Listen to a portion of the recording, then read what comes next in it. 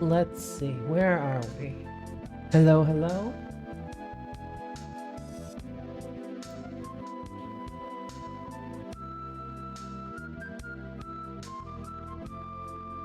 Hello, hello? Is anybody out there? I'm late, but I'm still here. Okay, so I'm gonna go through the RP-1 career settings. So, okay, it says,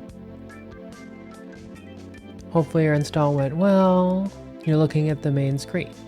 Yes. So go into KSP's main setting window. Okay. Under the General tab, set default throttle in pre-launch to 100%. Okay. Uh-oh. What happened to my...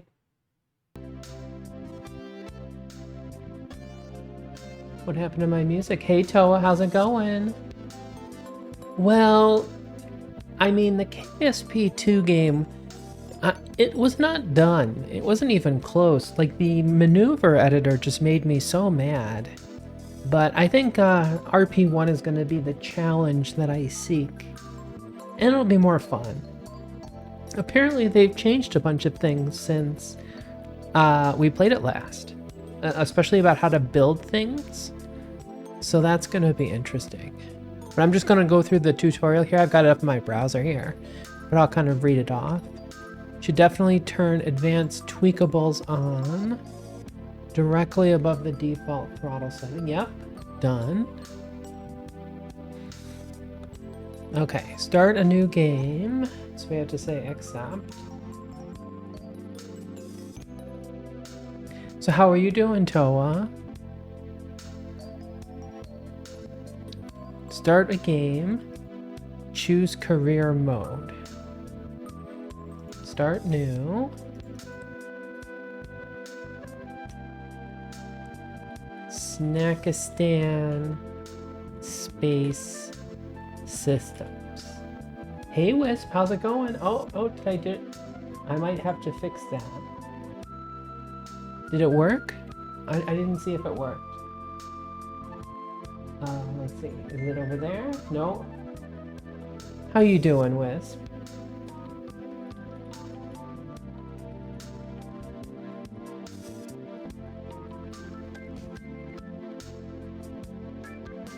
Hello, worst salad plays. How's it going? Been a long time since I've seen you. How are you? Okay, I think I got the soundboard to work again. Okay, so it says RP1 is only balanced around this mode. The default settings will probably be acceptable to you, so accept and create your save. Beware of changing things you don't understand. Okay. The pictures need to be updated though.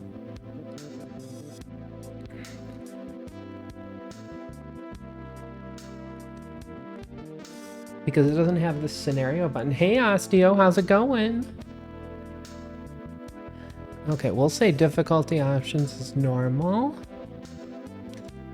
The biggest change is making the difficulty blah blah blah. Normal's the standard difficulty. Moderate is the common difficulty for experienced players. I'm gonna leave that one fine.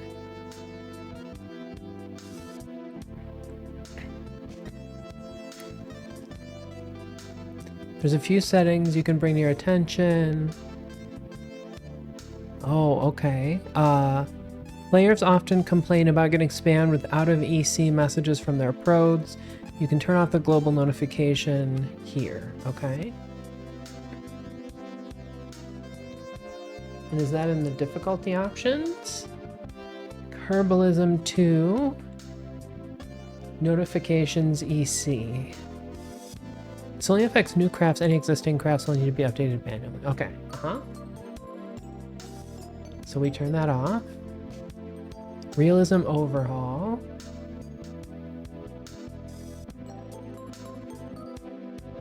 The spec level setting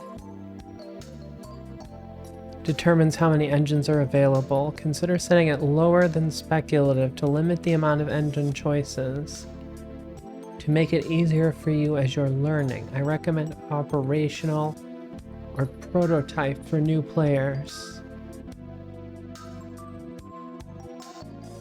You may hear about engines from other players that you do not have access to the setting. I think I'm gonna leave that how it is. How I wish this game was gonna get finished. You mean KSP 2 finished or the realism overhaul? It didn't seem to change as much as I thought, but it looked like it. Stream time's not been lining up, but I got a day off today. Oh, fantastic, fantastic. I'm doing okay. I got a house and I moved. And so everything's kind of up in the air. You know, it's a whole new life. Probably part of why we're changing time zones. Okay, realism overhaul. RP-1, the procedural avionics window. Will auto open in the VAB. If you don't like that, you can disable that here.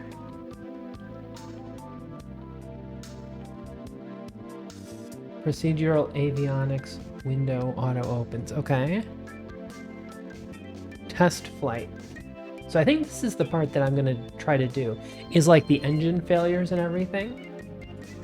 They done hella work on RP-1 lately. Awesome, awesome. Yeah, I just did a reinstall from scratch. I looked over some of the documents and it did seem to change a bit, so that's why I'm going over it right now. Okay, that most players do not use these settings. They can be hard and unfun. Launchpad failures make it... Okay, so ignition chance penalty for high dynamic pressure. What do we say? Pre-launch ignition failures? I don't know. I guess we can try that. We'll just leave it as it is. It seems to think that launchpad failures make it so engines can fail to ignite on the ground to punish particularly unreliable rockets with several engines on the first stage. Oh, okay. I didn't even think about that. Make coffee. Yeah, coffee time.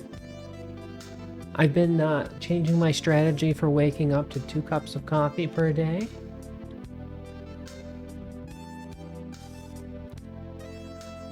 Okay, so it says, so we're gonna start. And it says initial career setup. RP-1's first greeting to you is a bunch of window spam. Carefully read each window and make selections. I'll walk you through it. Okay, so we gotta wait for it to come up, I guess. I'm also wondering where we should build our thing, or we should build our space program. Oh man, everything is so small. Okay. Click through blocker. Read and select your preference. Don't understand or want the tutorial to tell you what to pick. Pick focus follows mouse.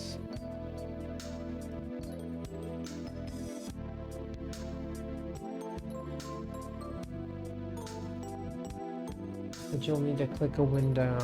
Oh, okay. We'll do focus follows. Click. Save as global default. Okay. Toolbar controller.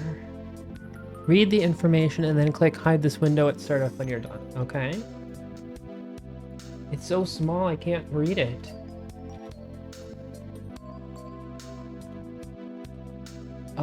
How do I get to the settings menu? Escape doesn't do it anymore. Maybe I just need to get in first through these windows.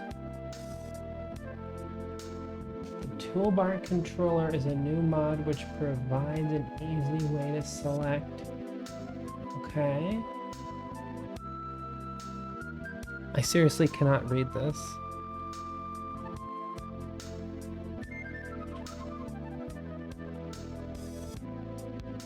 It can't be that important, right? Okay. Space Center Setup. Feel free to read this window, but don't click anything yet, as the tutorial will walk you through these steps. Click understood when you're done. Okay.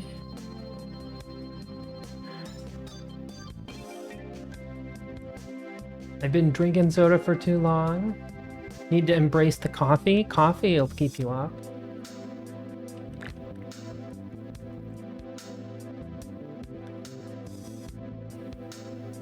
Okay. You want to play from a different site other than Cape Canaveral, switch to the tracking station to select. Okay. That seems good. Choose your starting programs.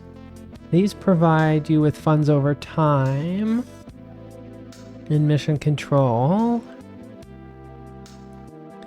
Accept a contract. When the program selected, you now have access to the contracts associated with that program. Programs have some number of optional and some items. Okay, optional aren't necessary, but await confidence. Building a launch complex. With a contract accepted, now is the time to create and integrate a vessel to complete it.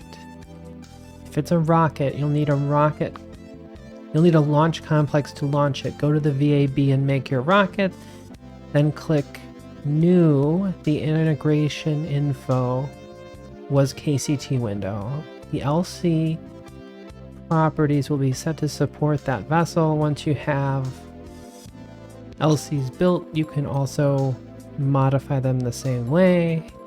Assign your 20 starting applicants. Understood. Okay, so we'll say don't show. Okay, right? We're good. Lunar Transfer Planner. We don't currently need this window open. You can close it by clicking on the toolbar icon that looks like a crescent moon. Okay, got it. Principia, if you're using the focus physics changing mod, close its window. I don't see it. Okay. You can't see anything because it's nighttime. Note the displayed time is UTC, not local time. Okay. Press escape and go into the settings.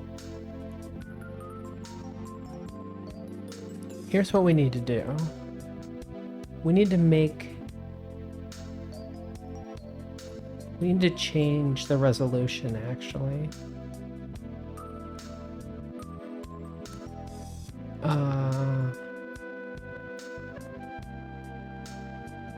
Actually, I think we need to quit to the main menu.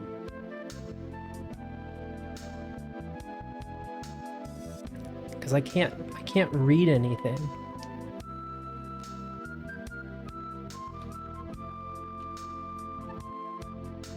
I wish escape worked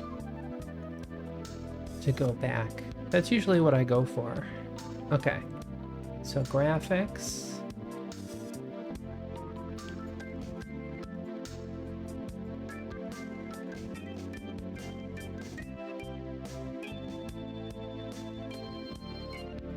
No, I want 1920 by 1080. There we go. That one. Right, okay. And now we need to go to General. UI scale 100%. So it looks the same, but now I hope I can actually read the things. Start game. Resume saved. Okay.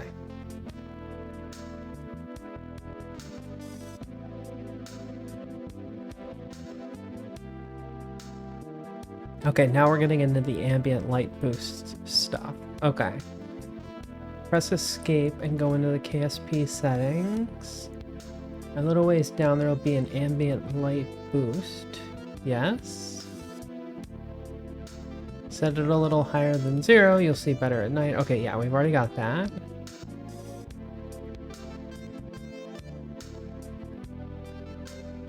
Okay, choose a launch site. If you plan on launching from Cape Canaveral, you can skip the step. If you want to change it, click on the tracking station. Where should we make our thing? We could get like closer to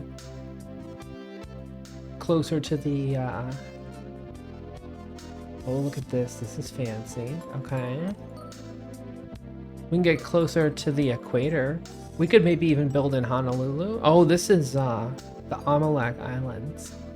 That's like a very common site to go do. Vandenberg. White Sands. That's Cape. That's where we are now. Wallops. What do we need? We need to embrace pilot wings and go to the moon? Yes. We definitely will be going to the moon, but it's going to take a long time to get there.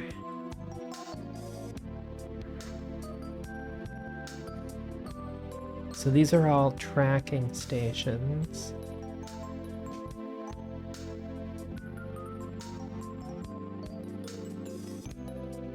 That's the Russians. There's Baikonur.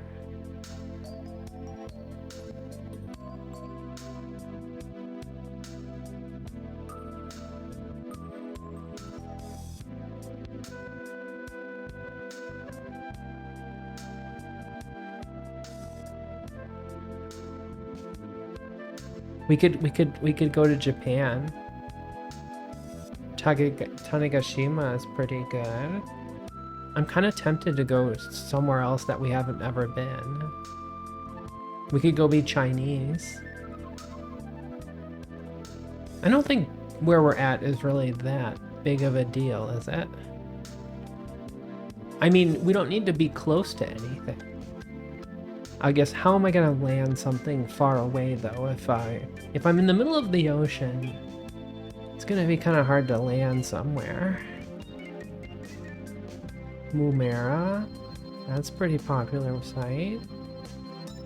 Anybody have any preferences? I'm kind of thinking about doing Japan. Hey Yodaman, how's it going? Everybody's coming back to KSP. Well, for me, it's just been a long time, so. We could go for Vandenberg.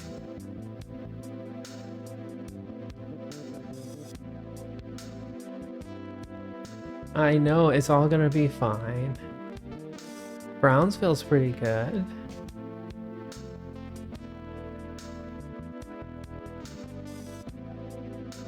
I'm still kind of tempted to go Japan. Launch site changed, okay. Close the body window, get a good view of Earth, blah blah blah. Click the toggle sites button. Yes, space is so beautiful. And they've really updated like the size of these bitmaps, it seems. Click the toggle sites button. Is that this button? Okay, oh, that turns it off, okay. The site with the green highlight is your selected launch site. Click the button above the eye to get a list of each site and some info.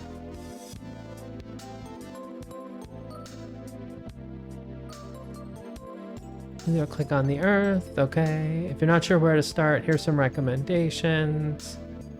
Curacao or Koro is an easy launch site. Canaveral's a common site of moderate difficulty. Baikonur is more difficult launch site. Or to play as Soviet Union. Well, anyway, we'll see what's up. Is this my very first try at RP-1? No, I played it for a while a few years ago, and we did Cape Canaveral. Really? I should stay at the Cape? Are we going to try to be accurate?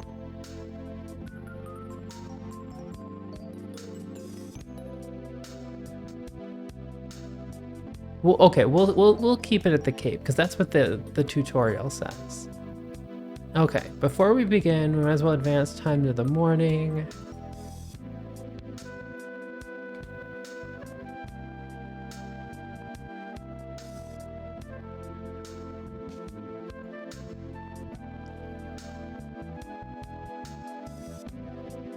You should assume nothing. We might as well advance to the morning. Okay.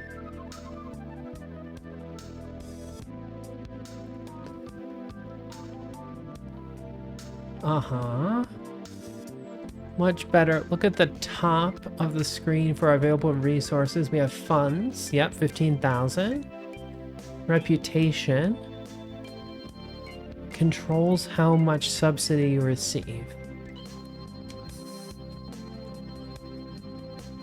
Science, unlock science. Yeah.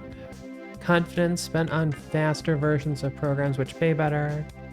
Okay, the main source of funding is from programs, which are commitments you can make to secure funding for a period of time.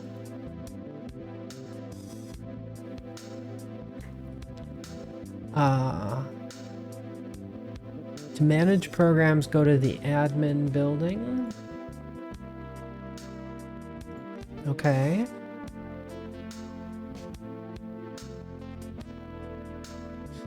On the left, you can select your programs. So we have 3 to start with. Yep, X-Plane Research, Early Rocket Development, and Suborbital Research.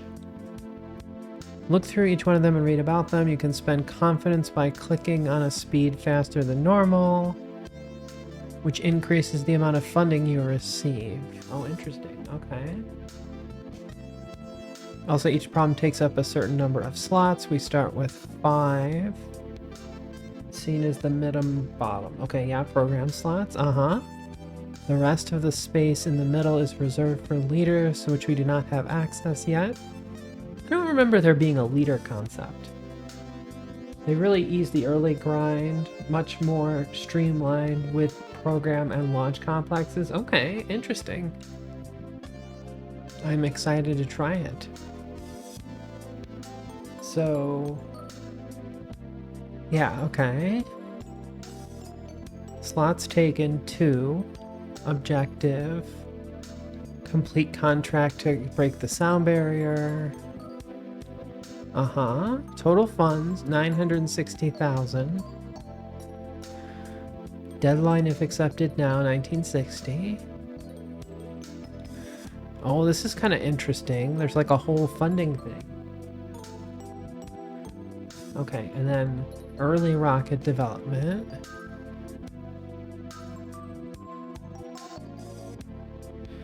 Complete contract Harmon line, reach suborbital trajectory in the downrange milestones. Okay, so this is what sounds like I remember from doing it the first time. Suborbital research. Okay, so it looks like it's more of the same kind of deal. Okay. It's a lot to take in. Accept program to earn daily funding. Complete the program's contracts using that funding. Finish the program, opening up slots for a new program. Accept a new program for more daily funding than you were getting previously. Repeat until you put humans on the moon. Hello, Tired Peanut Butter Badger. How's it going? That's a great name. A fiery death when we crash, and before then we're gonna hit the bank, right? We have a choice to make. Each of our starting programs takes up 2 slots, but we only have 5 to start. You're gonna need to choose 2 of them. This is a long-term commitment, so don't take it lightly. I don't know. I feel like the X-Plane stuff is a lot harder. Yeah, pick the 2 rocket programs. Building planes in KSP, and especially RP-1, is quite difficult compared to rockets. Okay, right? Okay. Okay, so we're going to take that one. So should we take it at normal? Oh, what happened to my music?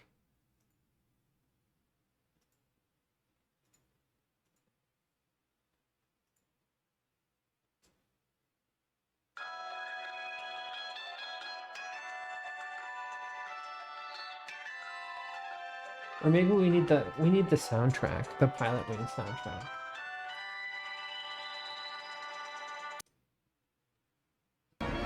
It's a trap!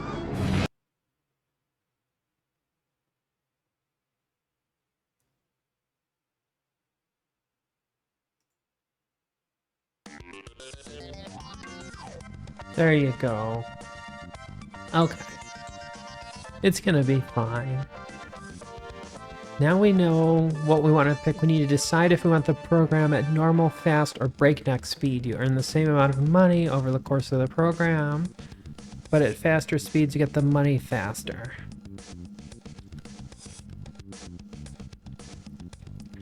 It is definitely a trap. Choose to spend your confidence or not as you see fit.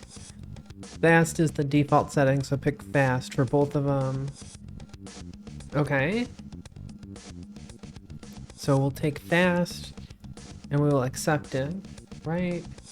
Are you sure you want to activate this program? Cannot be canceled. Yes. Activate another program. You still have slots free. Uh-huh. Right, okay. So we say yes to that.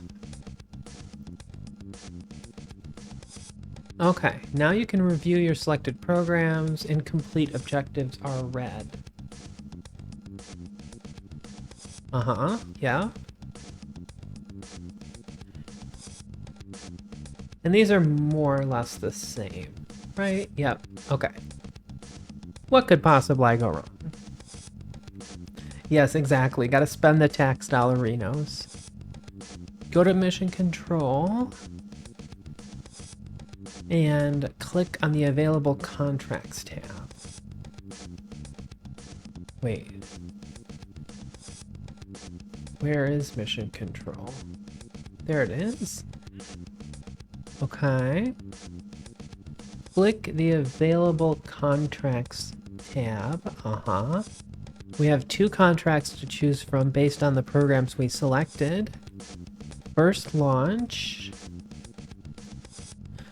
Go faster than 50 meters a second. That seems pretty straightforward. And the Carmen line, which is 100 kilometers with an uncrewed aircraft. Okay. Oh, completion. Gain 10 applicants. Okay. Unlocks the following leaders. That's kind of interesting. Okay. This one doesn't give you crap. But it's fine. Can be done with 1 rocket. Notice that double dipping several contracts with 1 rocket is rare in this stage of the space program, but this is one time it's available to us, so we should accomplish both with 1 rocket. Okay, I'm all about that then. Take a look at the rewards. You no longer receive money from contracts. The funding comes from your programs. The contracts mainly give reputation, which increases your yearly subsidy a little. Yeah, we get fame. Yeah, and apparently there's these applicants, which are like the points that we used to have.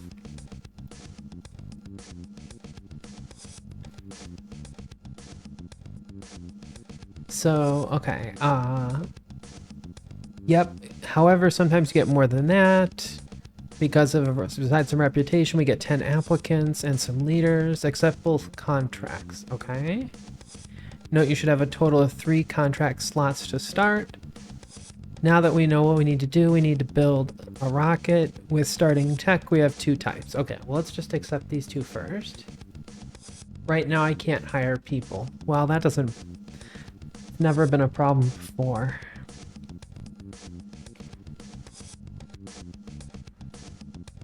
Okay, gotcha. Yeah. But we'll get there. We will get there.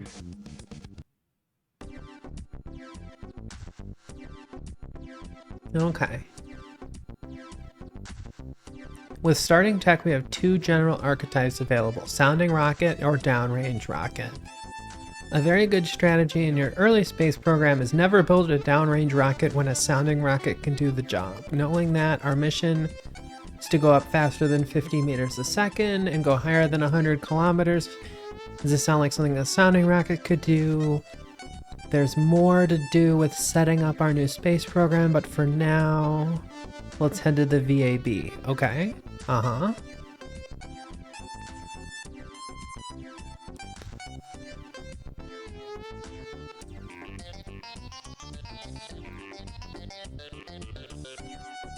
Mostly, I just want to make sure that nothing crashes doing all this stuff. The first time I played this, everything was broken all the time.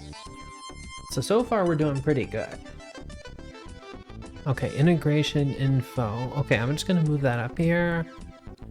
That seems it'll be useful sometime, right? Okay. Basic contract, make a sounding rocket, yada yada yada. Individual components. Yeah, I mean, I did everything that the guide told me to do. Yes, I did the express install. So, and I did have some problems where apparently I had Kerbal Engineer Redux, and apparently it wasn't good with that. Actually, be right back. I'm gonna take a minute.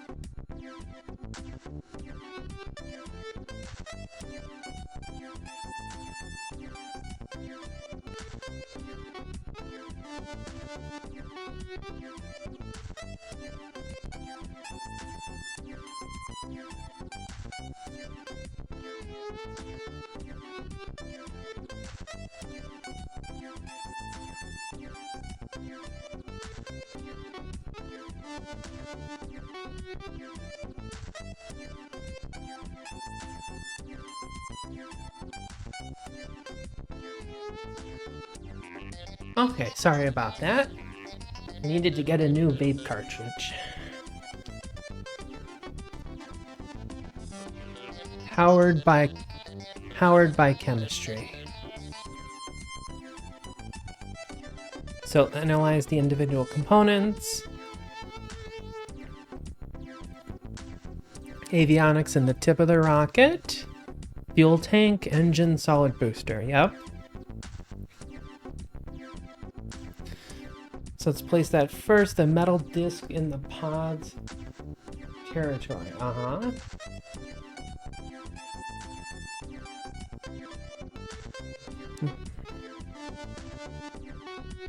It's the metal disc in the pod's categories. I think they mean this one, right? Don't worry about adjusting any elements. We'll take care of that a minute later. The tutorial will color each item a simple solid color. Yada yada. Okay. Now that we've placed a part, we should save this craft to something other than entitled spacecraft.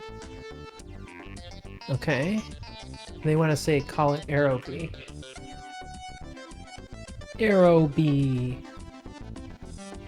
Aerobee Stinger. Oh, it's okay. You can try to backseat me. I'm just trying to follow the exact deal so I can remember all this. But feel free to tell me something if it's important.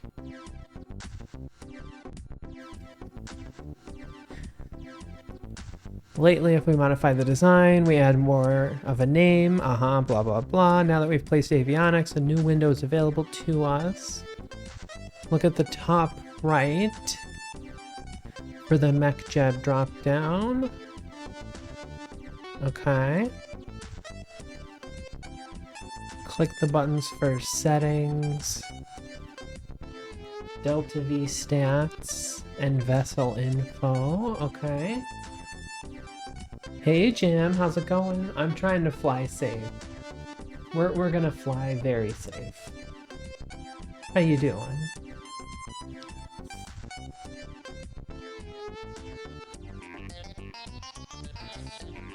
With the settings window, enable module disabling does not kill throttle. Okay.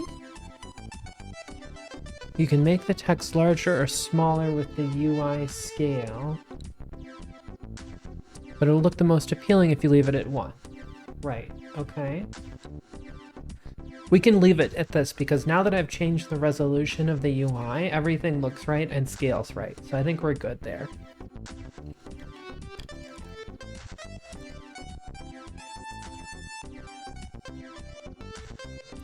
Once you're happy with it, close the settings window. Gotcha. With the Delta V stats window, click on DHMS. To switch it to seconds.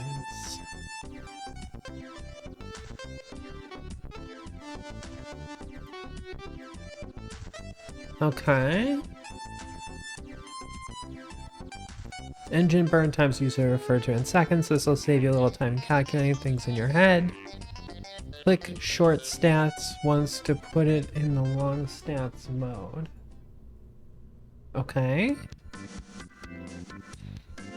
Having this increased information can help other users assist you better. We don't need to change anything with the vessel info window. It's just nice to have.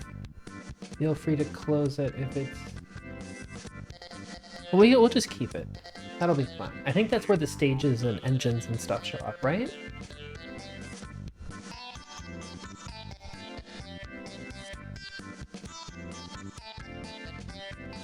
Next, we need a fuel tank. You have several options. The procedural tanks are simpler, easier tanks to use. So start with those. When you have more experience, consider using the modular tanks, also procedural, which look nicer but have a little less flexibility with shapes. Take longer to configure. Beyond appearance, tanks come in 4 types. Conventional, isogrid, balloon, and service module. We only have access to conventional tanks in the beginning. Select one and put it under the avionics. We'll worry about the shape later. Yeah, I remember this Delta V stats window being incredibly useful.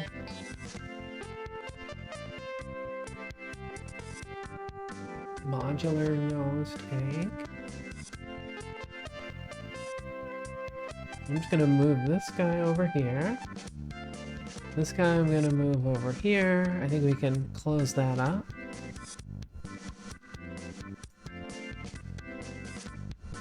Right, procedural tank, right?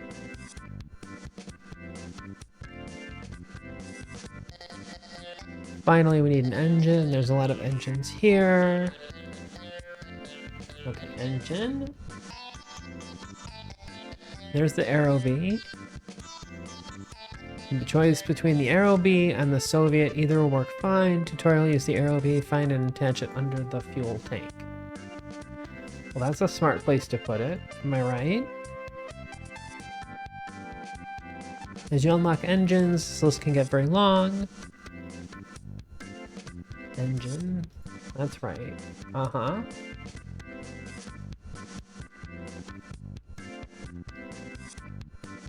It's too small. Oh, it's okay. It's not the size that matters. How you doing, Forlorn? So I can purchase...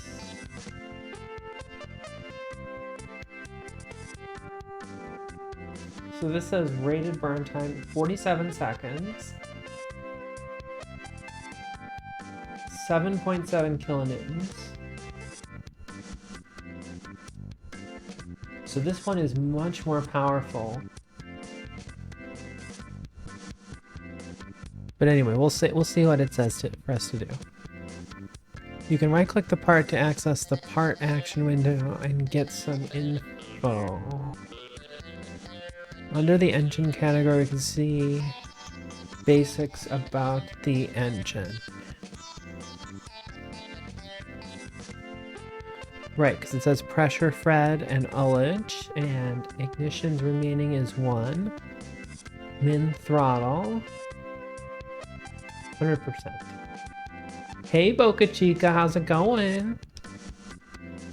Oh, I don't have it researched yet? It looks like because I can click this button. I assume that means I had it. Haven't been here in a while, I know. Well, it's okay. I'm gonna start bringing all the Kerbal people back. We're going back to the days of the Kerbal. Can't wait for Starship launch? Yeah. That's gonna be an interesting one. It lets you build it ahead of having it researched. Oh no, that's the name of my space program. It's the Snackistan Space Systems. Under the test flight category, we can see various information about reliability, but what cares is the burn time, 47 seconds. Click on the engine button. This gives us different configs. The purchase button is grayed out. That means we don't have access to it. You can click the engine's name to select it even if you have not researched it. You can still select it for planning if you wish. For now, let's stick with the Whack Corporals. It's the only engine we have unlocked. Don't worry about purchasing the engine here. Even though it only costs 1 fund, it will be automatically purchased later. Beware of unlocking engines with this button, as there is no way to undo the action short of loading an older save. Okay, that's kind of unnerving. It's okay. Snackistan is going to start taking over again. I bought a bag of Dino Nuggies, and it only had the Tyrannosaurus and the Pterodactyl, and that's just not going to be allowed. Should you play KSP again? You could. You could. You could play it with me. Like, you could be a rival space program. Tell me of all your winnings. Or you can just root for me and come and hang out.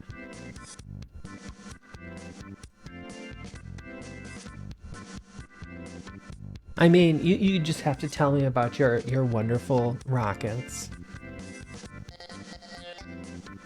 Ready to put back on the map. It's where the crater is. Finally, you can access hidden test flight window by middle-clicking the engine.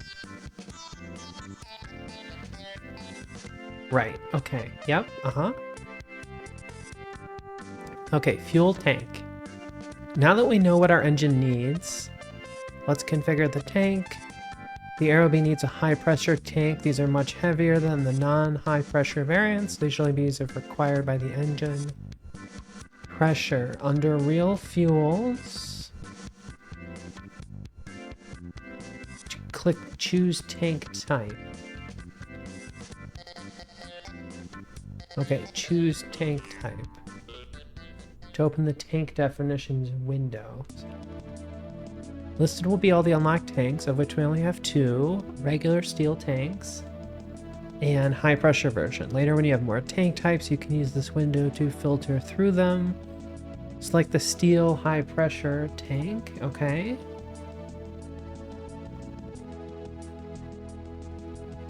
Alternatively, you can change the tank type by clicking the arrows on the tank type in the paw. Note that sometimes the tank name can wrap around and somewhat be hidden. Near the bottom of the paw, highly pressurized should not be true. Yes, there it is right there. Watch me make a North Korea style space program. I'm hopefully, I would be thrilled if I could get a SpaceX style program. Does tundra exploration work? I have no idea what that is. But we gotta play with the same thing, right? You gotta start, I did a fresh install and everything. I'm not cheating. This selects how much of the internal volume we want to dedicate to fuel. Generally, you want to use the maximum. For this type of tank, it's 75%, so make sure to set it to that. Okay, yeah, utilization, right? One reason you might want to lower it is if you want to underfuel your rocket.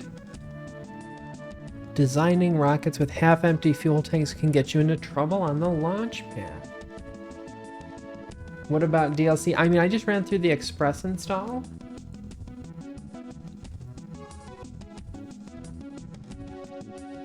Fuel. Below the choose tank type button, should be the fill button with the names of any engines that are on your rocket. Okay, yeah, there it is. That's kind of nice. We only have one engine, so there's only one button. However, when you have more than one engine, make sure you select the correct one. Sometimes engines use the same fuels in different mixtures, so selecting the correct engine is important. Yes, this is definitely true. I've had this problem a lot. Click the button to fill the tank. Okay, the units of all resources with the exception of EC are displayed in liters. Certain gas resources are shown at 1 atmosphere, but they're stored much higher than that, okay? The fill button isn't there, make sure you're using high pressure tanks, yada yada. Okay, shape. You can change various aspects of its shape in the procedural tanks section. We need to make the rocket shaped. Cylinder is a good shape, but the tank is too wide. Reduce diameter to 0.3 meters.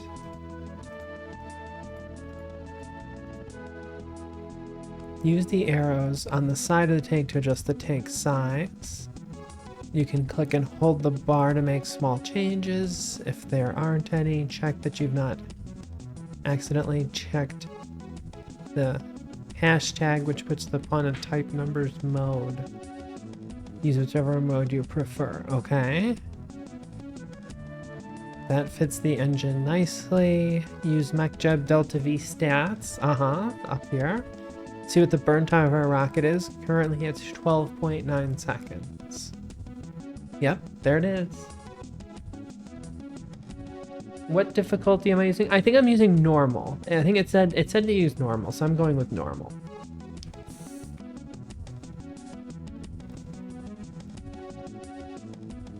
I was tempted to pick a different... I was kind of tempted to go for the Japanese space program at Tanegashima. But then we said that we should do it from the Cape.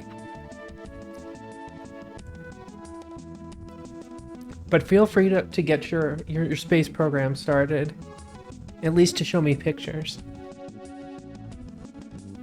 Okay. The burn time is 47 seconds, so we should get it to run for that long. You get 5 free seconds before the engine will start to deteriorate. Adding on that gives us 52 seconds. In addition, we're going to have a solid engine beneath this one. Extending the length of the tank to 3.1 meters gives us 53.3 seconds of burn time. Okay? 3.1 meters.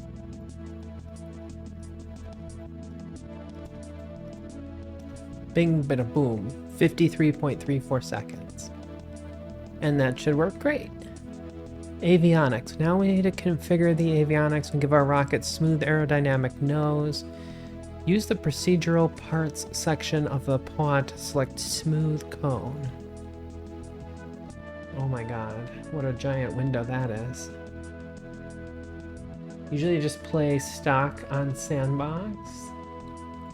Yeah, I think this is gonna be interesting. Well, it'll be a challenge. Meow. What's my baby up to? Okay, shape. Cone. Fillet cylinder. Okay, smooth cone. Wow. Wow. Hi. Where's my baby?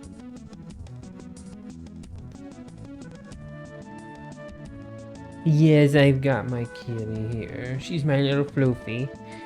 She's a long-haired black kitty that I adopted about a year ago. Yeah. She's hanging out. She's sitting right behind me. You have 2 kitties? That's awesome. What kind of kitties are they?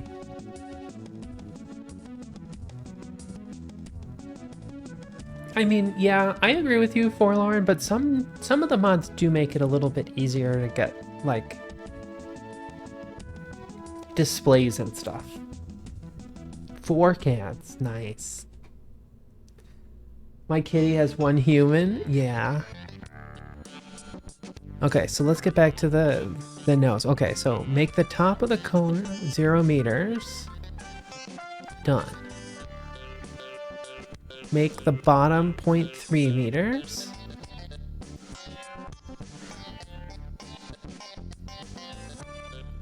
Uh-huh. I recommend making noses 5 times longer than they are wide as a good thing. That means making the nose 1.5 meters long. Hi, sweetheart. Are you coming up here to keep me company? Hi. You want to lay here on the desk? Who's such a sweetheart? Hi. She jumped up on the desk. She's just looking at me all cute. What's up? You want to sit in my lap? Is that what you want? You're not so sure? Alright. I'll give you some hugs. Seems my favorite activity in KSP is to make big rockets. I do love the docking. The docking is really fun.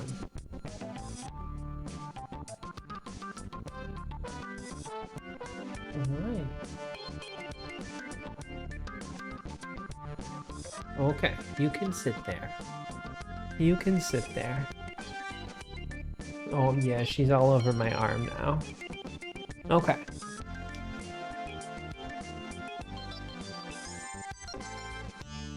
So 1.5 meters long.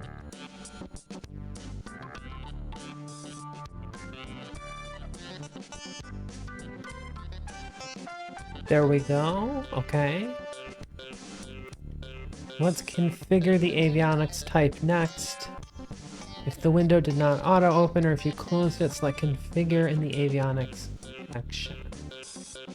Yep, there it is. There it is.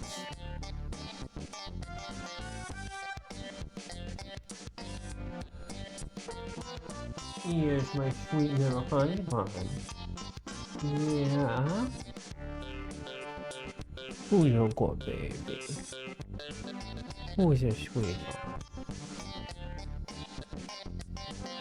In general, near Earth is for rockets you fully control. Science core is for rockets with minimal control. They cannot use gimbal, RCS, etc., known as unguided. Deep space is for fully controlled rockets. Our Aerobee engine can't gimbal, so we don't need near Earth avionics. Select Science Core.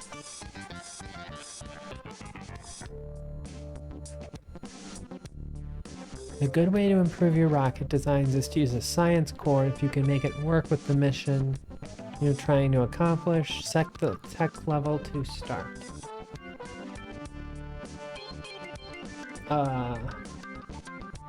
Switch to start.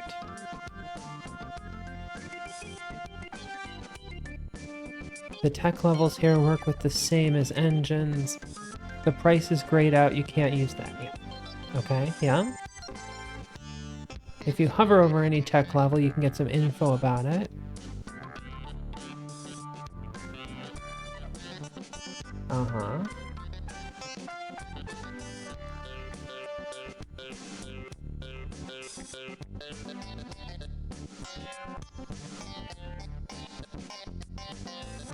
Oh, that's so sad.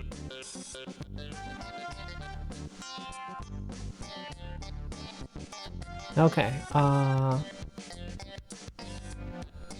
the bottom we can configure how much EC batteries to bring along and any extra volume we want.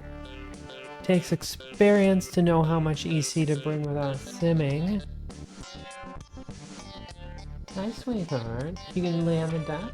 Yeah, that's a good spot, baby.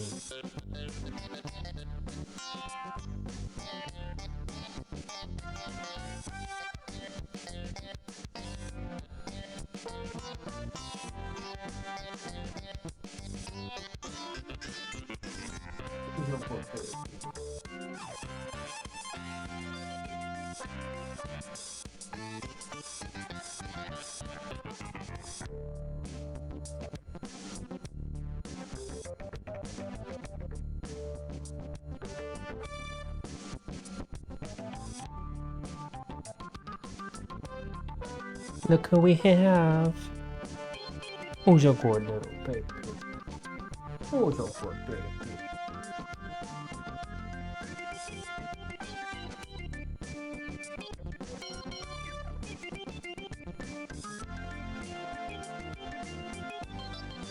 Oh, she sees herself. Yeah, you're a good baby.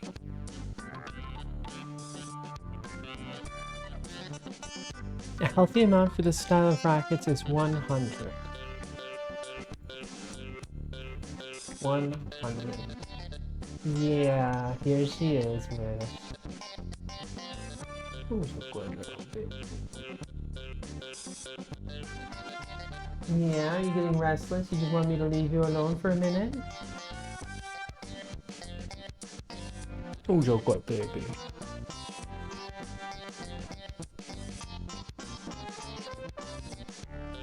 Actually, I'll just let you guys do this. Since I'm doing the thing, it's very boring for you, probably.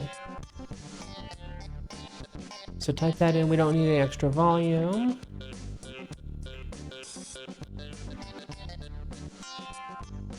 We already have the nose shape we want, so don't worry about this field. The big thing to remember is not to fill up the empty volume, as it adds a lot of mass. Click Apply Preserve Dimensions. This will keep our nose cone shape while adding the EC. The rest of the nose cone volume can stay empty for now. RP-1 definitely taking out the thinking time versus the flying time. Yes, indeed. Okay. You can look at the avionics section for some info. Here, let's move this over here. Here's our rocket. Avionics utilization says how much of the internal volume is being used by the avionics. 24.1%, okay. Any empty space is available for EC payloads. It must be below 100%. If you're having trouble, make sure the avionics are big enough and this is below 100%. Antenna. Go to the communications section. Avionics has an internal antenna. If you wish to use it to gather science, we need to transmit the data back to KSC. So having working connection is important. Sounding rockets don't go that far, so we don't need a 30 dBm antenna. We can save mass in EC by making it smaller. 20 dB will work for this era of rocketry. Okay. Where's the antenna?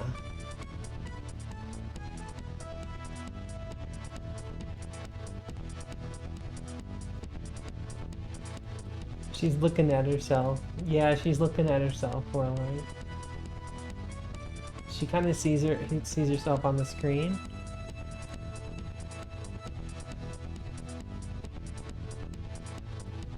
Is it in the part? No. Is it in here? I don't see it.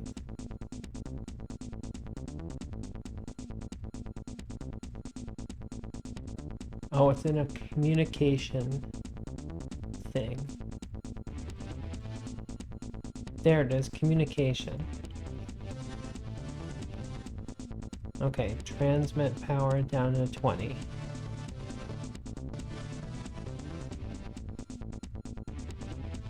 Yeah, what you thinking there, baby? You're such a good kitty. Welcome back. Yeah, you're a very good kitty. Yes, you are. Who's a good little baby kitty?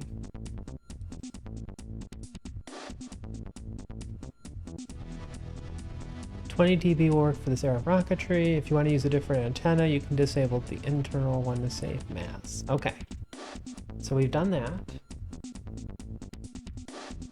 Science experiments. You can attach individual science parts to the sides of the rocket, but it's cleaner to put them inside the avionics. To do so, go to configuration near the bottom.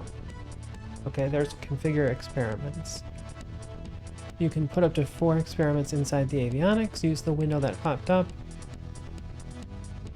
to put a thermometer.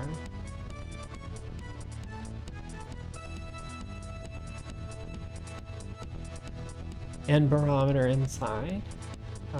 So we got thermometer. There's barometer. When considering experiments, carefully read the info about them to make sure they actually apply to the mission. You want to use them on. Luckily, these 2 experiments are cheap. Can be used anywhere. However, keep in mind, they'll only start gathering science at flying above 40 kilometers and above. Landed and low flying on Earth will show the science as already gathered. Because we're in 1951, we didn't need rockets to tell us what the temperature was on the ground. Go to the science part of the PAW. Okay, so I guess I can close this, right? And I think I can close this too. Right?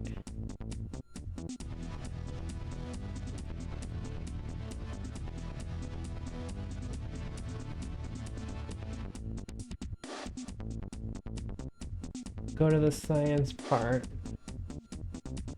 Oh, yeah, configure experiments, The 2 we added should be there along with telemetry analysis. Wait.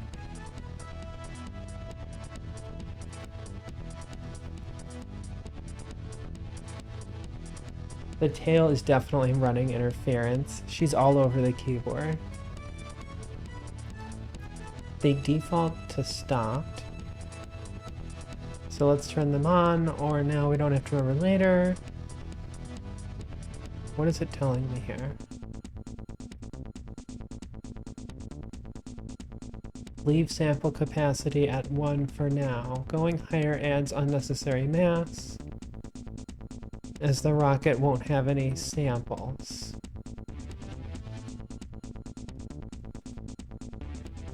Is the tail a trap? She doesn't really mind if I touch her pretty much anywhere.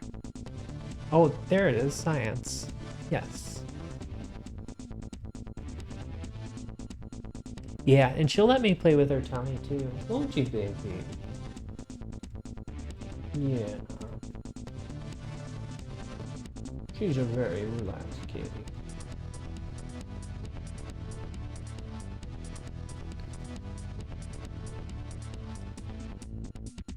Yeah, she'll even turn over and she wants me to pet her tummy and play with her tummy.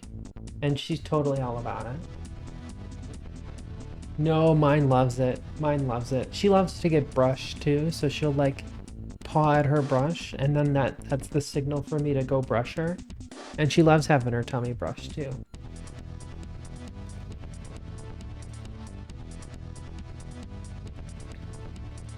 The 2 will be there along with telemetry analysis.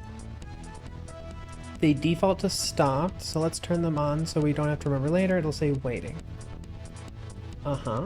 Done. This means the experiments are waiting for new science to appear, and they will start gathering it automatically and storing it in the avionics. And it'll also transmit automatically. Ooh, I like that. Leave sample capacity at 1. Doesn't have any samples. Right, okay, fins.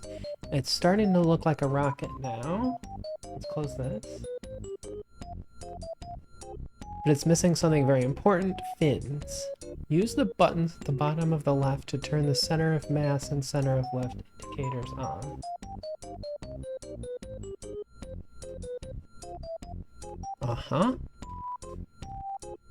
So this is the center of lift and this is the center of mass. To make it aerodynamically stable, we need to move the center of lift lower than the center of mass. Imagine an arrow, it's heavy in the front and draggy in the back. We want to create the same effect.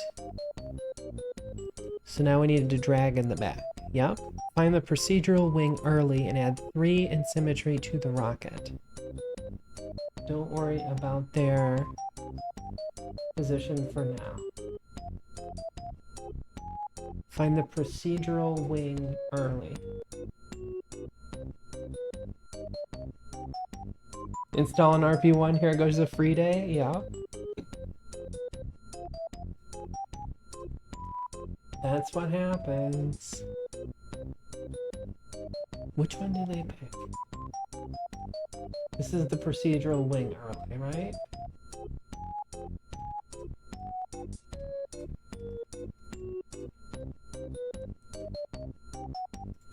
And we have 3. Don't worry about the position for now. The wing's default size is huge compared to the rocket, yeah. To configure a procedural wing, hover over the middle of the wing and press J.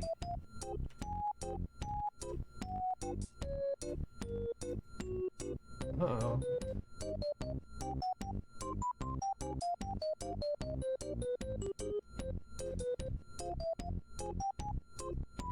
Time to call into work and take some vacation? Nice. There we go. Okay. You can use the colored indicators to change the shape of the wing or the main window. On the main window, you can use a left click in the boxes at the sides to make large changes. If you right click, you'll make small changes. Note that FAR gets angry if you try to set any values beside offset to 0, so never do that. Okay? To start, let's make these wings much shorter. Set the length to 0.500.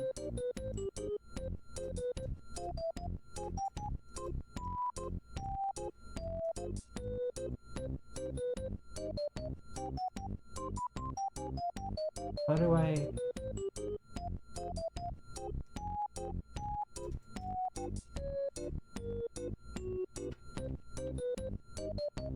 0.5. 0.5.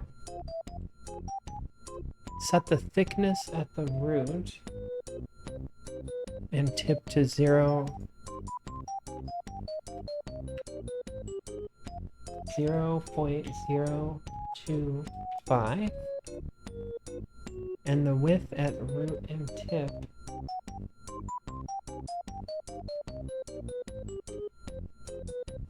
wait, set the thickness at root. Oh, that's what this is supposed to be. The length at 0.5, set the thickness at root and tip to 0.025. Okay. 25. And the width at root and tip to be 0.05.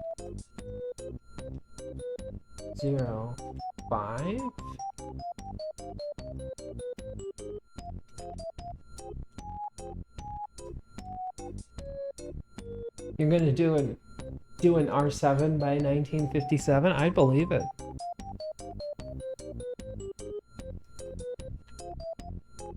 Okay. It's a lot more fin-shaped now. It is very fin-shaped. You may find it a lot harder to click on, but remember you need to select the main body, not the leading or trailing edges, and the main body is a lot narrower now.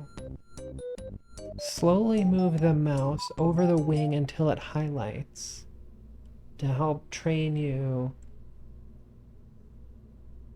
about where the main body is, or small fins tend to be. Remember, don't select 0 for anything. Imagine how hard it is to click on something that is 0 units wide.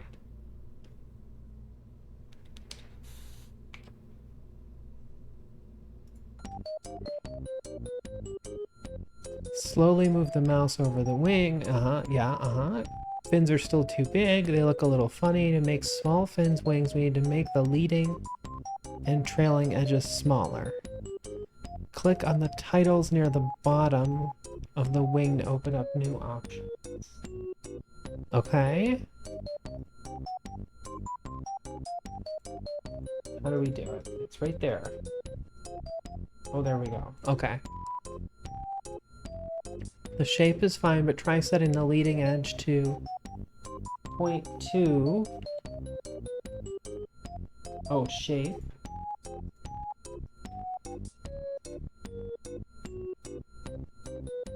Wait.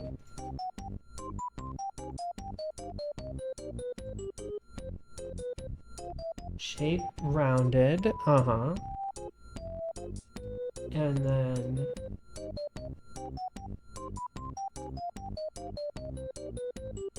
this is supposed to be 0.2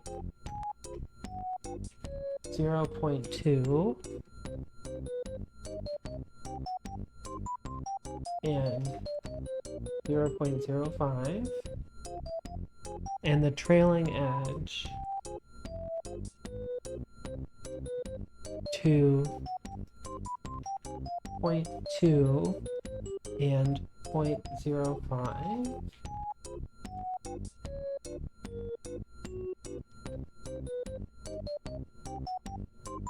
Oh, this is supposed to be 0.3 and 0.1.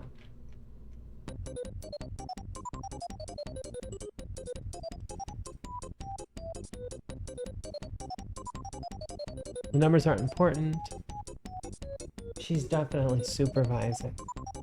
That's just how she does. Getting closer, try and offset.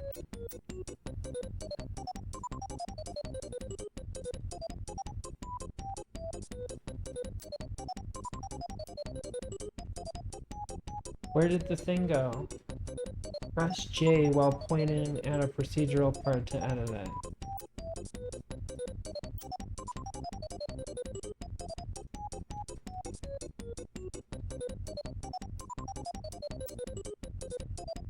Okay, there we go. Try an offset tip of 0.2.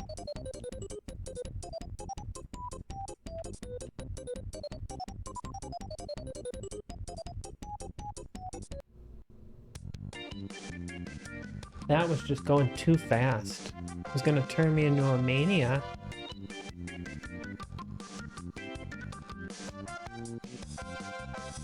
Okay, which causes the fins to be flat. Yeah. Looking a lot better now. I colored the fin's body.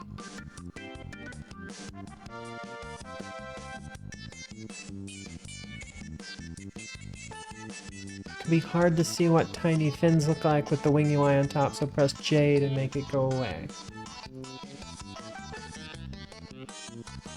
I'll just close. Once you're happy with the shape, move the fins to be flat with the bottom of the tank. Remember, you need to click a body to move the fin.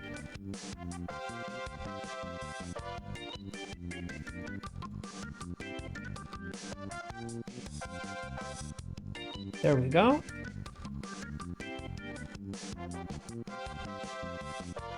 Now all we need to do is adjust the center of lift to change the center length of the fins. The center of lift should be a healthy amount below center of mass to be stable. As it is 0.5 length fins seem a bit too large, so I'll lower them to 0.4.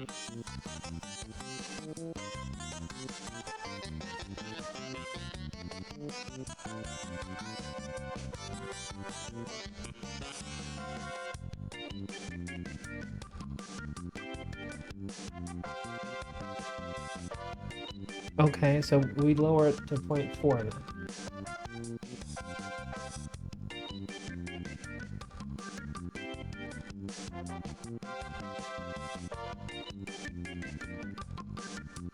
Now let's open the fin's paw. There's a lot of data here. But all we need to worry about is mass strength multiplier.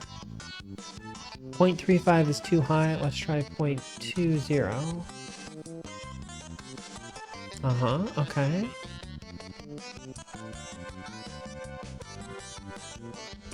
We need a powerful solid booster to help get the rocket aerodynamically stable. Select the hollow interstage decoupler and place it under the engine.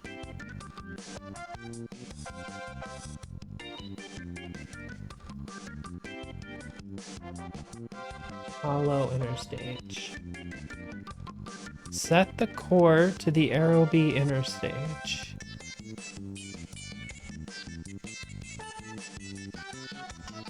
Wow, that's huge though. Change the diameter to 0.3 meters. There we go. Set the force percent to be 0. I remember that always being a tricky thing. We don't want the decoupler bumping the rocket off course.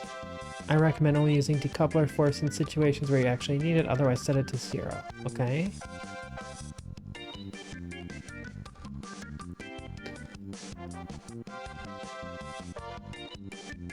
The Tiny Tim's solid rocket motor is the perfect size, so find and add it under the decoupler.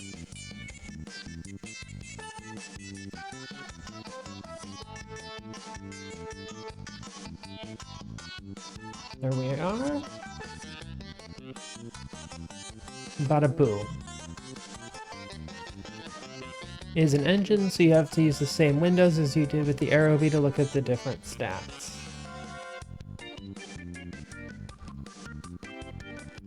You have the option between the 30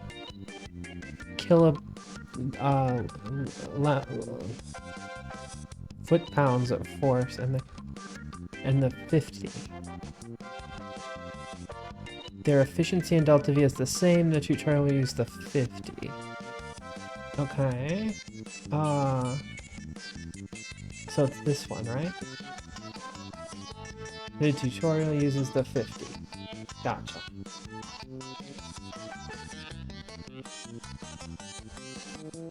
Their efficiency in delta V is the same. Tutorial uses the 50. Added the change. Okay, Hold Alt to make a copy of the fin you made and put 3 at the bottom.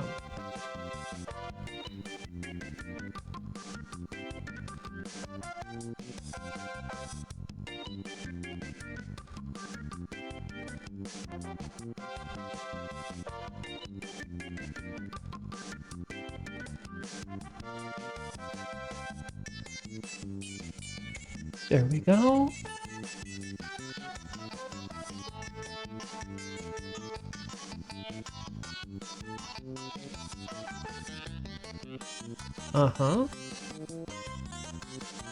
We need a launch clamp of some sort to hold the rocket on the pad.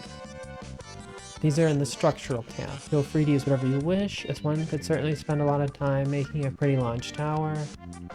The tutorial used the small launch clamp for simplicity. Okay, launch clamps. Structural. Small launch clamp.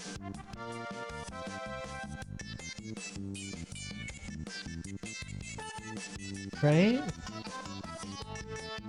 Place it on the bottom of the Tiny Tim. At this point, it should look very close to the example image in the beginning of the chapter. You can use modular launch pads to add additional parts. Oh, excuse me. Oh, wow. Allergies. At this point, it should be very close. Yeah. All this requires is some sort of launch clamp. Got it. Yep. Hey, Tesla. How's it going? Welcome, welcome.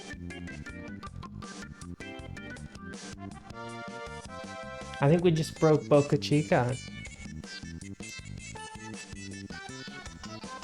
Sup, nerds? We're definitely nerding. How you doing, Tesla? The rocket is hovering over the launch pad. Might not be an exact center.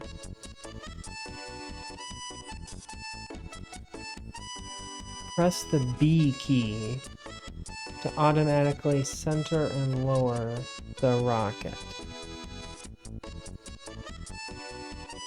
Wait, what? Oh, it did it. Okay. Yeah,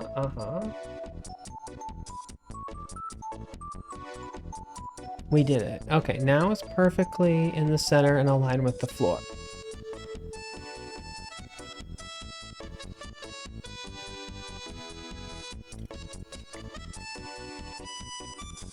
That's okay, that's why you got me to play it with you.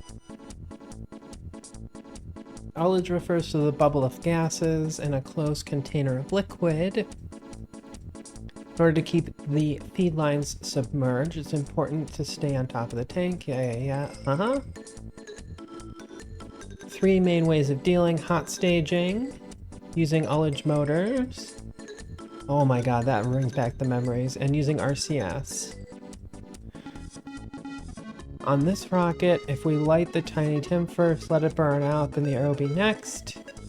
We'll push against the rocket, slowing it down. To avoid this, we can use hot staging and light both engines at the same time. Because we have an open interstage decoupler, the Aerobee's exhaust has somewhere to go for a time.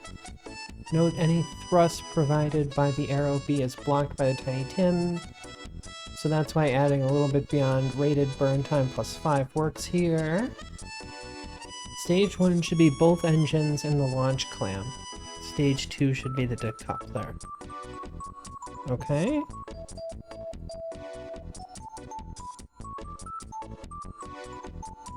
There we go. With that, the rocket's complete. If you want to add color and style, open a procedural parts and click Open Recoloring GUI. Ooh. To access the color menu, which gives you lots of options. On the paw, you can click through the sides and ends sliders to different textures. It's essentially art, but play around with it. Okay, so like, let's like fix that, get rid of that. So what should we color it?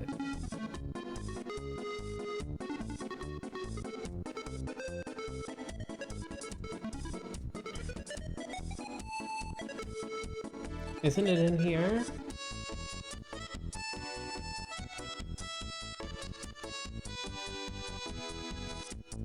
Wait, where did they say it was? You can click through the sides and ends slider.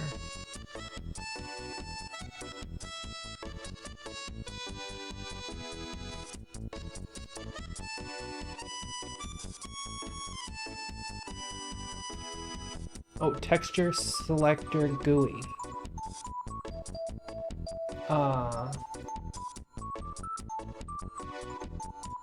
Oh, okay. So that's like a foily foil.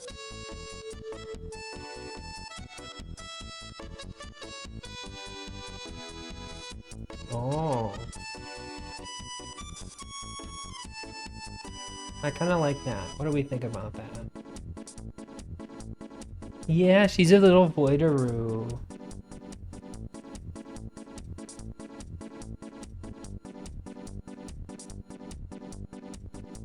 I'm actually still in the same time zone, but I'm gonna try to start like streaming a little bit earlier, I think. Oh, your boy, baby. Oh, your boy, baby.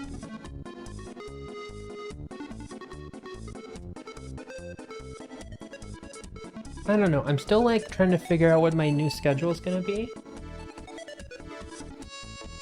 Void kitties have always been one of my favorites.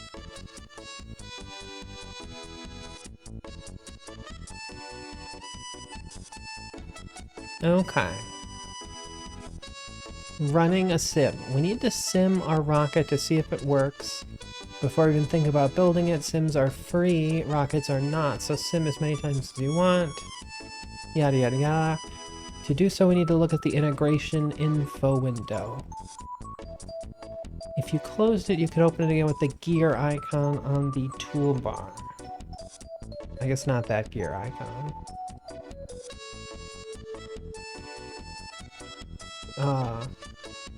Hey Cashews, how's it going?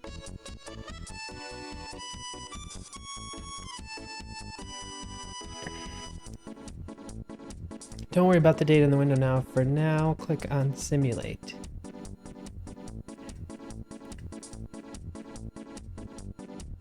Okay, I did it. Okay, it's stuck. Wait. Oh, it didn't simulate. Okay. Goes well. Fantastic. Fantastic. I'm just doing the tutorial here. A config window will pop up. There we are.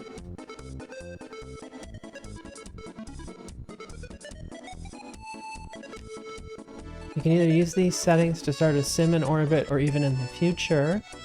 Most important is the enable part failures button. This turns engine failures on and off for sims. They're always on for the real launch. There's pros and cons. Pro gives you an idea of how reliable your design is. Pro, the only way to test for dynamic pressure failures.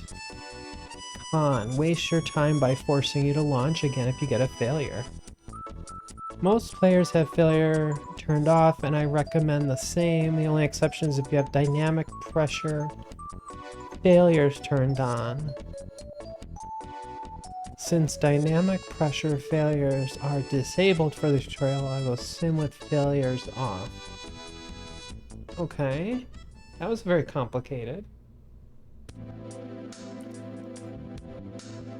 Because things are going to happen very quickly during launch, and the fact that this isn't Kerbal Space Program, we should configure MechJeb to handle the launch. If you haven't yet, there's a few initial settings you need to look at. Click on the MechJeb. Oh, we have to click the simulate button. Right?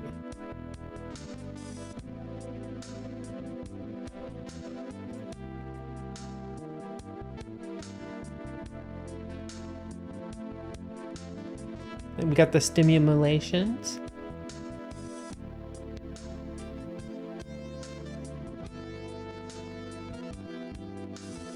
Okay. Because things are going to happen, click on the MechJeb drop-down box. Now that we are in the flight scene, we have a lot more options available to us. Open the windows you see fit or follow the tutorial. Yep, we've got Delta V up here. I'll leave that right there. Vessel info.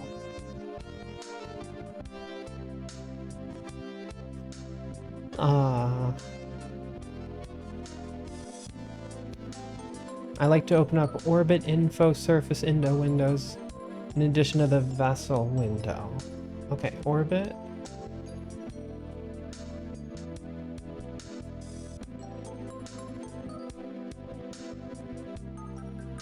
And surface info.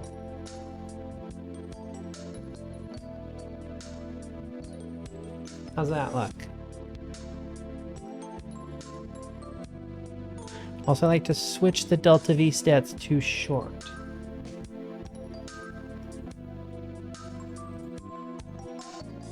Uh-huh.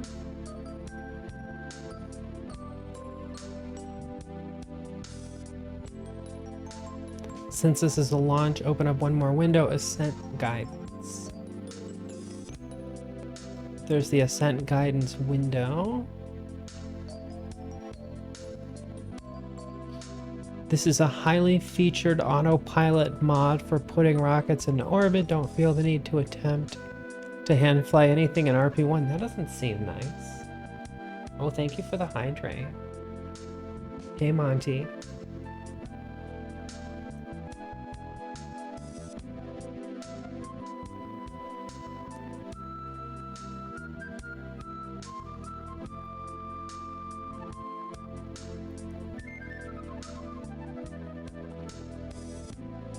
I prefer using MechJeb for launches. I don't know, I kind of like flying things. Okay, blah blah blah. Nonetheless, some people prefer to hand fly their rockets, yada yada.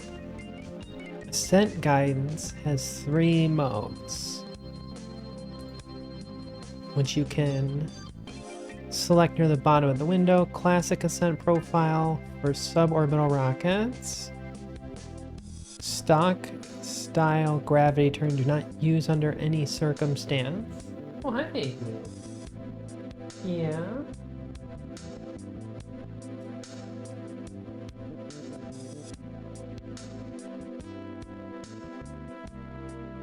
Classic Ascent suits our purpose, so select that. We aren't going to use much of its capability.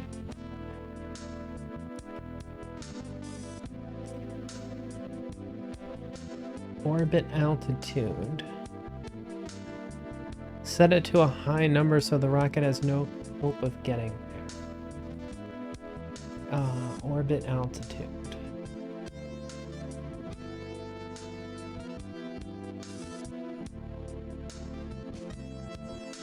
Orbit altitude. 500 kilometers.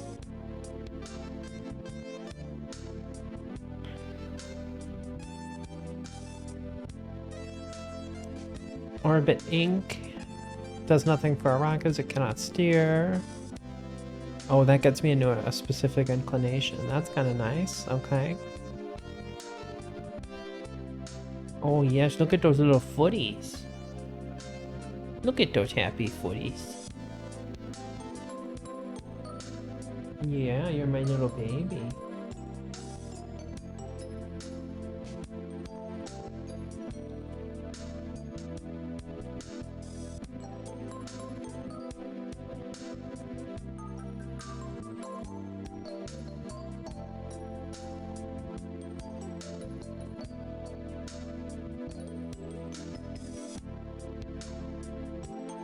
Enable auto stage.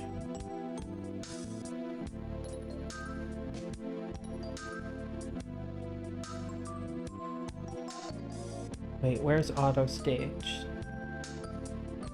There it is. Enable and set the pre and post delays to 0.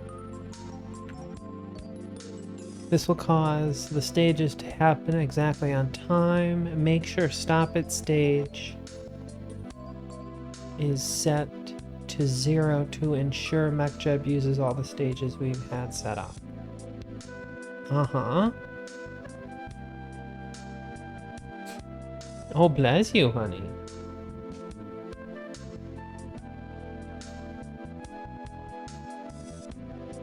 You can install it on Steam. You can tell it to install a specific version. She's looking at herself. You're doing so good, baby.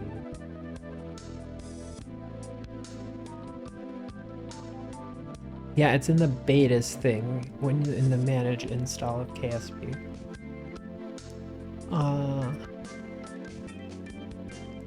Click engage autopilot to give control over to MechJeb. Where's that button?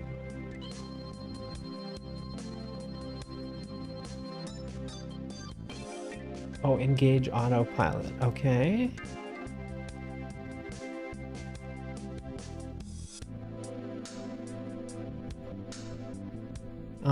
One thing you can do to monitor your rocket is to open up various parts and then pin them open. Right. There we go.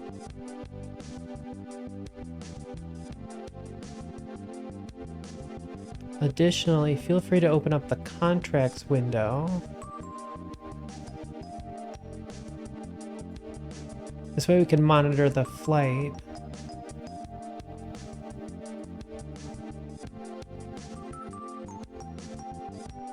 That's the alarm clock. Oh, there's the contracts window.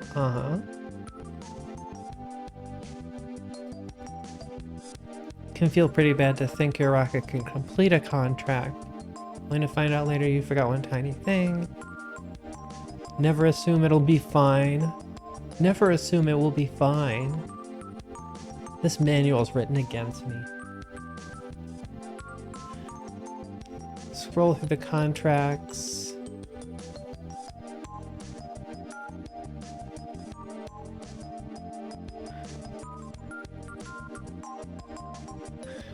Notice how there's some that we did not accept. These are automatically generated milestones that will complete as we pass them.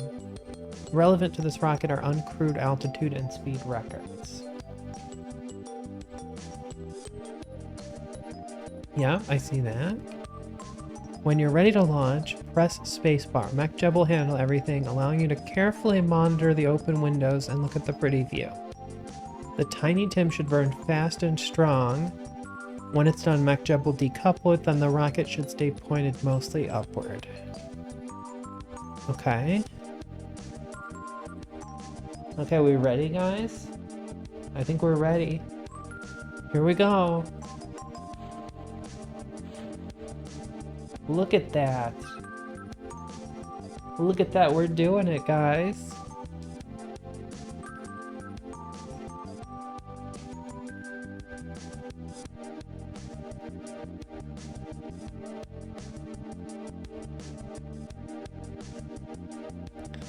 I'm not even spinning it around. Didn't we have to do spin stabilized before to make sure that it would actually fly and go straight?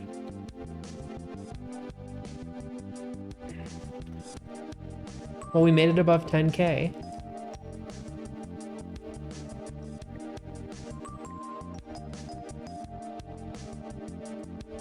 Are we there yet? We might be there. We'll be there soon. Apparently MechJeb is able to do it without stabilization. I guess.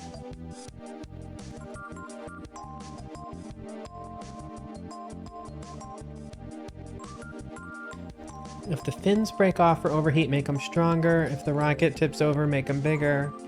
It's okay for the fins to get hot as long as they don't break off.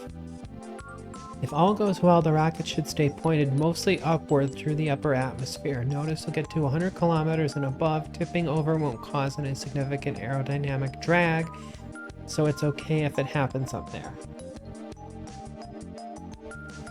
Also note that MechJeb will say control disabled avionics in scary red letters. Oh, there it is right there.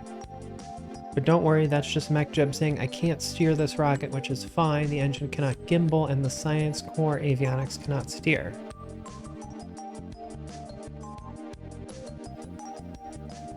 Follow the rocket through its flight path all the way back to under 40 kilometers of altitude. Oh, we just hit 100. Look at that, we just hit 100. Hi, baby. Look at that happy stretch. What you doing?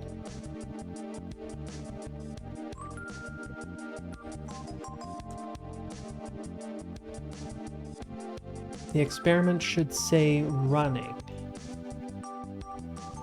Yep, they do say they're running.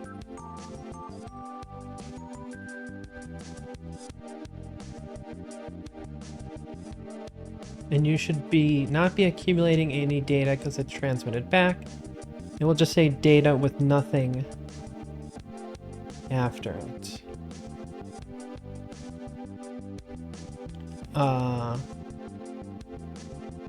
Is that this thing over here? Is there something that says what data it is?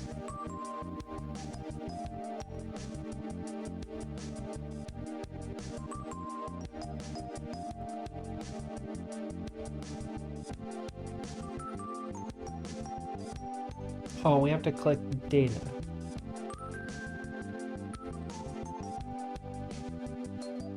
No samples. What you doing there, baby? Oh, we can't make it bigger. In fact, you can open up the data window. Yes. The display should now say how much data per second is being transmitted.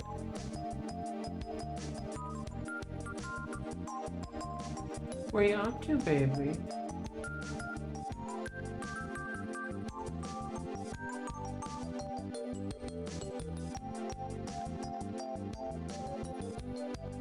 If it does, data will be accumulating. Something wrong with your connection. Check that you have antenna enabled and the rocket has EC.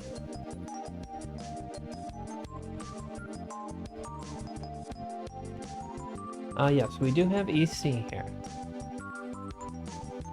Don't conclude a simulation or mission until the rocket no longer has any science it can gather or transmit. If it breaks up on the way down, that's okay.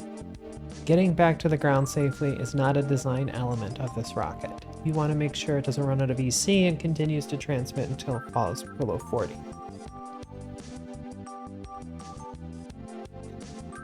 Nice, sweetheart. Keep an eye on the contracts window. Make sure it completes first launch and carbon line. The contract title should be green. Yep.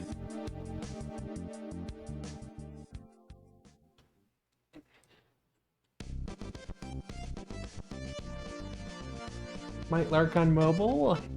Have a good bedtime. Oh, we're coming down. We're ready to hit somebody's house now.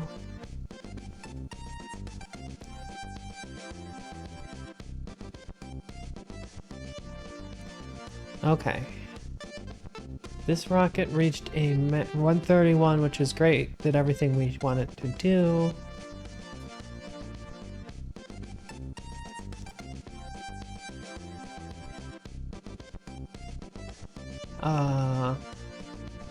When you're done, you can revert to launch to try again, or revert to VAB to end the simulation. Also, you can press the range safety button in the PAW window, which would destroy the rocket and prevent it from impacting the ground. Destruct. Haha. Okay.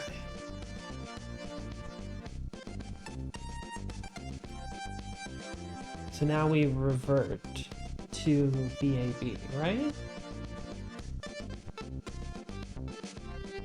With variance, there's some randomness to how the engine burns fuel. So you may have more of one resource than another. In addition, it's not possible to burn every last drop. Blah, blah, blah. Some rockets go higher than others. Knowing that, don't accept a contract rate on the limit of what you can do, because you might have residuals and you won't get the performance you expect.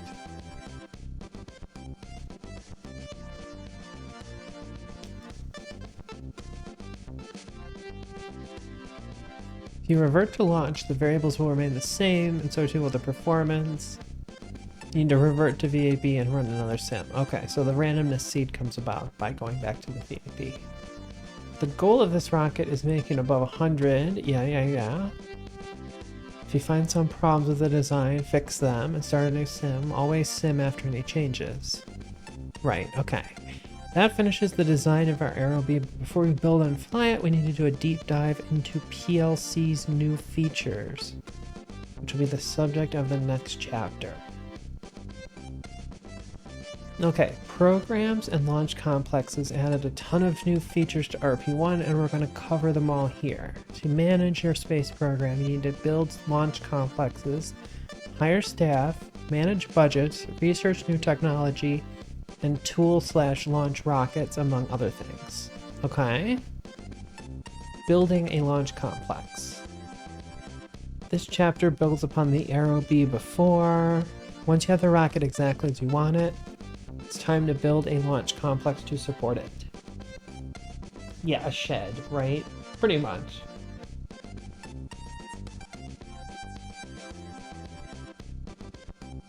Okay, the capabilities have limits, which means you'll need many launch complexes during your journey to the moon. We save this step until after the rocket is designed, so we know what launch complex we need. On the integration window, choose New Launch Complex.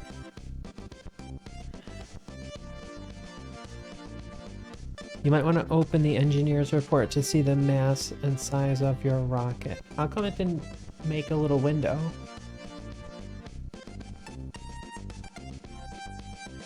There's no new launch complex button.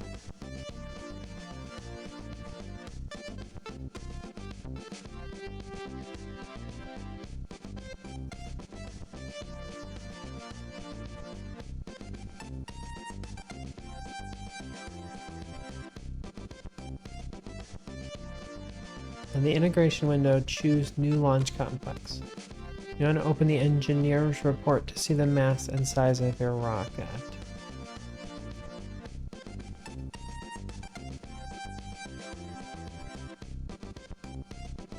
I already queued it. It's supposed to give me a thing that, some kind of button here, or some kind of window.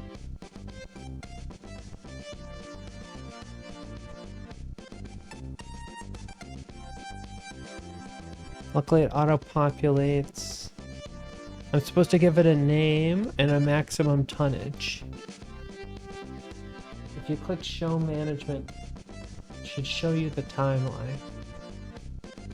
I'm clicking Show/Hide Management, and I don't see anything changing on the window.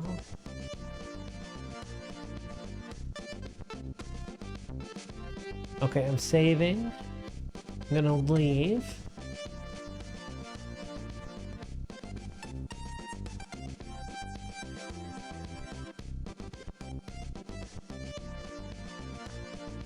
It definitely takes its time.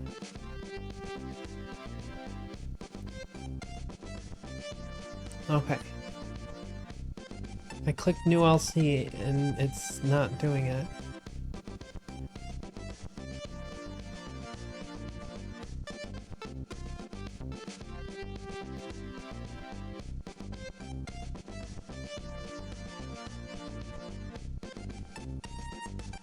You need to be a steely-eyed missile woman. Okay.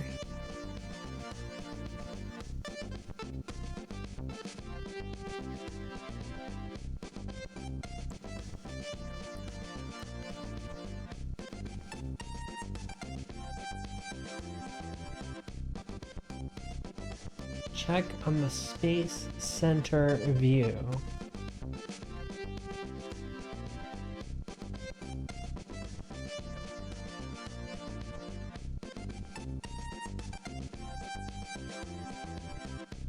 Launch pad.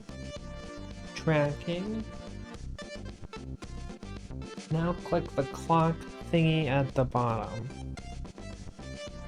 Space Center Management. Okay. Integration. Nothing going on. Construction. Chillin'. No research. We have no staff.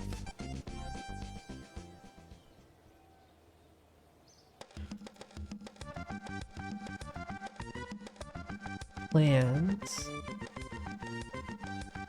No vessels in storage.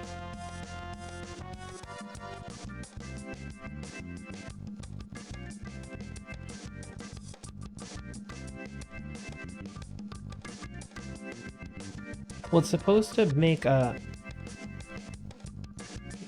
thing, right? Because RP-1 changed a lot. They've changed the way that you build. Like we had points before or something. So it seems to have changed a fair bit.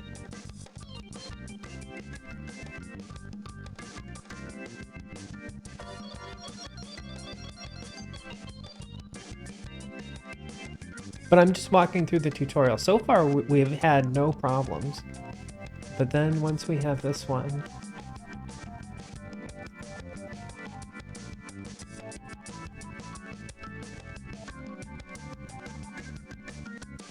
okay, integration time, infinity.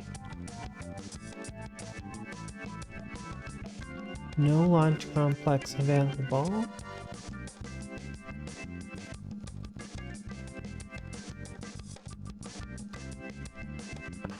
Wait, there it is. Haha, I see it. Did you see that? There was a little window hiding under here. It was all the way at probably what this thought was 0, 0. Haha, I'm smarter than you, game. Okay, Aero B Launch Center. Maximum tonnage 1. So the default of 1 ton is fine. MechDev's stats include the launch clamp, which is not considered for launch complexes. Look at the engineer report. Minimum tonnage. The lightest rocket this launch complex can launch. All have a minimum mass to prevent you from using one giant launch complex to rule them all. Each complex is specialized to the rocket it is designed for. Because this rocket's so small, the minimum in this case is actually 0. The worst space program. I'm happy to be competing with the worst space program. I feel like the odds may be pretty equal. Okay, upgrade limit for max tonnage. Spend money and time to increase to a point to support a larger upgraded rocket. This limit is to that point you can upgrade to. Beyond that, you need a new launch complex. The number is linked to the max tonnage you selected. Downgrade limit. You can also choose to downgrade. Okay. You still haven't even gotten it to load yet?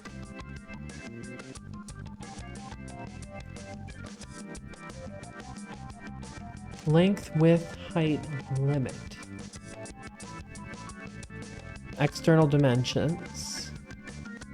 Resources, okay? Resources, Launchpad must have the facilities to fuel your rocket, known as GSE. That's true. Yeah. Support shows the max resources it has on hand. If you upgrade your rocket to require more, you may need to upgrade the GSE to the new limits. Note some resources are free, such as nitrogen.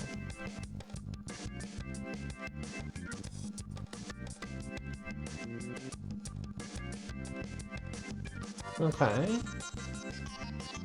That seems fine, right?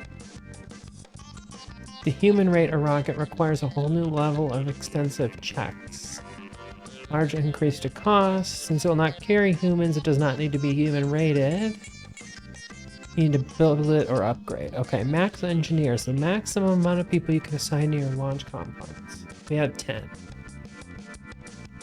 This is a large increase to cost since the rocket will not...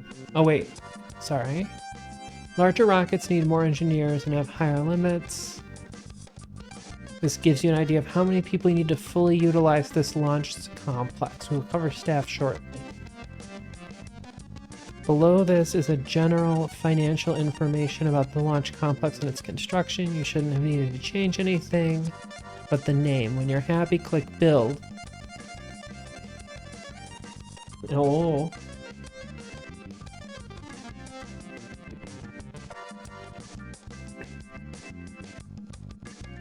We can't build our Aero B until we have a launch complex to build it in, so exit the VAB for now, okay?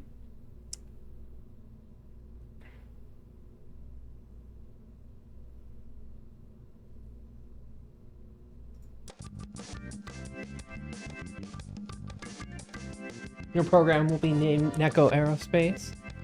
Well, we'll see who gets the cat out of the bag. Okay. Build. And now it says exit the VAB. Go back to the KSC scene and click on the gear icon to open up Space Center Management window. Everything in RP-1 takes time. You use this to manage. Integration lists all rockets.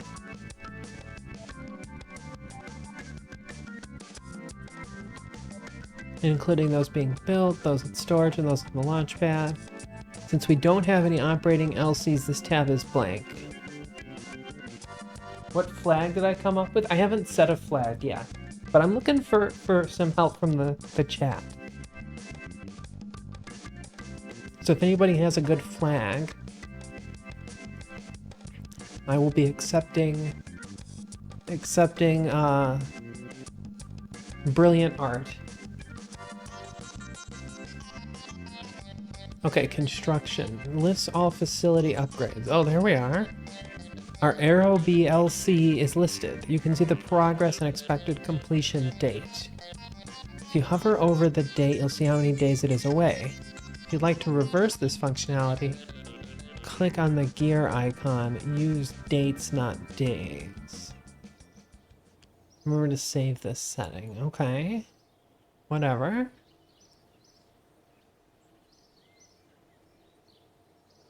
Oh, we need some more music.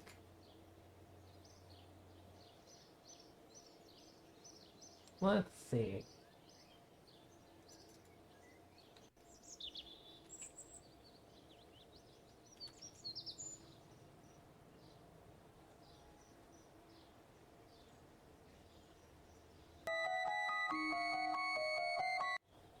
I know what we should do.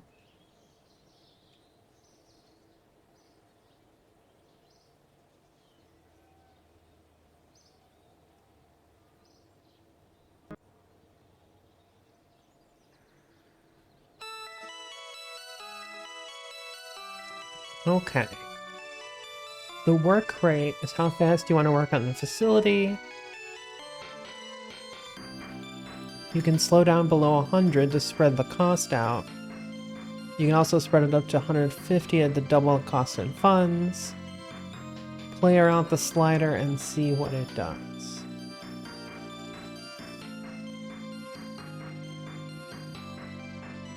Okay.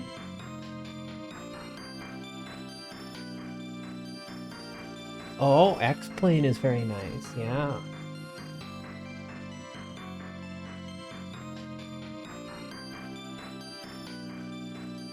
The tutorial will leave it at 100%, but if you want to rush it, go for it. Should we rush it? We probably should, right? Research lists the progress of all the research you've queued. It's blank. Combine shows all three together. Staff, where you go to hire, fire, and assign staff.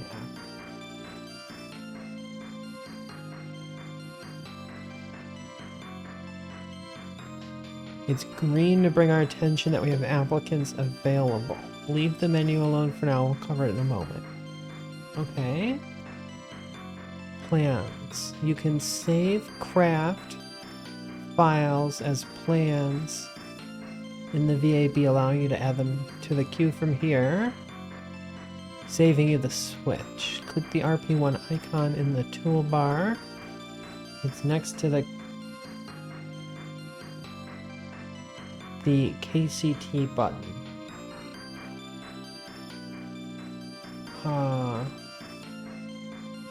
Not you.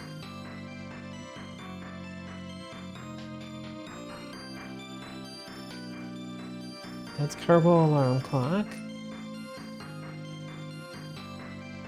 That's not it. Oh, there it is. RP-1. Okay.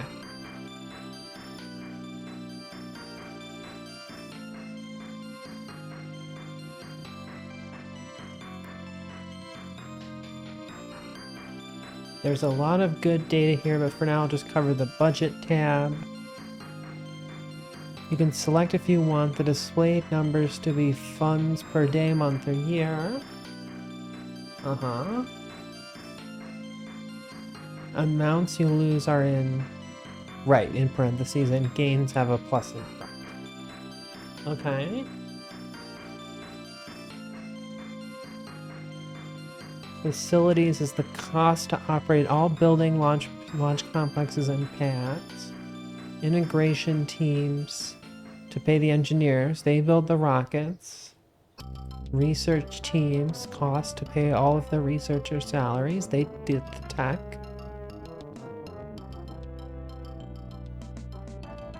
Astronauts to pay the salaries. Average subsidy. The expected amount of free funding you receive, it changes over time. Subsidy can be used to pay for the above costs, but any unused subsidy is lost and does not go into your bank account, so it's best to use it all up. It's free money after all.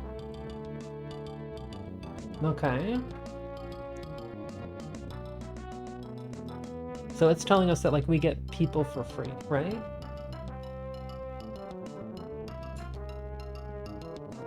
Your room is being invaded by ants? That sounds terrible. You should get some of those ant baits. Rollout launch prep. Constructions. The cost to pay for facility upgrades. Program budget. The amount of funding our accepted programs are paying us. Balance is the amount we go up or down. Managing well is all about the budget. The goal is not to accumulate wealth, it's to further space exploration. That said, there are costs you have to pay up front as a lump sum, such as rocket tooling and unlocks. Although this is mitigated to an extent with credits. Hi, baby. What you up to? You gonna come back on the desk? You being a little sweetheart?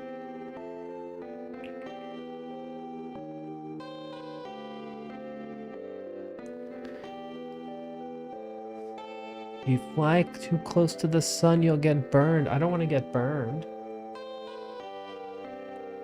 Before we assign some staff, let's enter the R&D center and pick something to research. Okay.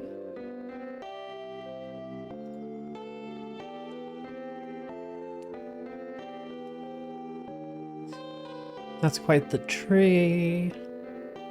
Some nodes are intentionally empty and don't unlock any parts. They're blue sky nodes. We have 2 points to spend and 5 options, some costing 1 and some costing 2. From top to bottom. Supersonic.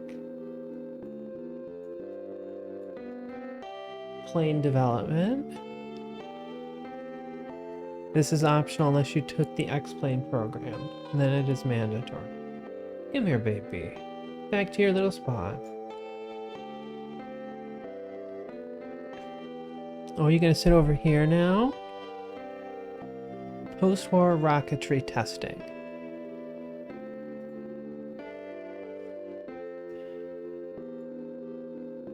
Technology to advance your rocket engines, very important.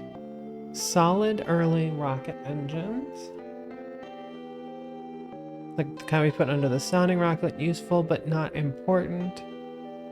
Post-war material science. Technology to advance your fuel tanks. Notable is to increase the efficiency of engineers with these upgrades. And early tracking systems. We don't need that to start. With science research and hiring staff, just pick what your space program needs the most at the time. But if you want the tutorial to pick something for you, pick material science. It will unlock better fuel tanks, which will help all of your rockets, but it comes with the added benefit of improving the efficiency of your engineers. Okay? Yeah, that's getting pretty late. I'm glad you're staying up with us. You're not eepy? Okay, hiring staff. Open up the staffing and budget windows.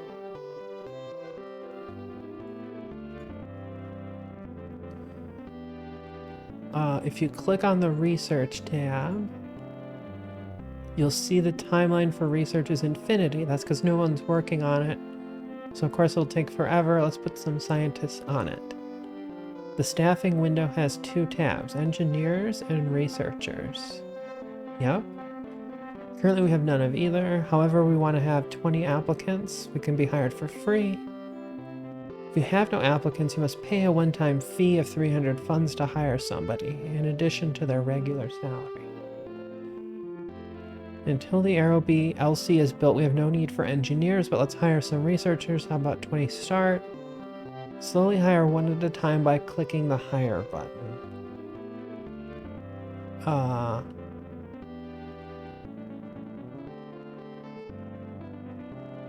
Wait, how do we do this? Hire, fire, engineers,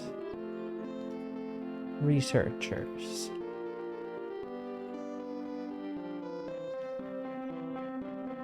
Notice how you have gone through... Okay, there we go.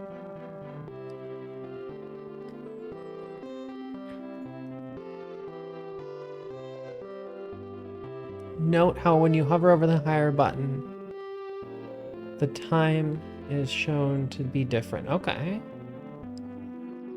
Gotcha. Since hiring a 21st researcher is going to cost us money, we want to stop and think about it. We're going to need the building, so let's hold all the money.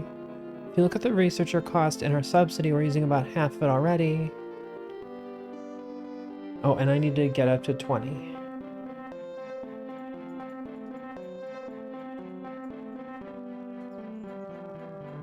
There we go.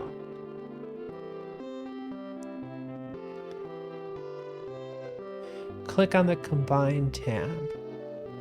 This lists the 2 relevant dates of our space program. The launch complex will be done first. Uh-huh.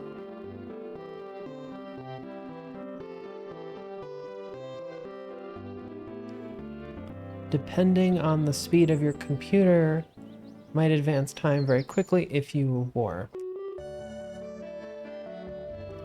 I like to slow it down by going into KCT options and clicking on the gear icon.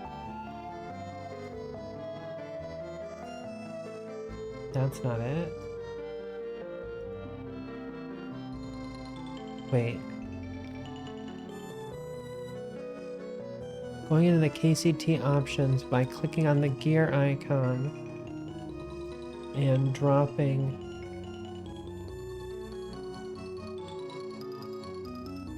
Wait, where is this?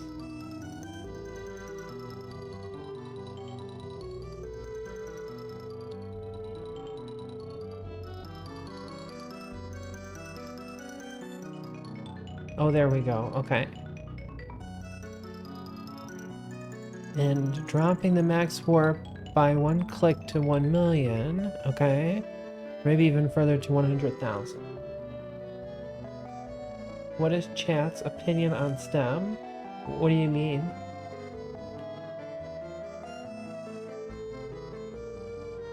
When you're ready, click warp to complete. To warp to the next item on the list.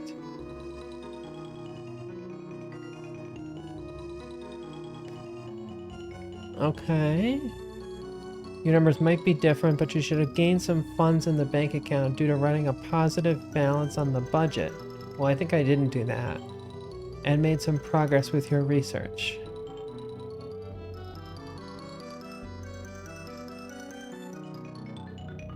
Yeah, see, we're running a negative balance to get this thing done. Which maybe isn't smart. Right, I know Boca Chica, but what do you mean? Like, it's useful, it's a good degree? Like, what kind of context are you talking about?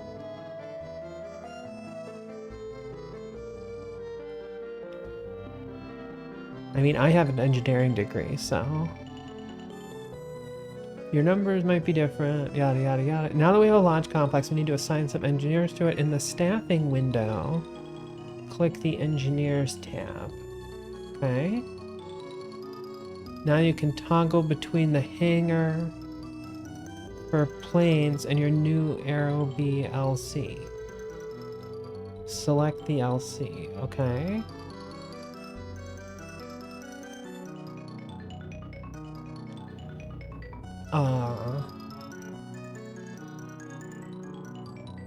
You can support 10 engineers and starts at an efficiency of 10% and can rise to 25% with time as your engineers gain experience working at this LC. Okay. You usually want to fully staff an LC if you can afford it to build rockets as fast as possible. We can easily afford 10 people, so hire 10. Okay. 1, 2, 3, 4, 5, 6, 7, 8, 9, 10. Want to try one of the hotkeys? If you hold shift, it'll do 10. Okay, yeah. Now that we have 10 engineers, but they're unassigned, researchers only work at the R&D center, but engineers have to be assigned to a specific launch complex. Hold shift to assign 10 engineers to the Aero-B launch complex. Engineers and researchers cost a fraction of their normal salary when idle, so don't be concerned if they don't have anything to do.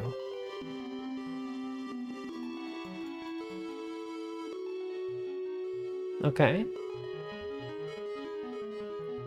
It's basically, yeah, like a more realistic space program with realistic engines and stuff like that. And it runs in the, you know, in the solar system as opposed to the Kerbin kind of world.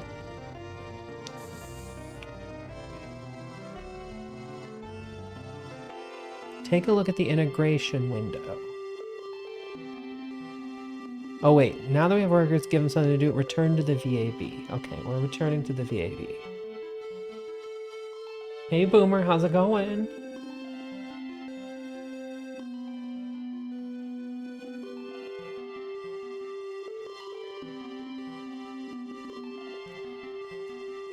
Take a look at the integration window. Remember, it's the KCT gear icon if you need to open it. Now that we have some engineers, the window gives us time and money to build and launch.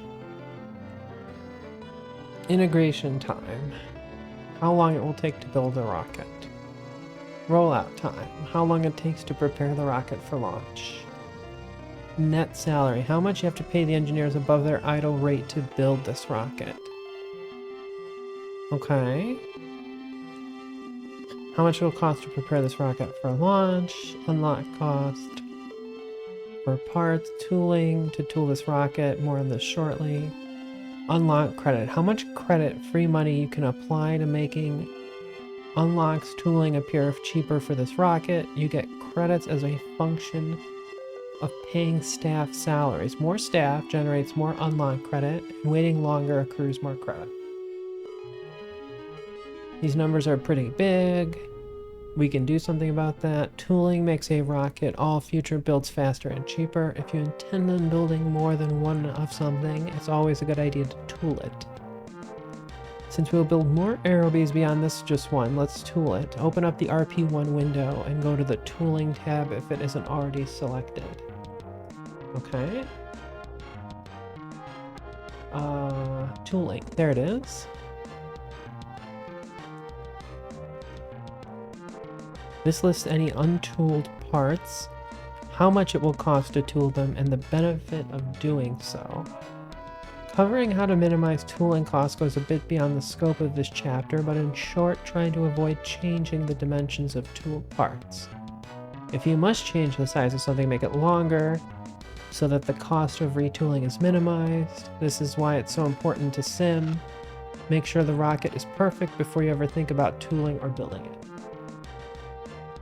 You can press the preview button in the tooling window to see how it'll affect times and costs in the integration window. Okay, press to preview fully. Okay. Yeah, 2 days and 33 days of integration time. And the tooling cost is pretty low. When you're ready, press the Tool All button. The pop-up will tell us how much it'll cost and how much credit we're getting for this action. Okay. Oh. Tooling will cost $130.25, spending all unlock credit. Okay. It must be paid all at once as opposed to over time. If you plan on building a new rocket soon, be aware of what it will cost to tool and what your current unlock credit is so you know how much you need to save in your bank account. Okay, after tooling, the window will have buttons for the different components you have tooled thus far. Each furthering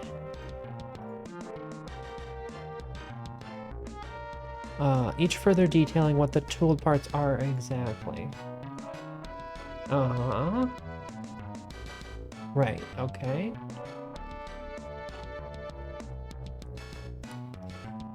Before we put this rocket on the assembly line, let's give it a unique name to help us keep our rockets sorted. Be confusing if we had 3 different aerobees in the queue. Let's call this aerobee Carmen line and save it. Okay. Carmen line.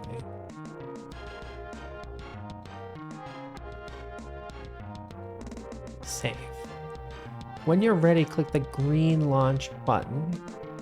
This does not launch the rocket, but instead puts it in the queue to be built. A pop-up warns us that we need to spend 7 funds to unlock the new parts / configs required. Don't laugh at the tiny number. Starting parts only cost 1 fund. New parts get expensive quickly. Click the unlock button to put it in the queue. Okay, done. The engineers working at the aerobee launch complex will begin working on it immediately. Let's back out to the KSC scene again. Okay.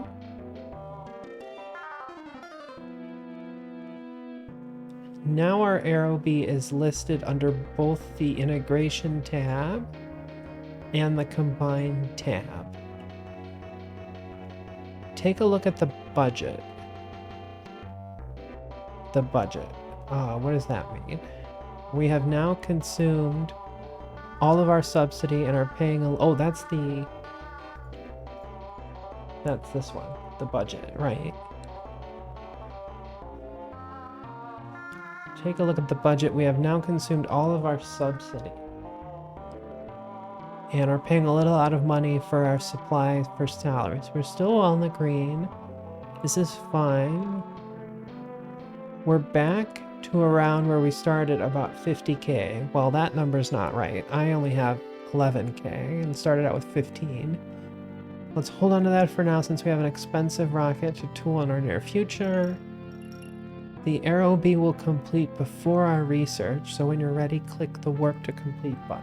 Hey Blasty, how's it going? Subsidies nuts. You're obviously a very classy Blasty. Okay. You totally distracted me now. Warp to complete.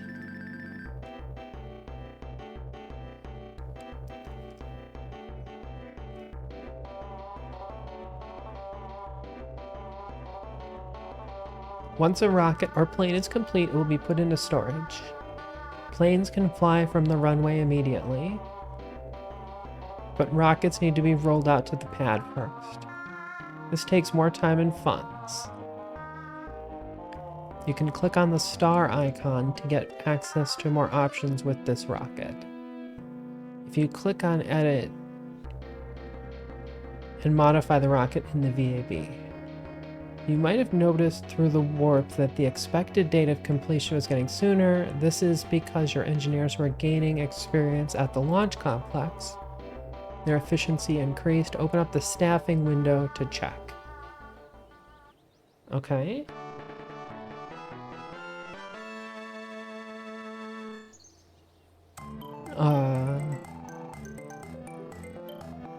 They started at an efficiency of 10%, but now they're at 19.2%.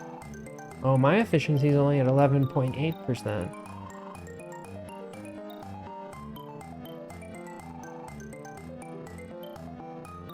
They will continue to improve until they hit the cap, which is currently 25%, okay? Also check out the budget. Our subsidy increased to 72.6. Remember that the integration teams are now idle, so their costs are much lower.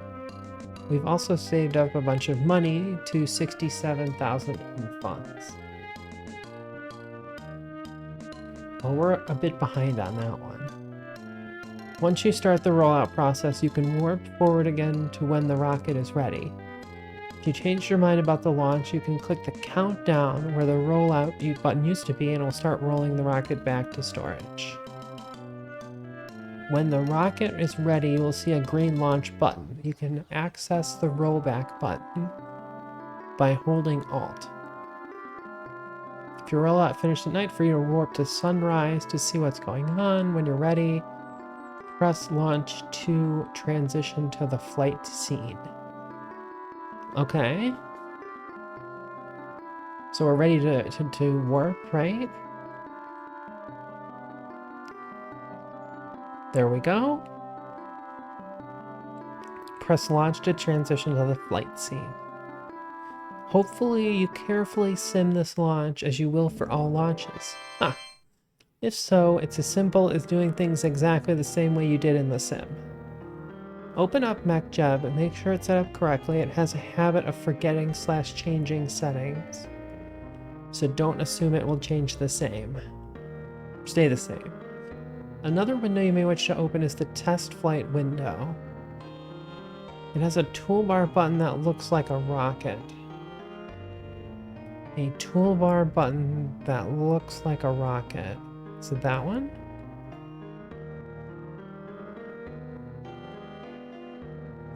I don't think it's that one. Is it that one? No.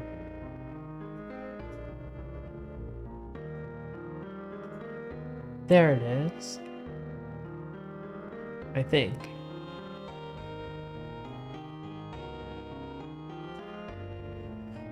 It has a toolbar button that looks like a rock. Oh yeah, there it is. Gives you an overview of the reliability of the various engines on your rocket, and also a convenient place to read about any failures. Can I not move this window?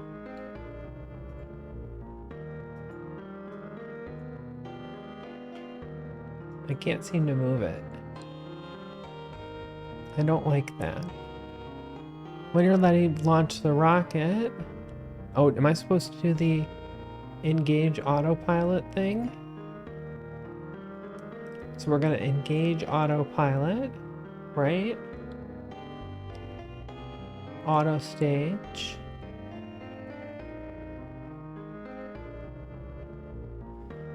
When you're ready to launch the rocket, it will ideally pass the Kármán line.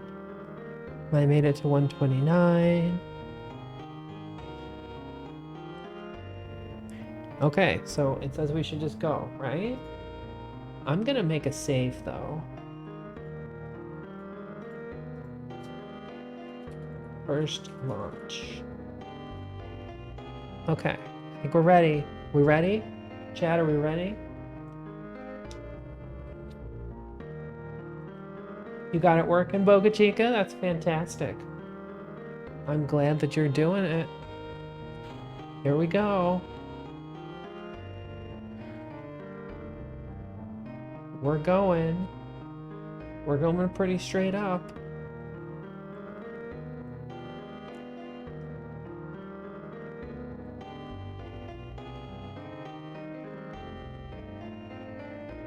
Let's light the candle. Okay, so we're almost to 10K.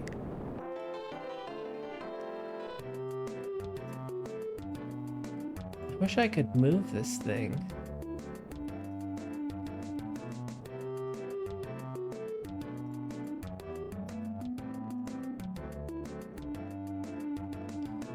So we're going. We're all out. Let's see. Orbital speed. Time to apoapsis, 1 minute 15. We'll move that over there. Okay, so everything seems to be running.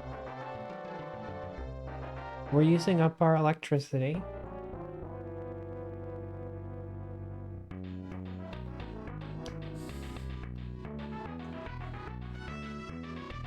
If you get a failure, you will gain additional data units, which will make future engines of this type more reliable. Just put another rocket in the queue, keep launching them until you complete the contract.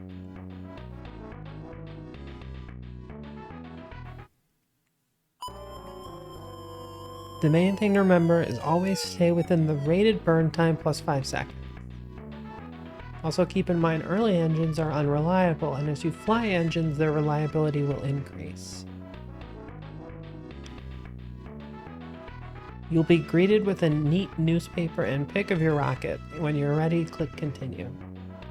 Okay, well I'm gonna let this kind of fly, and I'll be back. I'm gonna get a drink.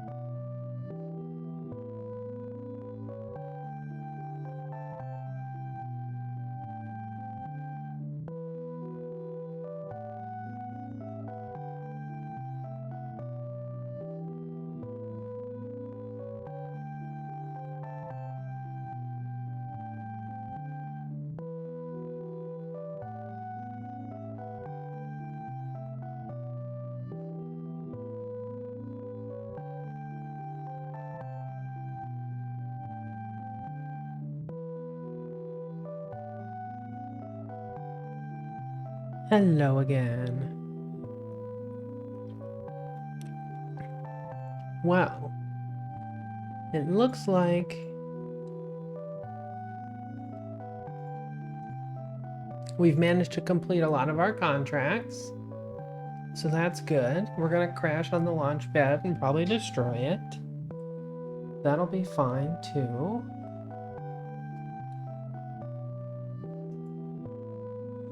Okay, flight results.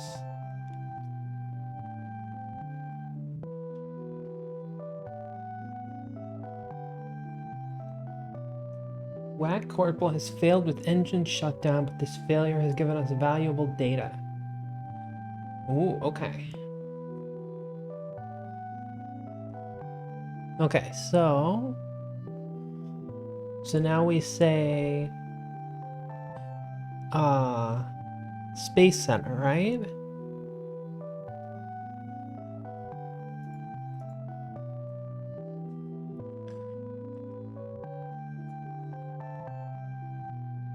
R1 Red Rocket. Oh my god. That's like the South Park thing. Red Rocket. Okay, reconditioning launch pad. Well, we weren't greeted with a neat newspaper and pic of our rocket. I don't know how to feel about that. Okay. Off to a great start. Okay, first launch. We broke a speed record. We made it above 40 kilometers. We made it above 60 kilometers. Wait, did we not make it to 100 kilometers?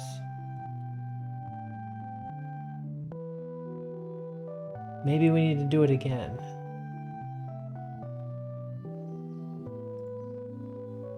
Chat, were you watching? Did you watch this? We didn't make it to 100 kilometers. Let's try to load this. Below? We did make it above 100 in the simulator though, right?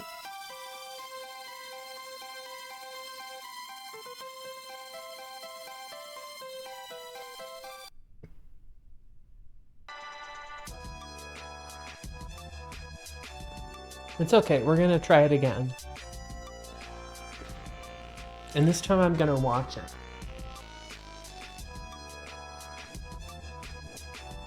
No rocket has a chance when I'm watching it. This is inferior Snackistan technology. You couldn't afford it, Blasty. We're gonna make more potato fuel and put it in the rocket. Apoapsis is 20k.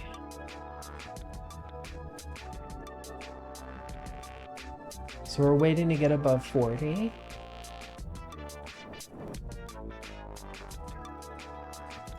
There's the engine.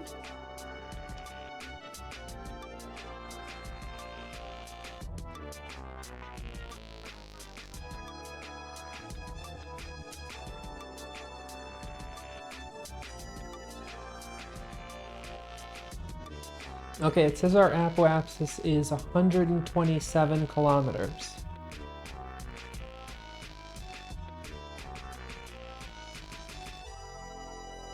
So I don't know how we didn't make it before.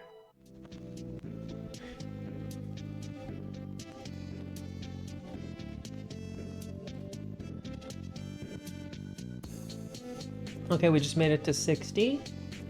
See, if I watch it, it has to work.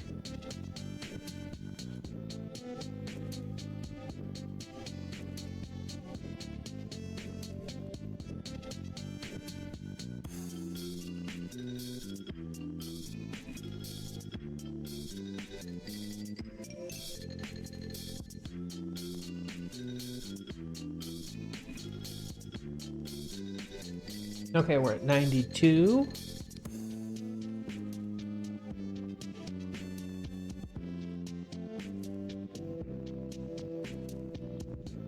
There's 100.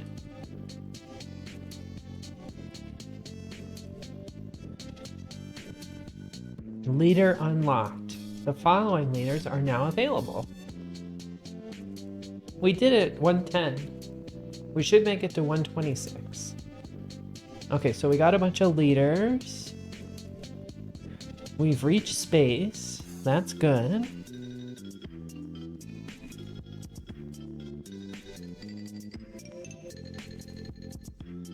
And we should still be transmitting. Yep, we're transmitting science. We love that.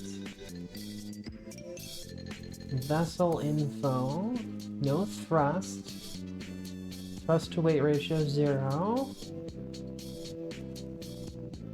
You're going to work in Brownsville? That's a very SpaceX thing to do.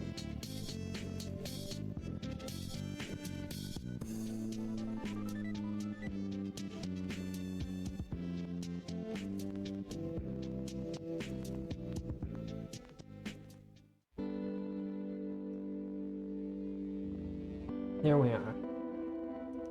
Neko Aerospace, pushing things over the cutting edge of science. Very nice. Very nice. Okay, we just tipped over the top and we're coming back down. But we need time to run all this stuff.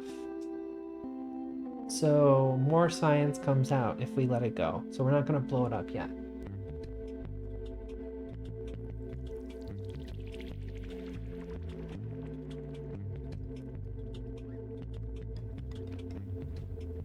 You gotta keep those engines purring.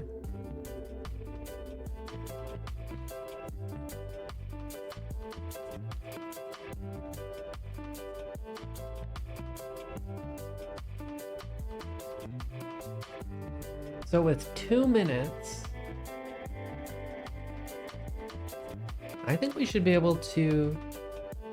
Oh wow, this one turned up to 6.5 minutes. I swear it wasn't that high a minute ago. I'm looking at the telemetry analysis, I guess.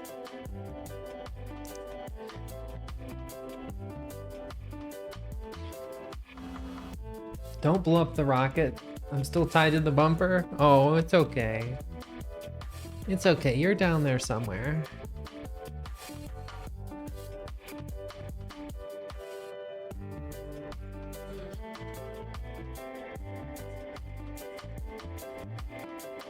So there's Florida. It's about the place most like Australia in the United States, I think. It's got swamps and crocodiles and alligators and crazy fish and crazy people doing crazy things, crazy drunk. You know how it goes. Oh, we've turned around. We're starting to get into some air. So we're gonna start coming down as a giant lawn dart that God shot into somebody's house.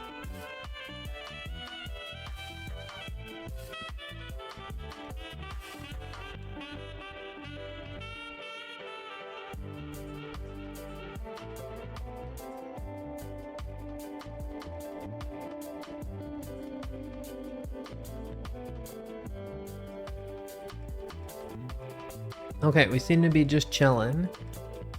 I can blow it up or we can let it... Oh yeah, that's a very good dart right there.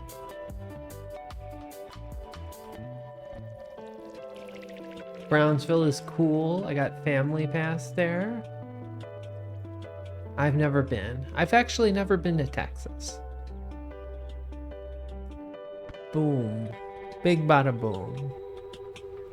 Okay, Space Center.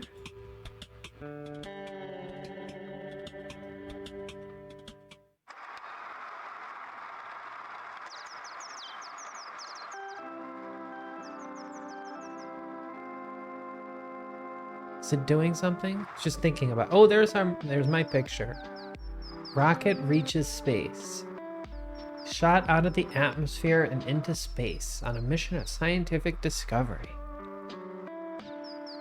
The first real-life rocket to do this was the V2 number 3 on May 10th, 1946. Okay. When you're ready, click continue. We have 7 new messages in the bottom right. So click that, read through all the things that are accomplished, pay attention to what we paid in. Mostly reputation. If you check out the budget, our subsidy has increased to 79.6. as a result.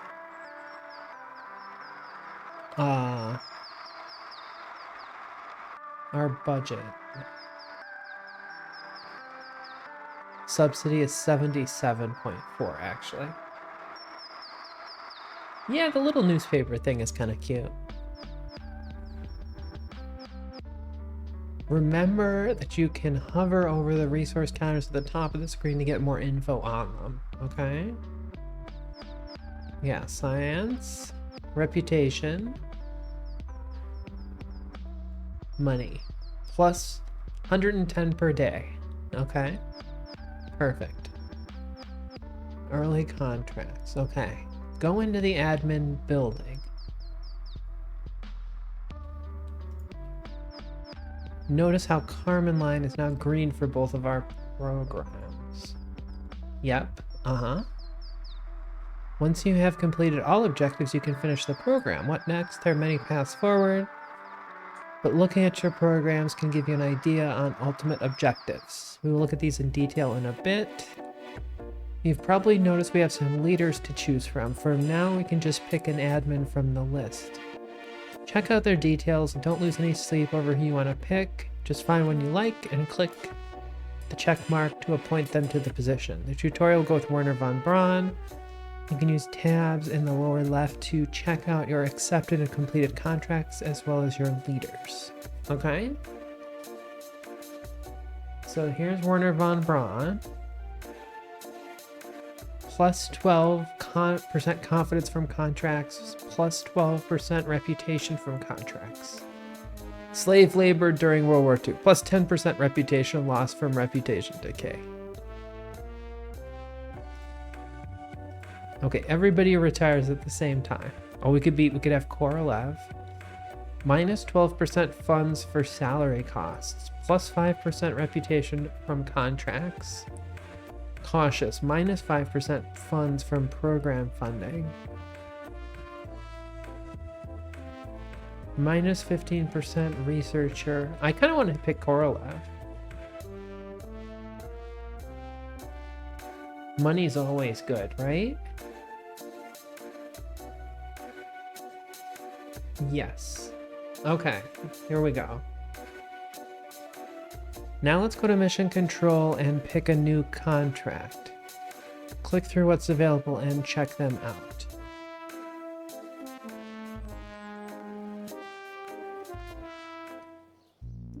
There's mission control, okay. Notice how each has a type, either being required or optional. Okay, required, optional, required, optional, okay. Required contracts are part of program requirements we saw earlier. The optional contracts are just that. Look at the rewards. The optional ones pay in reputation, raises subsidy, free money.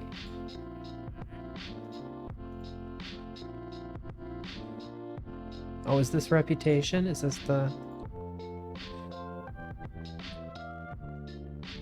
The required contracts just pay in reputation. Oh, confidence. Allows you to pick faster paying programs. Interesting.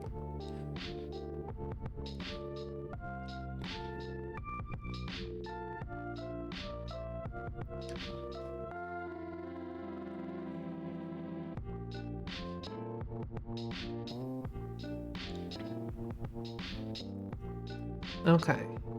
Summarize each mission and its tech requirements. Suborbital trajectory and return. We have to get to 140K and return it to the ground safely. Fairly easy, but we need a little more tech first. Downrange milestone 3,000 kilometers. Pretty hard, we're gonna need a few new techs. Downrange distance LV. Similar to the above contract, but much shorter distances. Reach 150 kilometers downrange with sounding payload. 240 downrange. Make sure to look at all the requirements on the contracts. Yeah, for sure.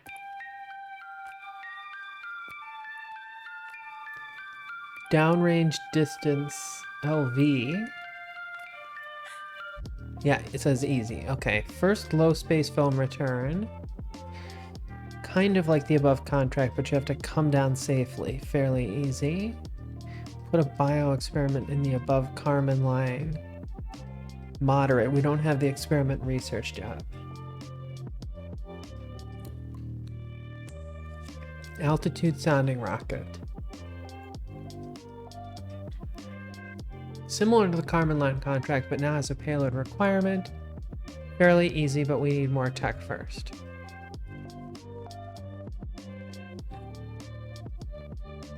Of those, what sounds good? Suborbital trajectory and return requires getting above 140 with a parachute. This is just barely out of the reach of our Aero-B.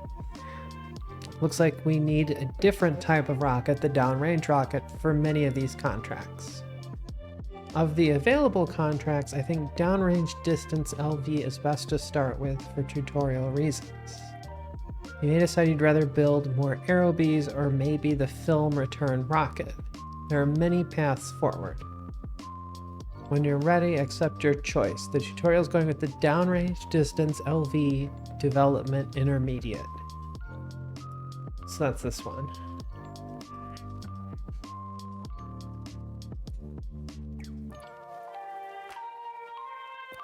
Which requires a rocket that can carry 500 liters of sounding payload, 150 kilometers downrange. Additionally, the contract requires the rocket be fully controlled, guided for the first 50 seconds, and we must reach 140 kilometers of altitude.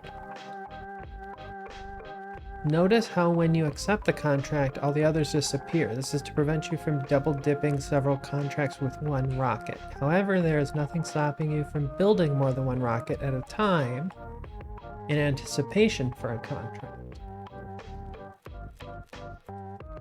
For now, the tutorial will leave the Aero-B LC idle, but you are more than welcome to keep building Aero-Bs. Remember, you only pay your engineers a fraction of their salary when they're idle. It's extremely useful to accept the contract you intend to complete before you start work on the rocket. This way, when you sim with the contract open, you can be certain the rocket can complete it or not. If you change your mind about a contract, you can just cancel it without penalty and choose a different one instead. Oh, that's good to know, that there's no penalty. In the next chapter of the tutorial, we cover how to build a downrange rocket. Okay, so we're gonna go with this one. We're gonna keep on the tutorial here.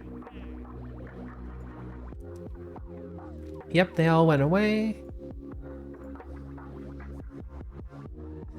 A downrange rocket is a suborbital rocket that can potentially complete the downrange distance LV development, low space return, or advanced biological suborbital experiment contracts. Much larger and more expensive than a sounding rocket, so never build a downrange rocket for a contract that a sounding rocket can complete. Okay, this is a V2, blah blah blah. The warhead, the avionics,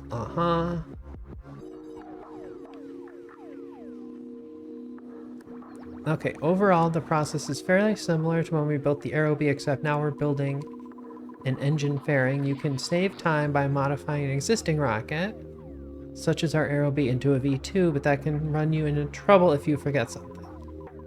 I prefer to build new rockets from scratch and then modify them as time goes on for the missions that will fly. Start a new craft file. Okay.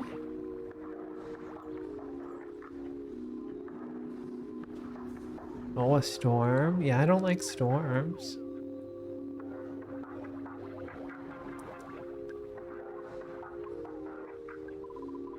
Okay, so I'm gonna say new. And we'll call this like a V2. V2 downrange. Place a procedural avionics part. And we can give it a unique name. Yep. Keep in mind there are some craft files you might overwrite, so you maybe choose a different name. Put a conventional fuel tank under...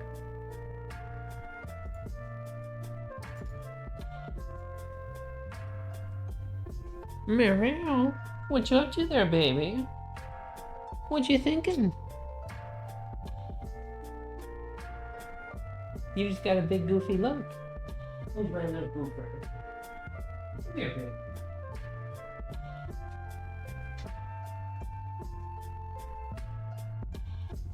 Yes, I love you. I love you. You're my bestest buddy. Yeah. What you thinking there, honey?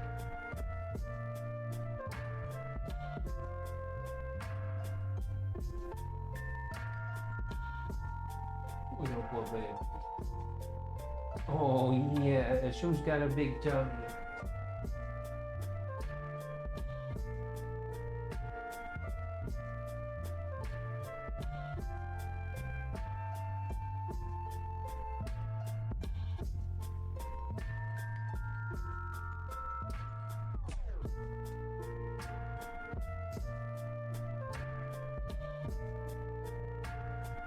Who's your little goof?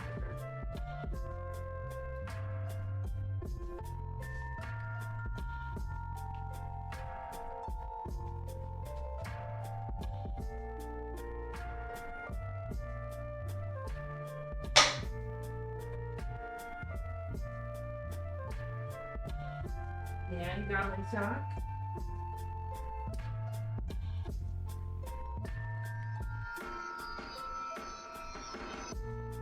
What you thinking?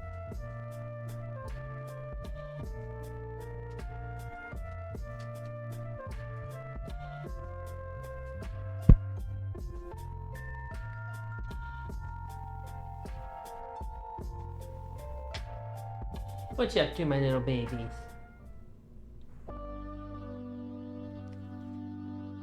Okay. Sorry, I got distracted.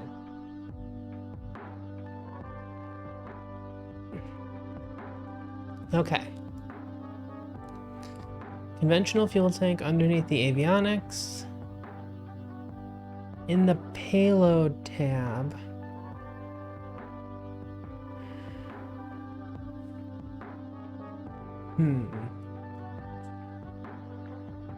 What you doing there, baby?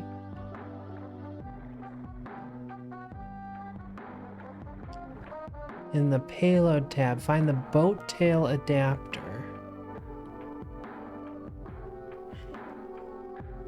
The payload tab.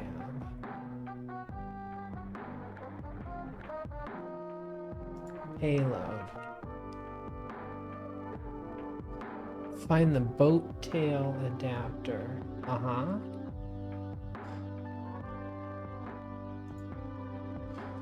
Press S twice to flip it upside down. Then attach it to the fuel tank. We need it upside down because the engine fairing is pointed down, not up. I'm using the same coloring scheme as the sounding rocket chapter to help you distinguish between the components, but style as you see fit.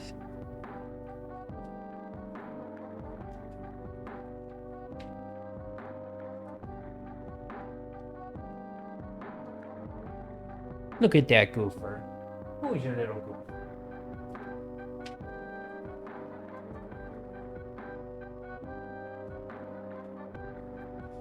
What a goofus.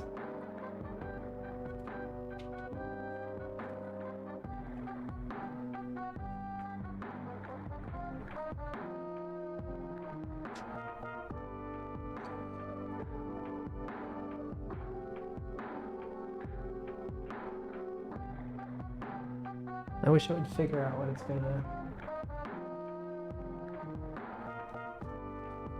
Look at that happy kitty. Okay. What were we doing?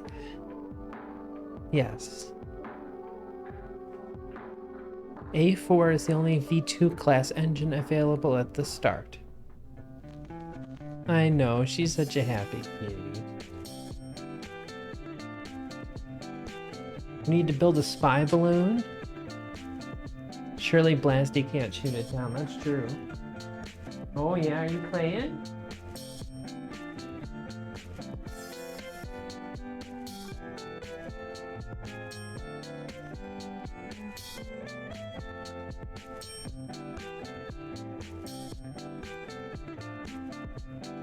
What you up to there, baby?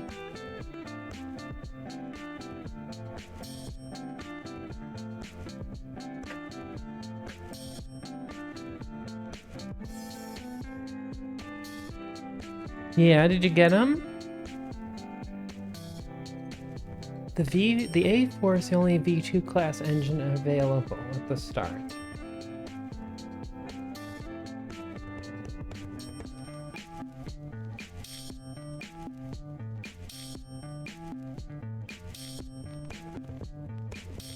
There it is.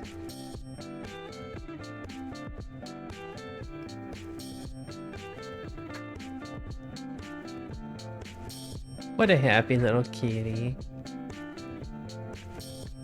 Who's a good little kitty?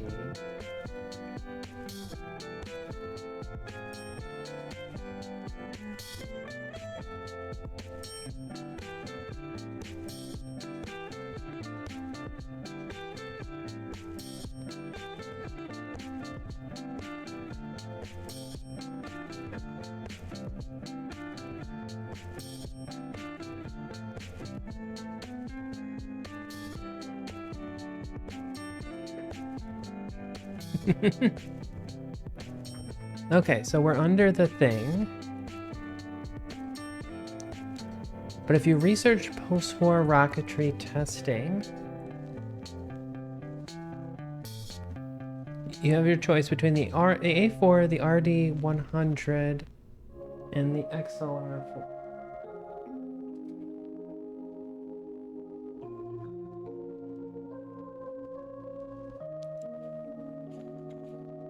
They're similar, so check out their stats, choose what you like.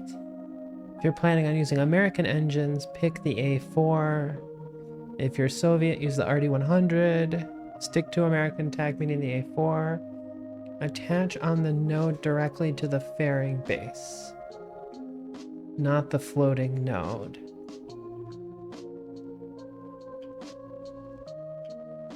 I went Russian tech once. It was fine, but I struggled a little bit after the get to orbit part.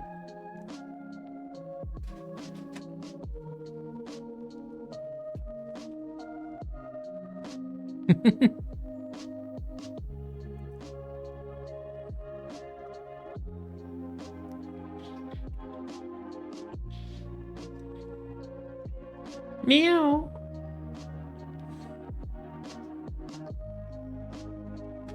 Engine and fairing.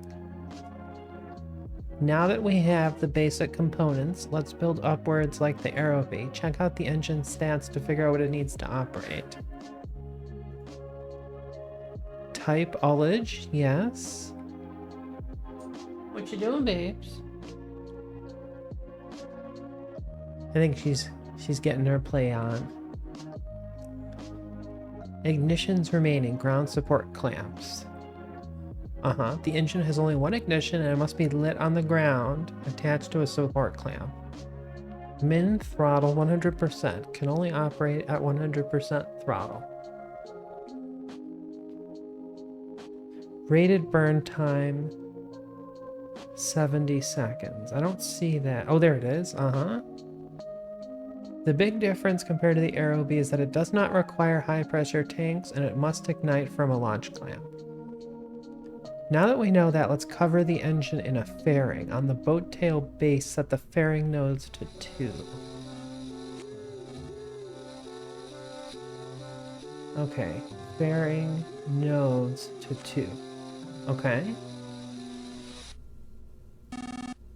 Then set symmetry count to 1. Symmetry count. I don't see symmetry count.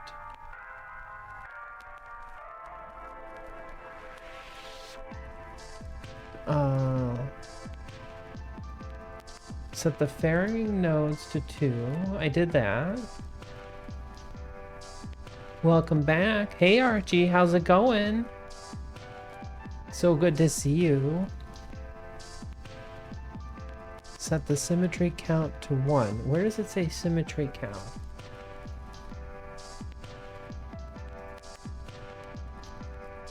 Extra radius, bearing, false.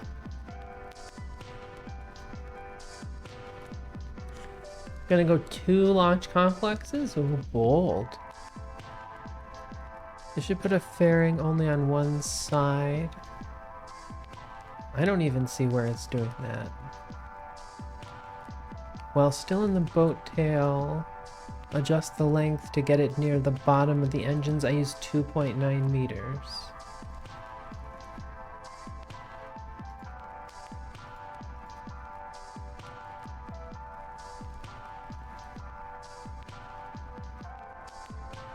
Okay, it does say fairing false here. Then adjust top to narrow the bottom of the fairing to fit the engine. It's upside down, remember. I said it's a 0.9 meters.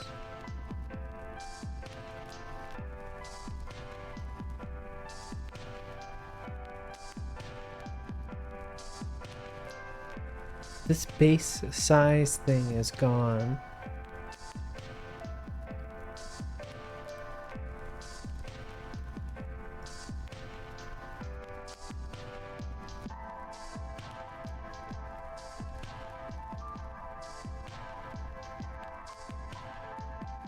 He said it's a 0.9, but the picture says 1.1. Adjust the size of the base for a snug fit with the engine. I went with 1.4. You should have half one nice of a smooth fairing now. I can't say that I do.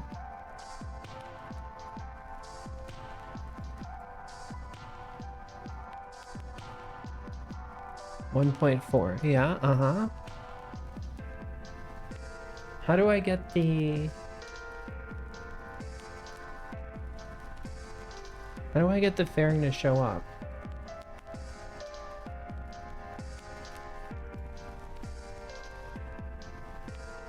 Oh, is it like that? Is that what I'm looking for? It still says fairing false. Make sure disable crossfeed is not clicked. Fuel needs to flow through this part to make it to the engine.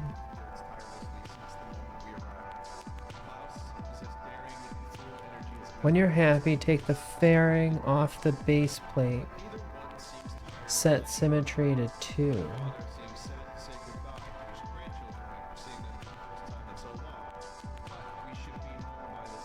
Procedural fairing? It said to do it with a boat tail adapter. I'm following the thing that it tells me to do. Like, the picture looks correct. I need the actual fairing as well. Oh, okay. Is that... That's this thing, right?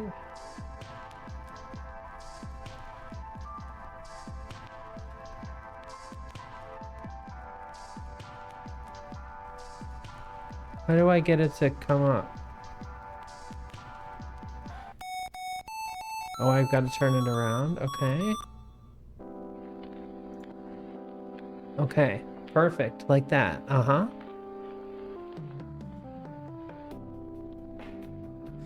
It should smoothly cover the engine.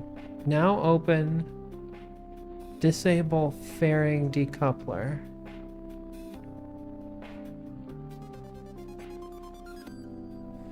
Okay, it's cheaper when it doesn't decouple.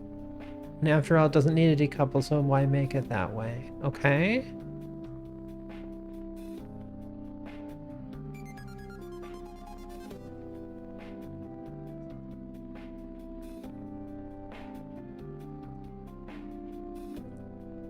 You can select toggle open close to open the fairing.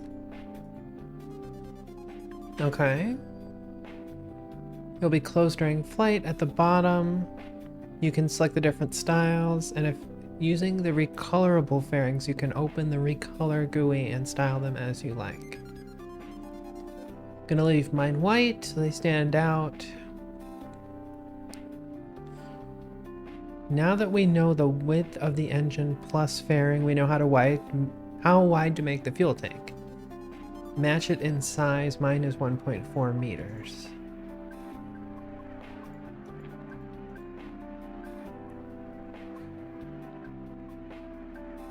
Make sure you're using regular steel tanks, not the high pressure version. High pressurized should say false. Yep, there it is right there.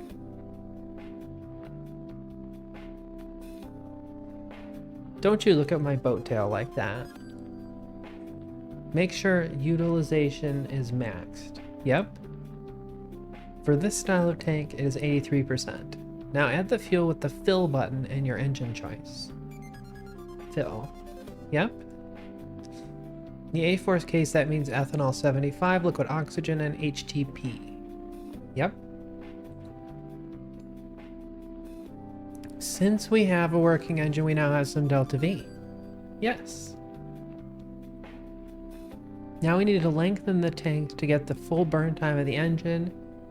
The engine has a burn time of 70 seconds plus the 5 free seconds, so we need at least 75 seconds. There's no solid underneath, so we don't need to add any time for that. I set my tank to a length of 7.3 meters, which gets me 75.5 seconds of burn time. Okay?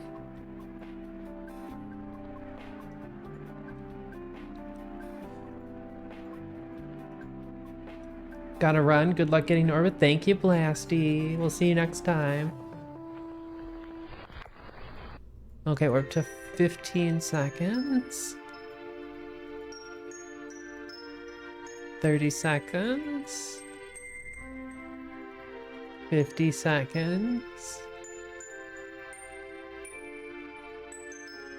75.45. Yep, 7.3 meters.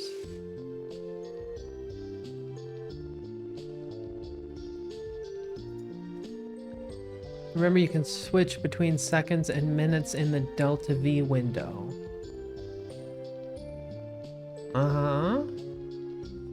Okay, near Earth avionics. Shape.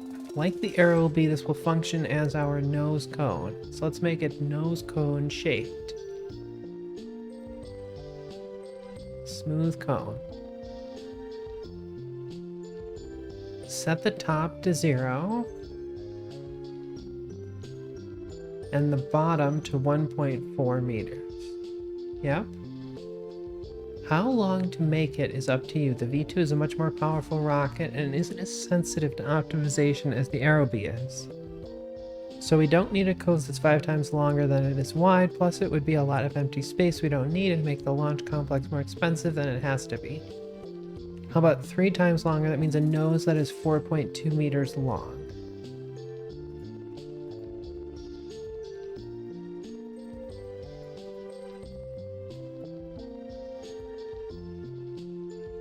.2 meters long. Check. Controllable mass. Open up the avionics config window if it's not already open. Yep. Set the avionics to near Earth. Yep. Near Earth avionics differ in that you need to select a controllable mass. Costs $89. That's pretty cheap. Near-Earth avionics differ in that you need a controllable mass. Heavier avionics, but the heavier it gets, the more efficiently it controls compared to its own mass. Okay. You might think this is the best to do, to set the controllable mass to the mass of the rocket.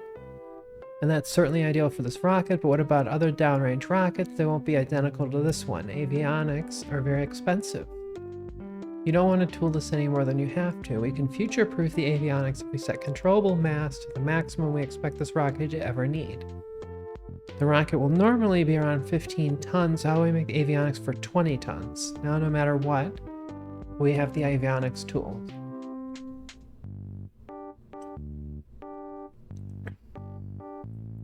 Controllable mass, 20 tons. 20 tons is not 400. Oh, the 435 kilograms is for the mass of the avionics. There is a mass and cost penalty to having more avionics control than you need, but not as much as you might expect. 15-ton avionics are 392 kilos, and the rocket's delta V is 3328. With 20-ton avionics, it's 435, yep, delta V is 3302. Meaning we are only paying 26 delta V for this future-proof. Avionics are extremely expensive to tool, and this is a small price to pay. We only tool in once. Type in 20 for controllable mass. EC. Near-Earth avionics use a lot more EC than science core, so 400 is a healthy amount. We have like a jillion, right? So 40. 400 instead.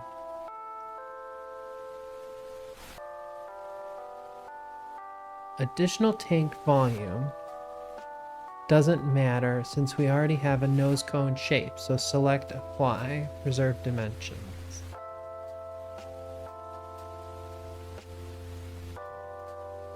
Okay.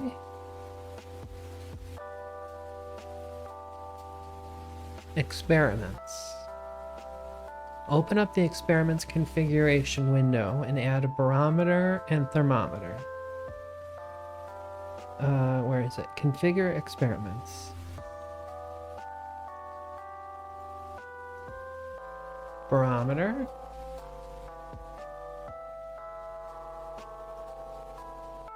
Thermometer.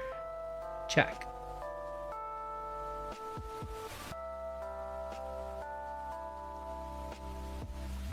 Just like we did with our Aerobee. There's more science up there to gather. Make sure to enable them as well as telemetry analysis so they will all transmit science automatically. Okay. That's the configure experiments button. Where do we do it? Oh, there it is. Science. Right. Got it. Sounding payload. The contract requires 500 liters of sounding payload, meaning we don't have enough space in the nose for the payload. We'll need an extra tank for it. Unsnap the fuel tank from the avionics for a moment. Put a new conventional tank below the avionics. Okay. So we snap that down. Snap it off, if you will. Time to load 500 liters of kitty sounding payload. Meow.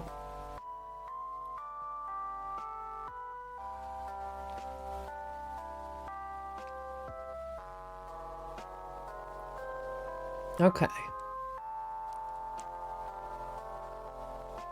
Then snap the rest of the rocket back on. Yep, okay. Done.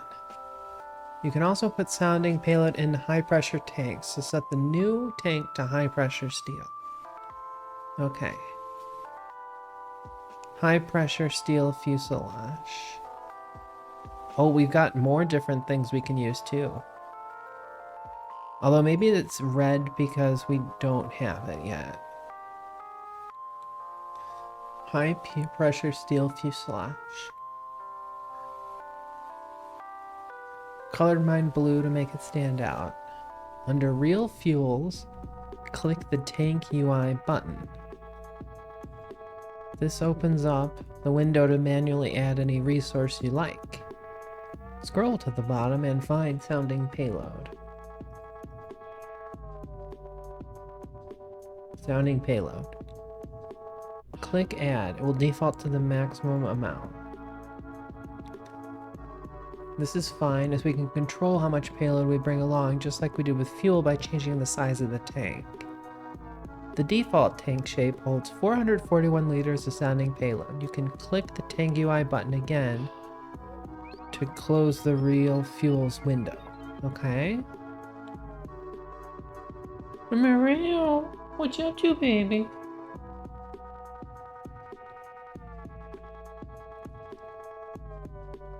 So let's get 500 units by changing the take shape. First, make it the same width as the rocket. Yeah, soon we'll make an Imperial Superstar Destroyer. Those are my favorite.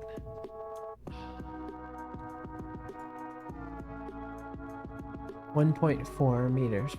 Okay. Now we can hold 866 liters of sounding payload. This gives us 865 liters, which is too much. Shortening the tank to 0.5 meters gets us to 577, which is pretty close.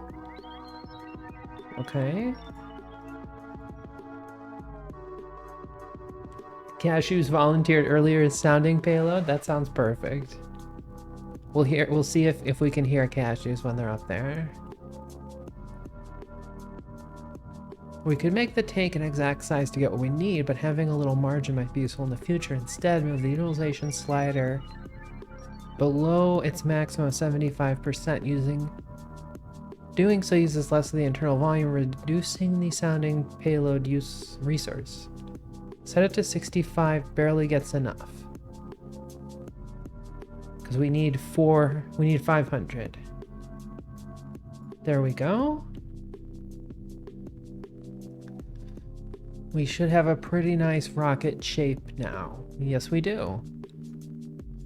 How do I zoom out? Oh, yeah, that's it. We're also going to need a landing clamp, right? Fins with an engine fairing. This rocket needs fins just like the Aero B. Although a V2 can gimbal control itself fine without fins during powered flight, after the engine burns out and starts to coast, it will tumble, reducing the downrange performance. Yeah, this is just a V2 basically. Making fins for the V2 is similar to an Aero B, but we won't have to struggle with making the fins so tiny. Select procedural wing early and put 4 in symmetry near the bottom of the tank.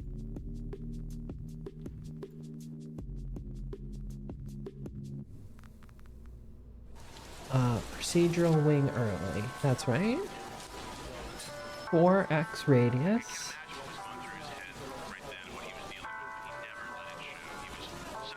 How do we do this? Note you cannot attach fins directly to a fairing, but don't worry, we'll fix that in a bit. Although it's still way too big, that's obnoxious.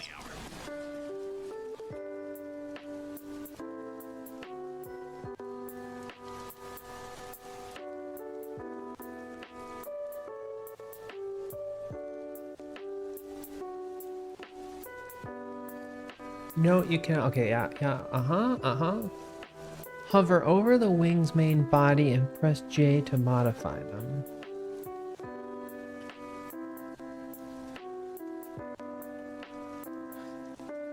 Let's make a rough shape. First, set the length to 1.25 meters.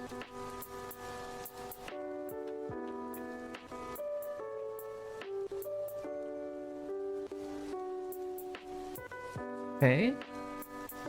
Width of the root to 1.5 meters. Thickness at root and tip to 0.1 meters.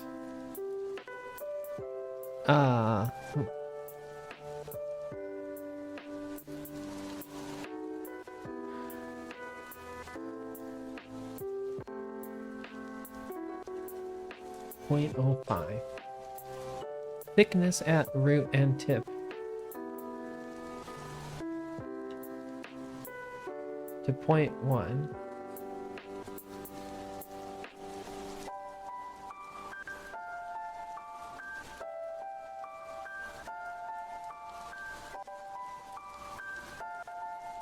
You should have something roughly fin-shaped now. Yep. The white part is where you need to hover over to interact with the fin. It's a lot easier to click on. Turn off angle snap. And using KSP's move tool, click the fin.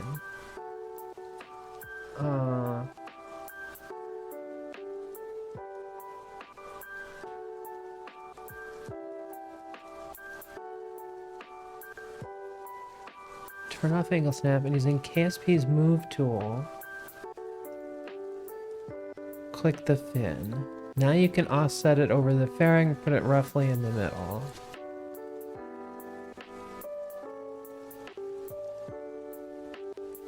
Okay. Then use the rotate tool to make the base of the fin match up to the fairing.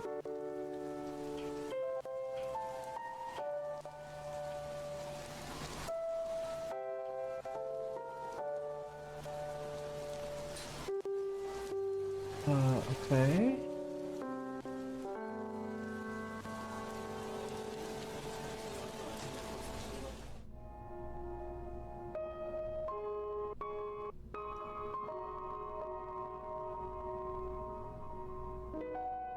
Something like that, maybe?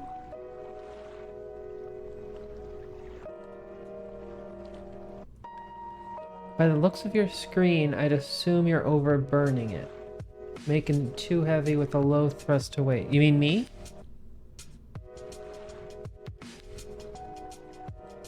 My thrust to weight is 2.27. Oh, Boca Chica, okay. No, it's all good. It's very complicated. Then offset it again. Oh yeah, I did that. Okay. Now that it's positioned, let's make it the final shape. Extend the width of the root to take up most of the fairing length.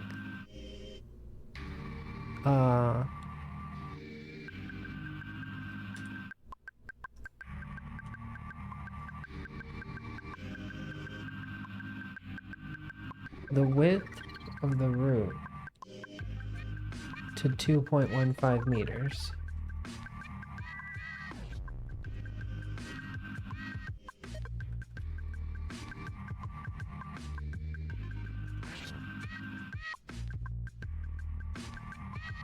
There we go. Then change the offset tip so the fins are flush with the bottom of the fairing. 0.925.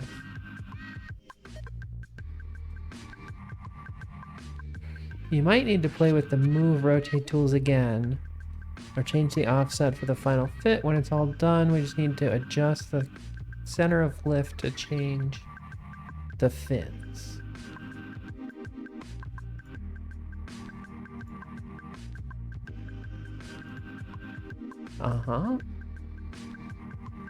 Make sure they don't break off during launch. I leave them all default. Looking good.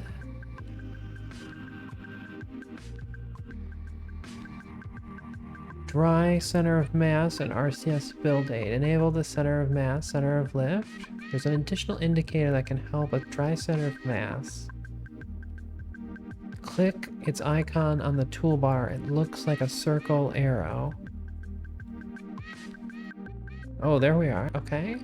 The red marker is the dry center of mass. However, for this to be correct, you need to configure the build aid under resources.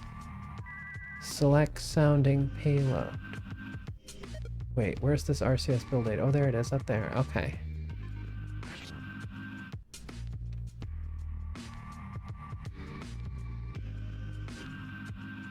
Under resources, select the sounding payload. Gonna drop here sadly. Have a good one, Cashews. We'll catch you next time. Sleep good and have a good day tomorrow.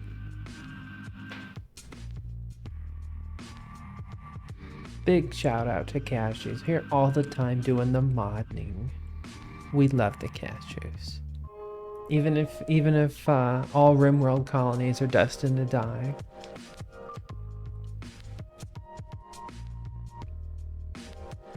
When you select something, you exclude it from the dry mass calculation. In other words, you're telling RCS build data will not be consumed. Yeah, okay.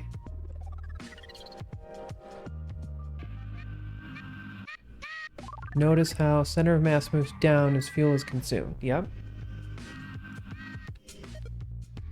Very bad for stability.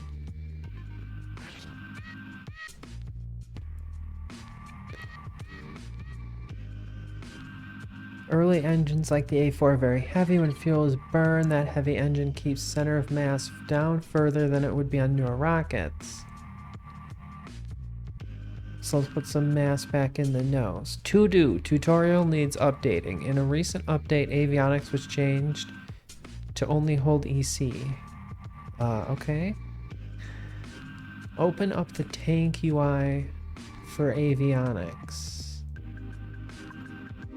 Near the bottom, you'll see some lead ballast. Click add to fill the maintaining empty space with lead. That seems interesting. Okay, so I think we can say close to that one. We need to move that over there. Close that one.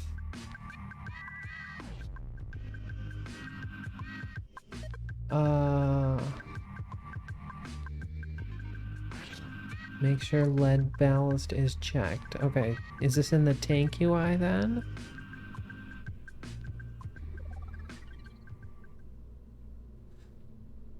In a recent avionics was changed to only hold EC. Yeah.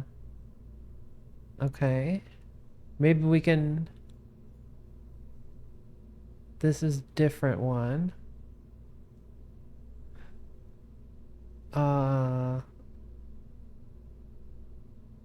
Let's see.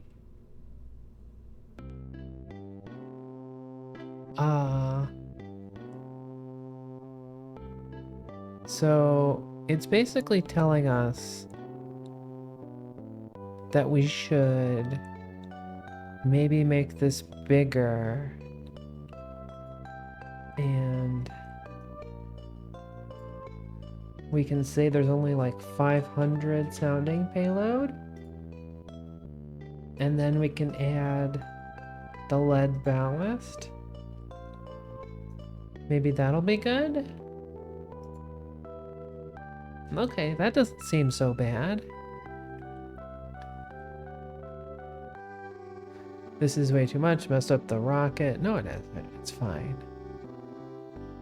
Lead ballast does not appear as a resource like EC or sounding payload, so make sure you remember to put, if you ever put lead in anything, this is a good reason to start from scratch.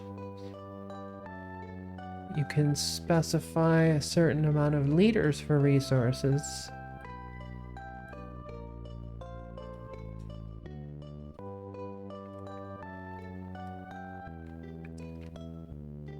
I don't think I have the delta V that they think I have.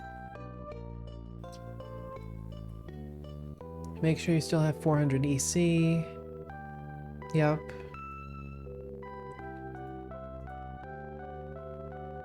Yep. Adding ballast is undesirable in rocket design, but it is what it is. Sometimes sacrifices are made for balance.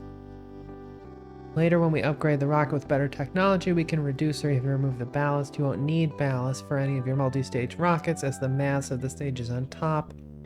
Ensure center of mass always moves upwards throughout the launch. True.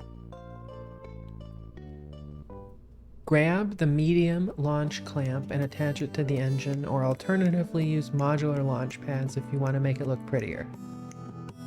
Okay. Launch clamps.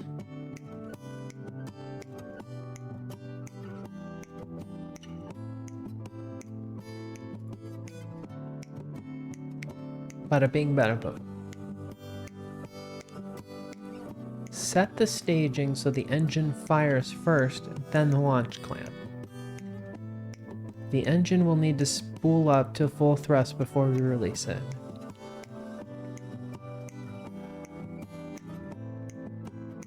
There we go. So don't stage both at the same time. With that, the V2 is complete. Let's save and sim it. Save. Okay, simulate.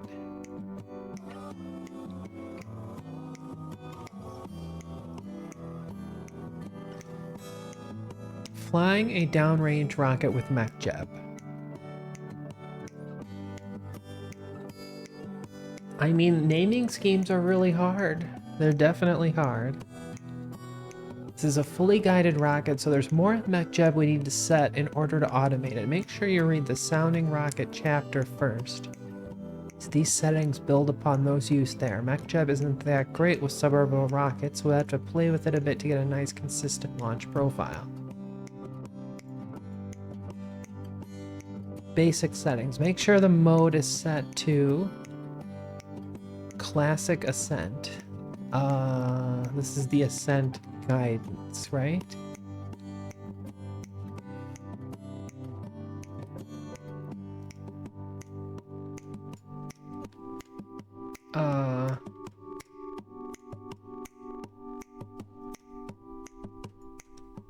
Basic settings. Make sure the mode is set to Classic Ascent.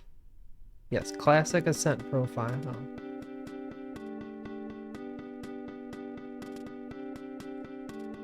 Set orbital altitude to 1,000 kilometers. 1,000. For some other high number the rocket has no hope of reaching. MechJeb will shut off the engine too early. Set the orbital inclination to current. Done. Enable auto stage with the delays and stop at stage 0. Yep.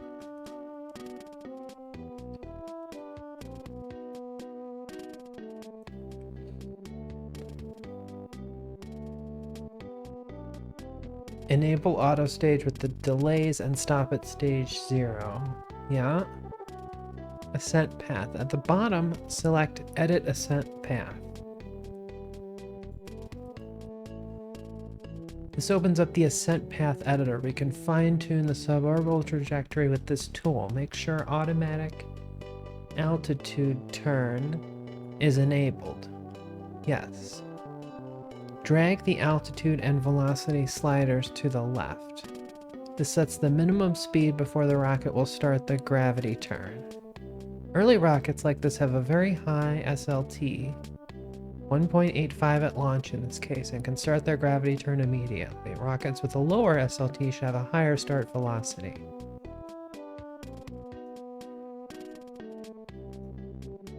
Okay.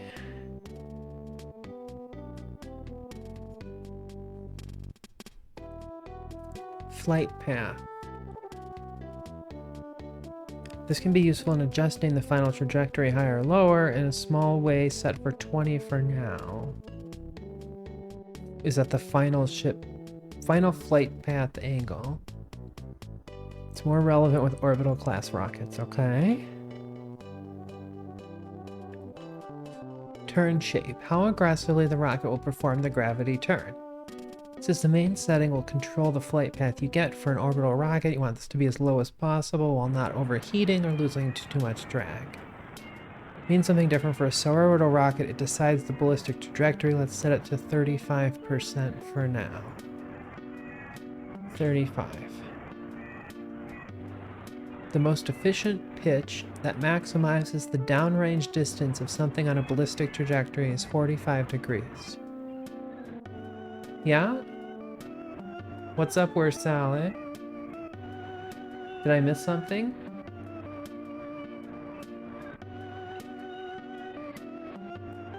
On planetary scales, the ideal number is actually lower than 45 due to curvature of the Earth. In general, 35 to 45 degrees will produce similar results. What did I miss?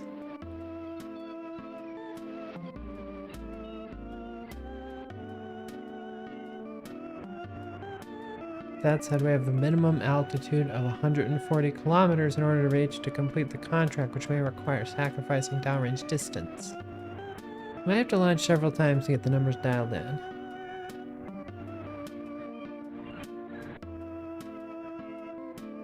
Select the RORSS ascent profile. It said to use the classic ascent profile in the tutorial. It specifically said the classic ascent profile. But I guess it did say, yeah, it's got it in the picture even. It did say before though that you should never use that, doesn't it? Well, we'll figure that one out. We'll change that later. But thank you for that. Okay. Diagnosing the flight. Make sure to get all your windows up and set up before you launch. It can be hard to remember the results of a flight or changes a rocket might need, so take notes. For example, if one of the fins broke off, write this down to remind yourself to increase the fin strength back in the VAB. When you're ready, press spacebar and let MechJeb handle the launch. First, the engine will start to spool up. When it's at full power, MechJeb will stage the launch clamps.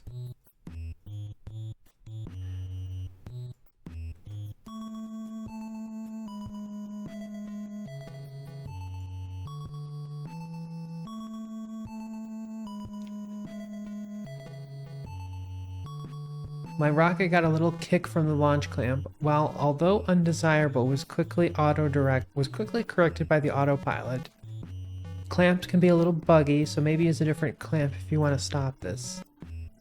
Like we did with the Aero Bee, monitor things like your science, making sure it's gathered and transmitted back home. Make sure the EC lasts until you fall at least below 40 kilometers. Keep an eye on the stability of the rocket, make sure it's flying straight most of the time, and most important of all, make sure it completes the contract. If you look at the contract window, you can see a line that tells you what downrange distance is. Okay.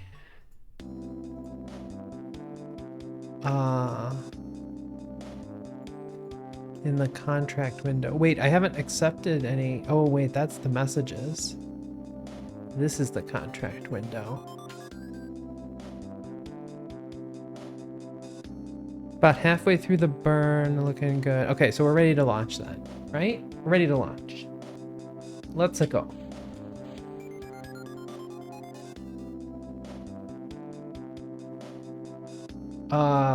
We're definitely turning some way.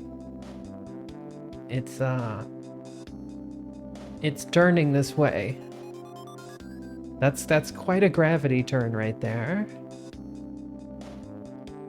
Keep an eye on the inputs, they shouldn't be at their limits. The engine is working hard to keep it straight, but the A4 has a poor gimbal, so this is to be expected. Okay, we're at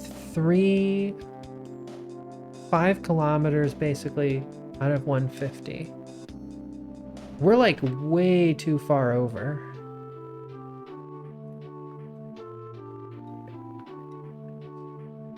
Because we're not going to ever make it to 140.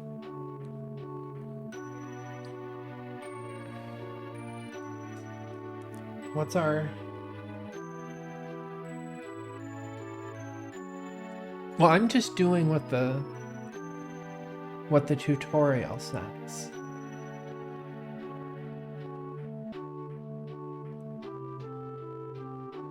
I have no idea why the guy wants you to use suborbital. Well, we'll try it with the other one.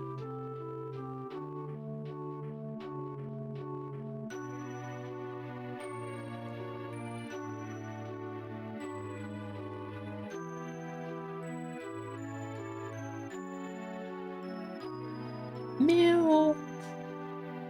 Meow. Ai, little meow meow. Who jogou meow?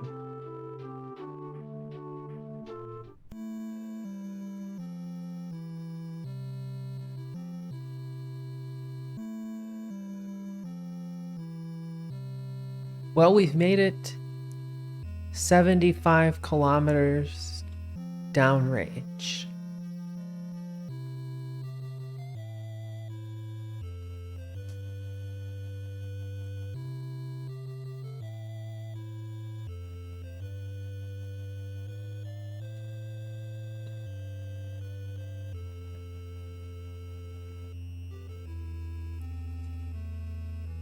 Hi, you want to come up? Come on.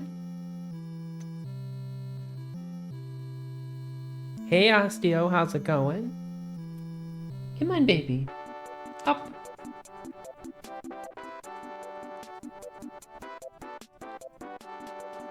Jojo warrior, baby.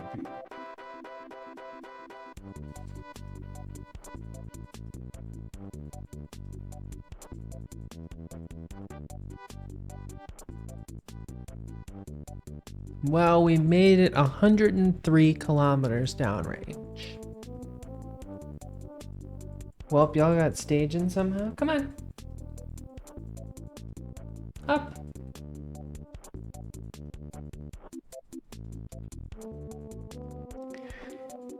Revert to launch. If the fins and ballast do their jobs, the rocket should stay mostly straight for its rise to space. Okay, so obviously it's not doing that. So you're saying instead of... Well, there's classic ascent profile, stock style gravity turn, and primer vector guidance.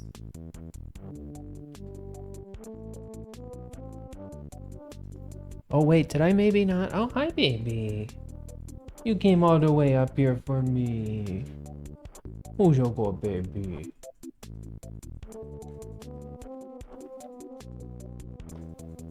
You gonna get off the keyboard, honey?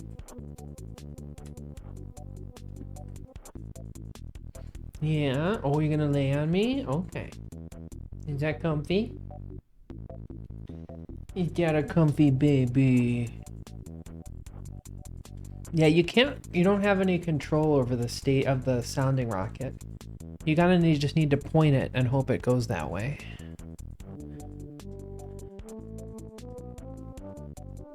What was I doing? Oh yeah, classic ascent. But did I say engage autopilot?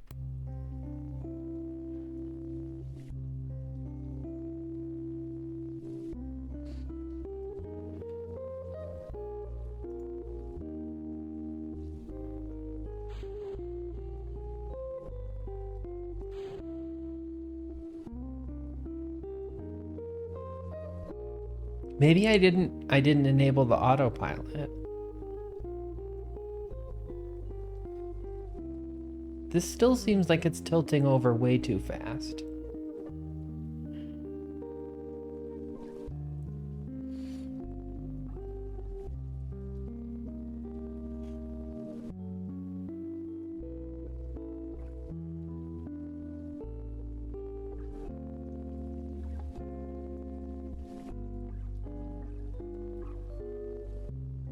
Where's the surface one?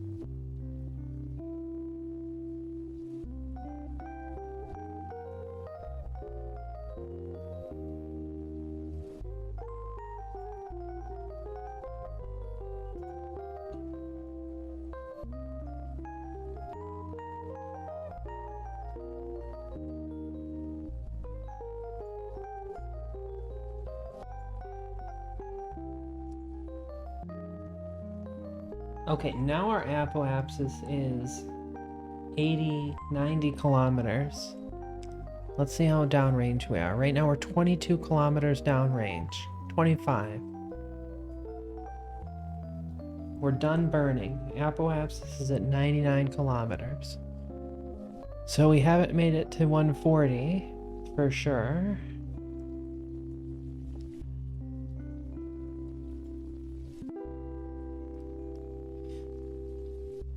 We do have a problem though. However, it only got up to 133. Our contract requires 140. We got about 390 kilometers before it splashed into the ocean.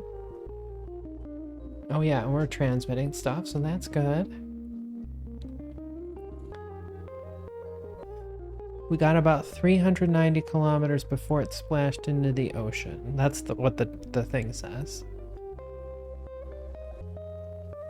And we should make it to 150 because we're at 75 now and we're not at our apoapsis yet.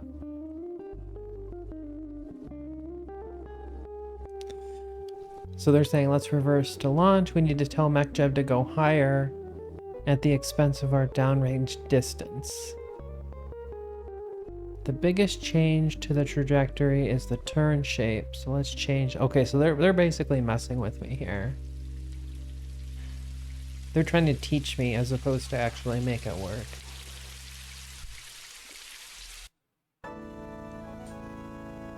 Who's your good baby? Yes, you are my good baby.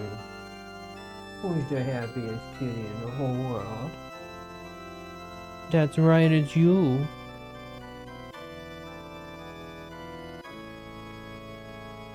She looks so happy. She's just all tucked into the crook of my arm.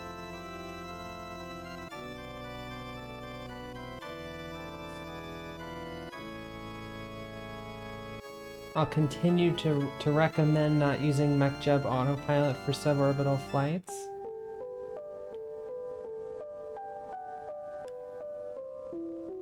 Oh look, we made it 150 kilometers. We're starting to come down though. And yeah, I could fly it myself also. They're telling me how to change some of these things though. They're like, we need to change the turn shape and you know, yada yada yada.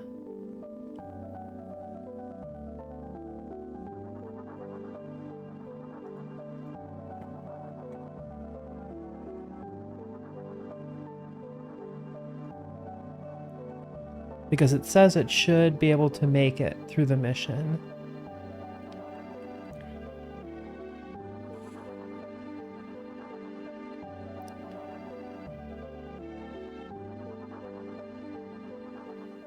Oh yeah, who's a good baby?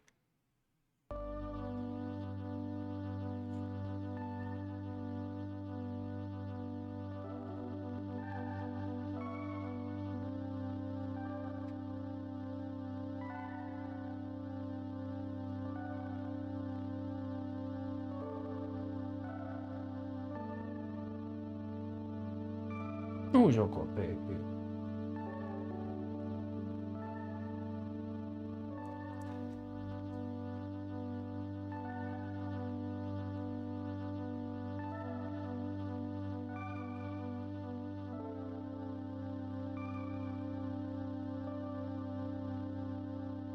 Such a little sweetheart.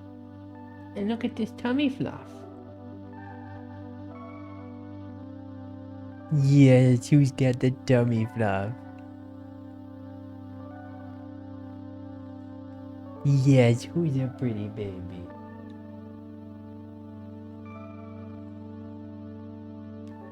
Look at that.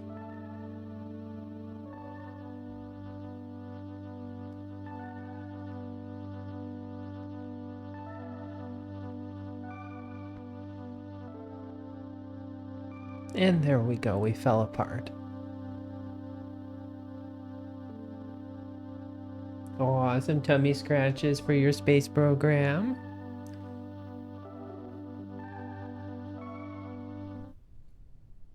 We got about 360 kilometers downrange. That's what the tutorial says. We actually made it 275, although we're still going down. When you figured out the right flight profile, it's important to write the numbers down somewhere. MechJeb has a habit of changing settings between launches, not to mention that different launches might require different settings.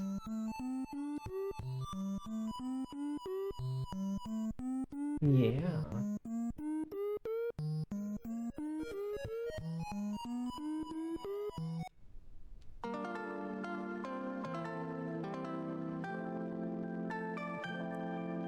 Who's your poor baby?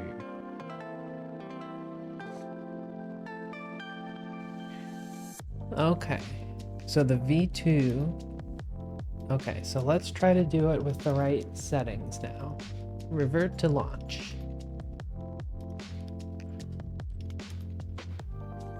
My name is Gato. I have metal joints. Okay, edit descent path. So it's saying to do turn shape 45%. Flight path angle is 20. Took 500 sounding payload downrange. Okay, engage autopilot.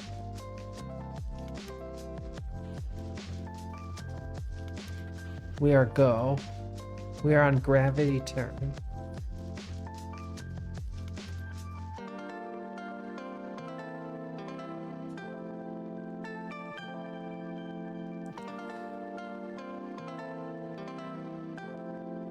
Cat stream is best stream? I think so too. Look at those little footies. Look at the footies she's got.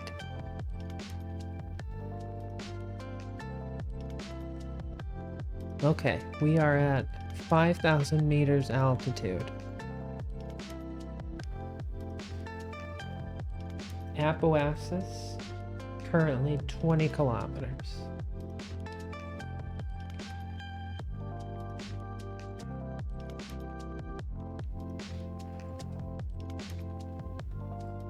Since the downrange performance significantly exceeded the contract, you could probably do a difficult contract in the future. If you keep these numbers on hand, at a glance, you'll know what is capable of a rocket rather than having to sim it first to find out.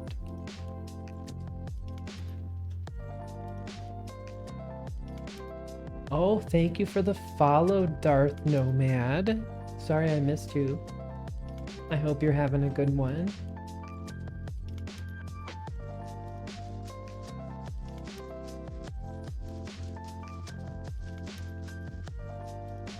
Oh, yeah.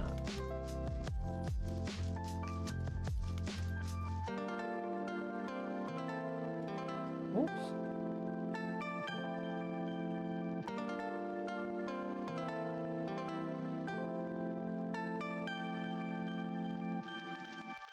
Look at that.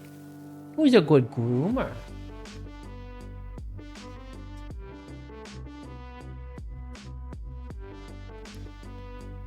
Okay, our apoapsis is still only 115. So we're nowhere near as far as they are getting. So I'm not sure exactly why that is.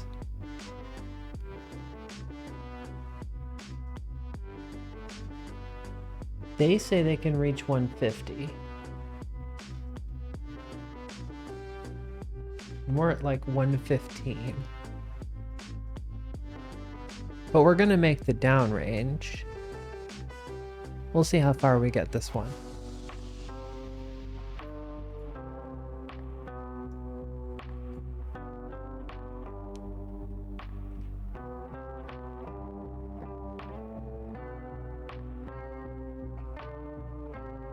Who's the fluffy kitty?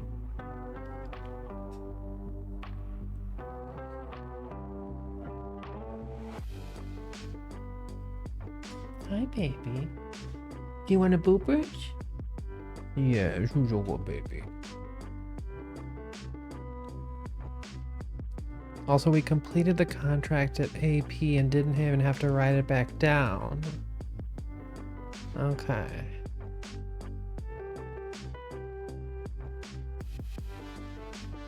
She's so fluffy.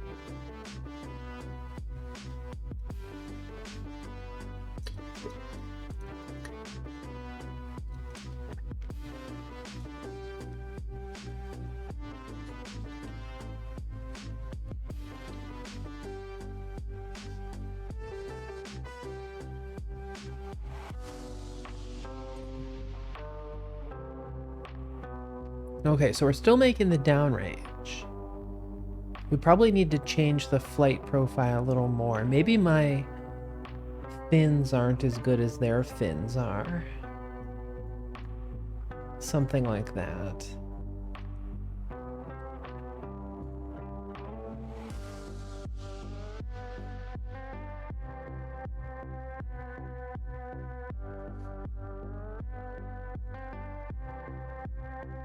Yeah, we're making the downrange. Revert flight, revert to launch.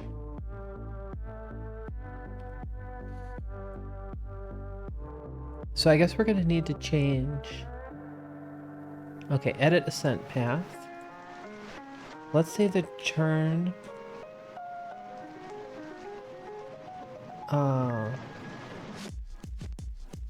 40% maybe? So wait, if 35%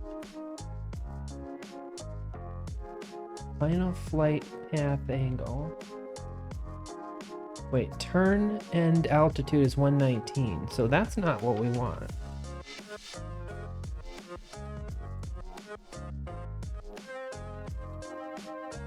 Like here it says, okay, turn start when altitude is 700 meters or velocity reach 1 meters per second. We probably need to change this a little bit.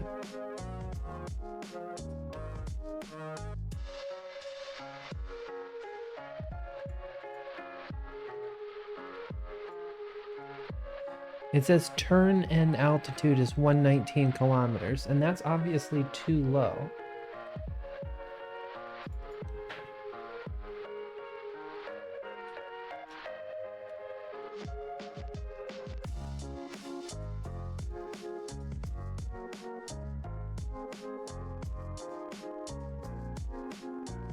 Maybe we just don't have as much delta V as they do. Let me open up one of their pictures and zoom in.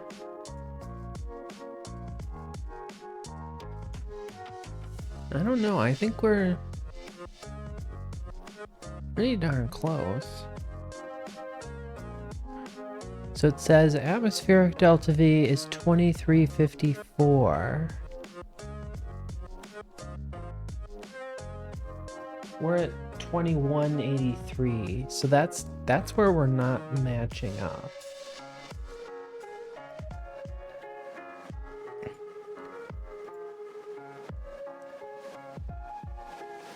I think we've got too much lead in the boot.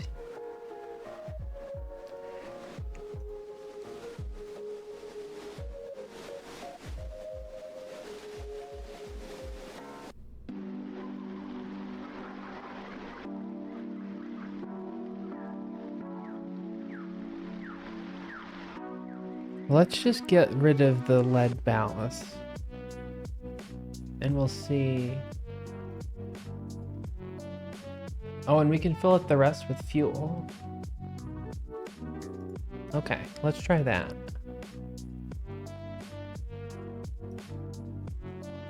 I mean, the 3,000 to 7.5K downrange contracts are basically nukes. They're international, or sorry, intermediate ballistic missiles.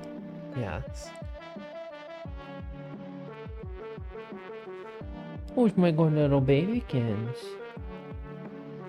Look at their tom-toms. The tom-toms.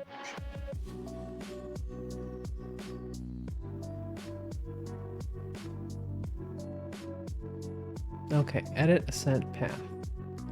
It still says 119. Turn end altitude.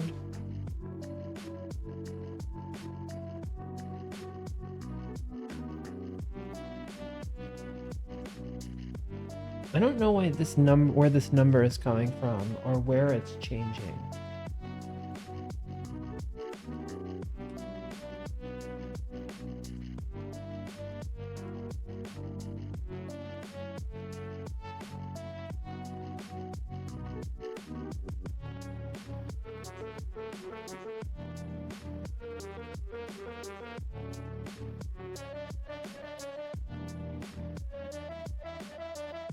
Limit throttle to 40%. Limit force roll auto stage.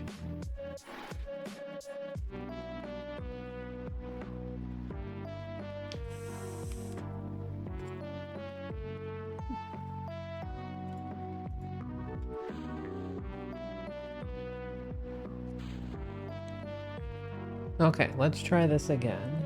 Yes, my baby kids. Who's the baby kids?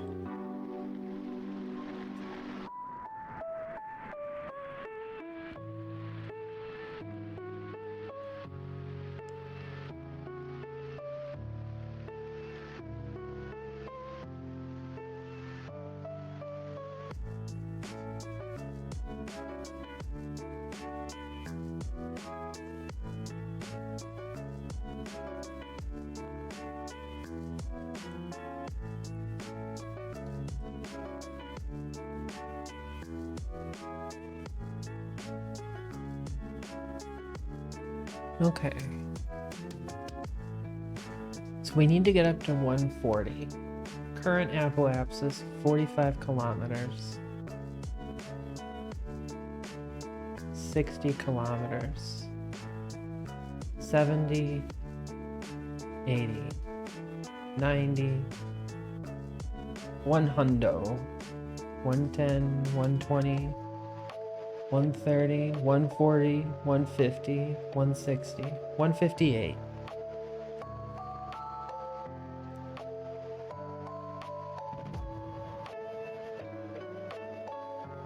158. 152 now. Now we're tumbling, so we're definitely losing a little bit of altitude and range, but the lack of the sound of the lead payload is definitely worth it.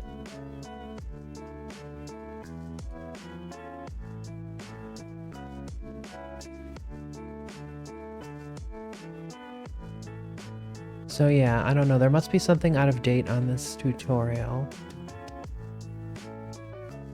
Now it's talking about building a new launch complex. This rocket far exceeds the limits of our Aero BLC. There's no way we can upgrade the LC to build this rocket. What we need is a new V2 LC. Click New LC on the integration window.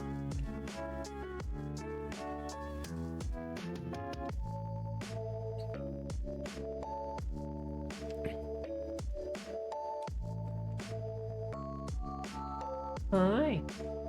Hi. Oh, my happy little baby.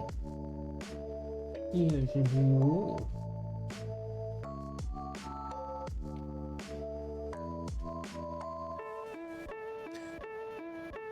See, we're gonna hit 140, no prob.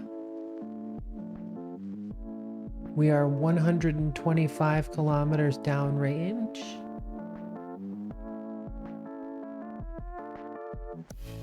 Oh yeah, what you thinking there, baby?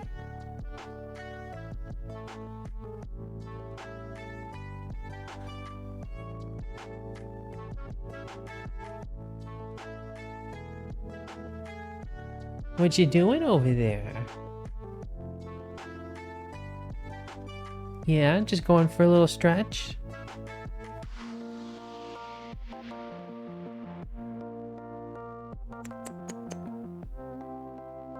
Who's got a fluffy body? Yes.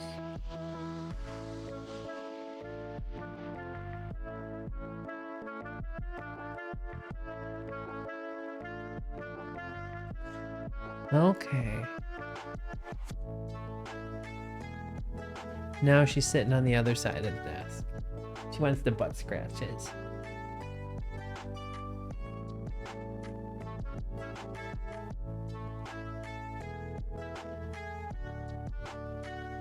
Okay, so they want us to get going on the building a new launch complex deal. So let's do that. Revert flight to vehicle assembly building.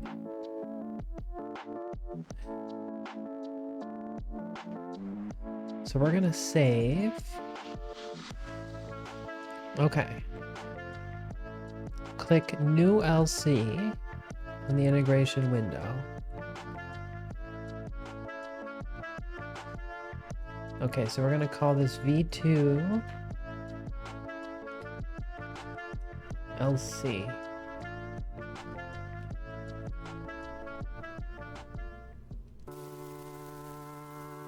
Okay, maximum tonnage 15, minimum tonnage 11. Nice, sweetie.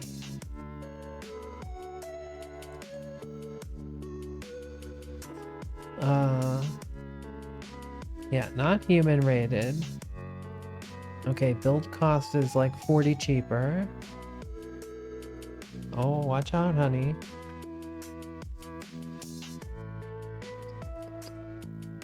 Why don't you come over here in my lap?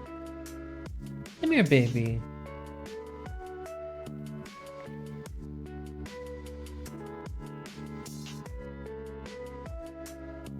Oh, okay, starting efficiency. Oh, the efficiency thing is a Von Braun versus Korolev leader type thing, I think.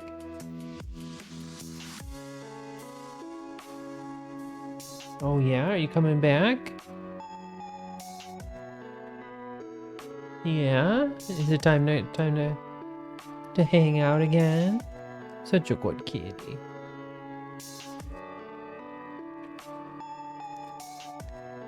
Okay, well, it has a max of 77 engineers. Yes, it does.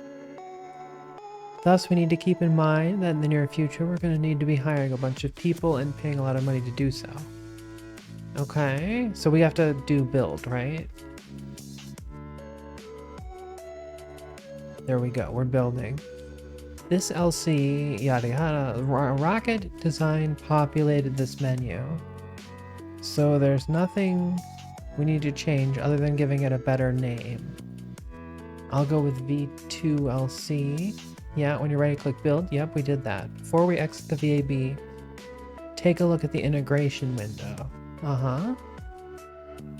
We need to know what to expect to pay to tool this new rocket. Tooling cost for me is $24,930. Okay, tooling.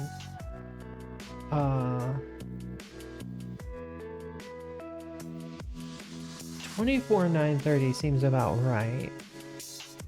That's quite substantial. Tooling unlocking new rockets is probably the single biggest lump sum expense you will have. Oh, and I don't even know if I have enough to tool everything. If you open up the tooling window, you can get a breakdown of the tooling costs. You may notice these numbers don't add up because some similar identical components in there. Okay, those avionics are really expensive. That's why I stressed to design your rocket in such a way where you only need to tool your avionics once.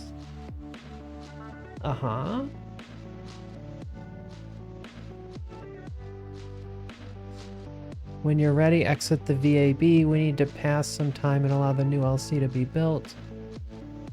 Wait, so are we supposed to tool it or not?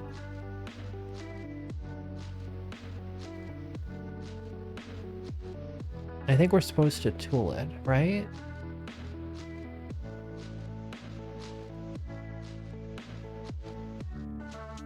Or do we wait?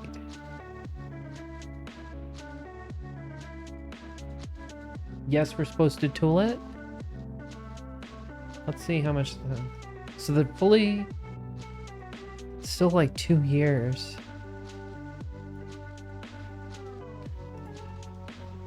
Okay, tooling will cost $16,870. Oh, spending $16,870 unlock credit. Okay, purchase all toolings. We did make sure it worked. We did make sure it worked.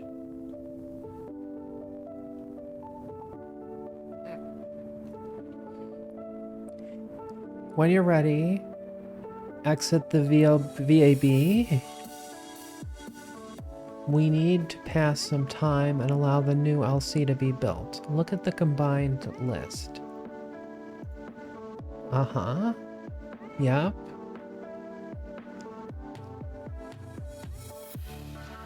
The first item is the Aero B LC, refurbishing the pad we just launched from.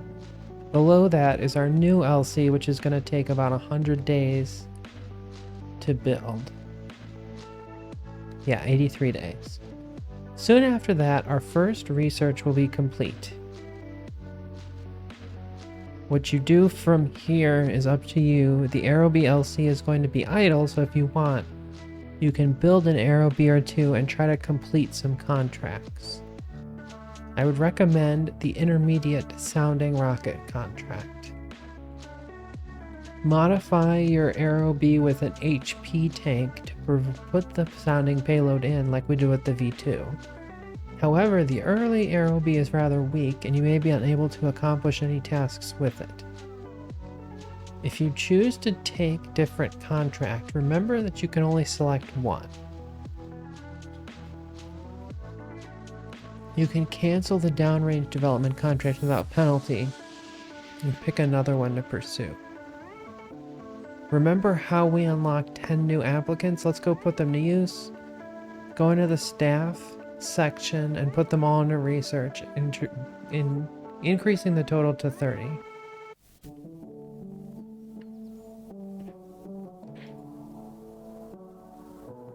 Okay, there we go. We're at 30.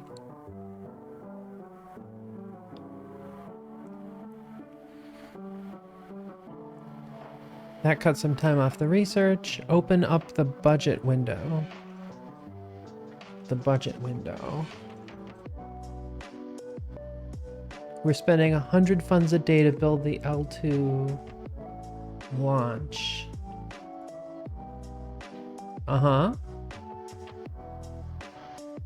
quite expensive. We're still in the green, but not by much as we were.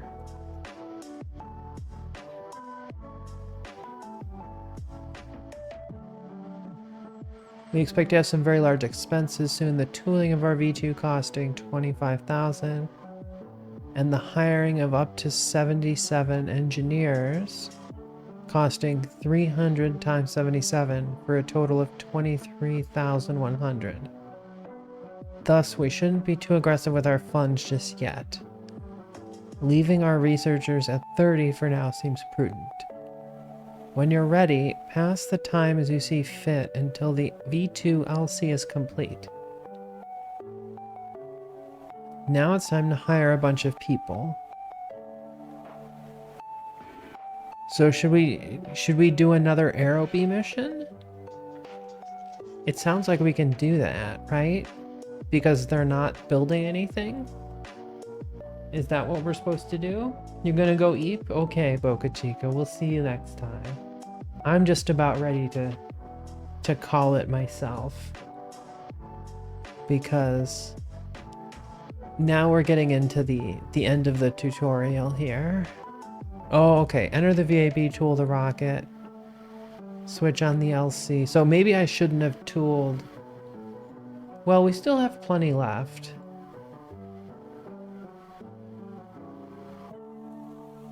The main one is the build time is going to be 244.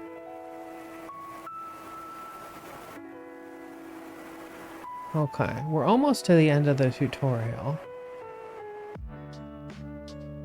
Oh my god, it still goes on forever.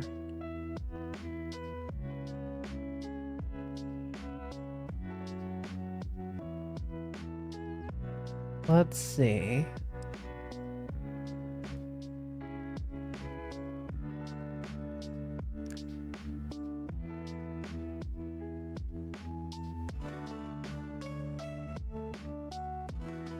You're gonna try and make first orbit today? Wow. That's so bold. So bold.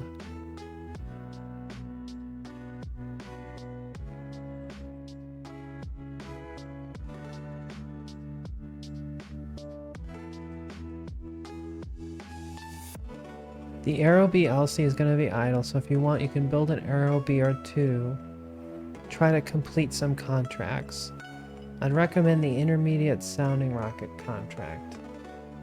So yeah, because we can switch contracts as much as we want, right?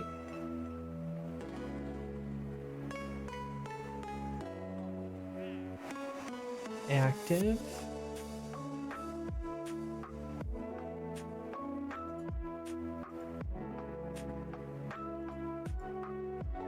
Wait, how do we cancel though?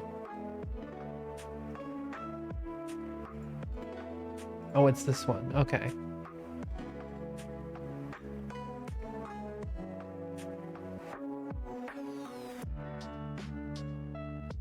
Right, so this is the downrange one. So I think they're saying if we cancel this,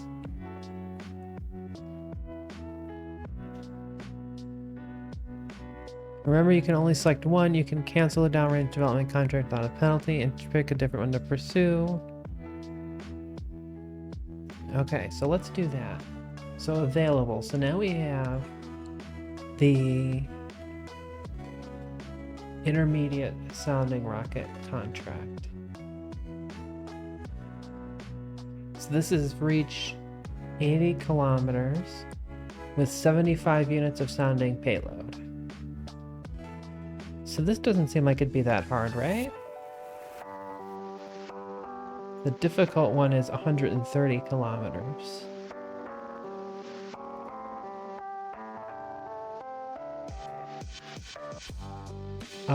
Maybe we should...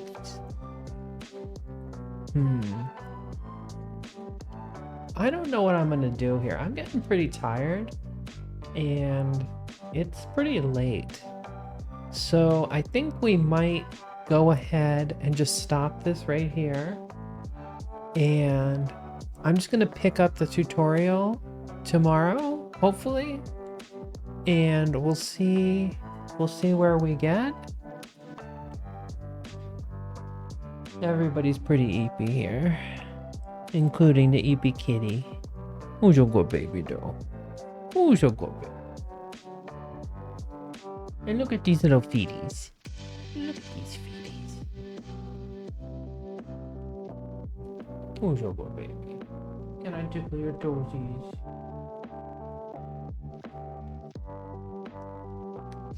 So let's see. I think what we're gonna do, let's see who's around that we can raid. I don't know if anybody else is playing KSP. It's been a while since I've played KSP, so it definitely makes sense that we might be the only people doing it. Let's see. Looking at my stuff. Let's see if anybody's playing Kerbal Space Program. Oh wow, there's somebody big playing. They're apparently Gigaspace. Their name is Carter. They seem to be doing something.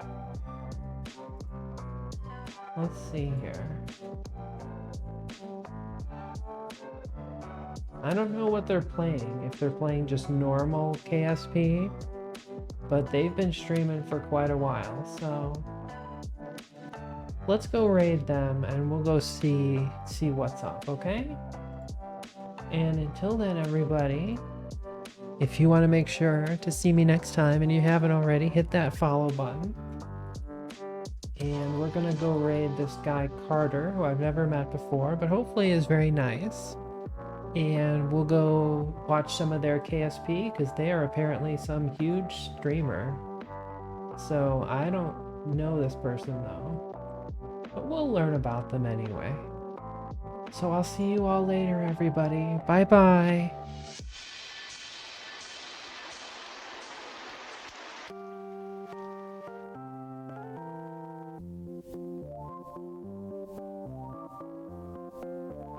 Bye, Wisp.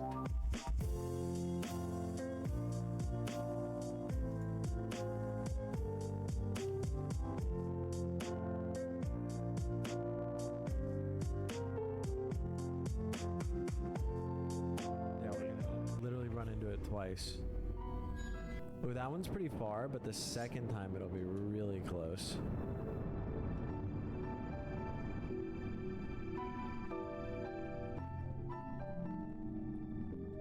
What's up, Rachel? Yo, thank you so much for the raid. Appreciate it. How goes it? We're just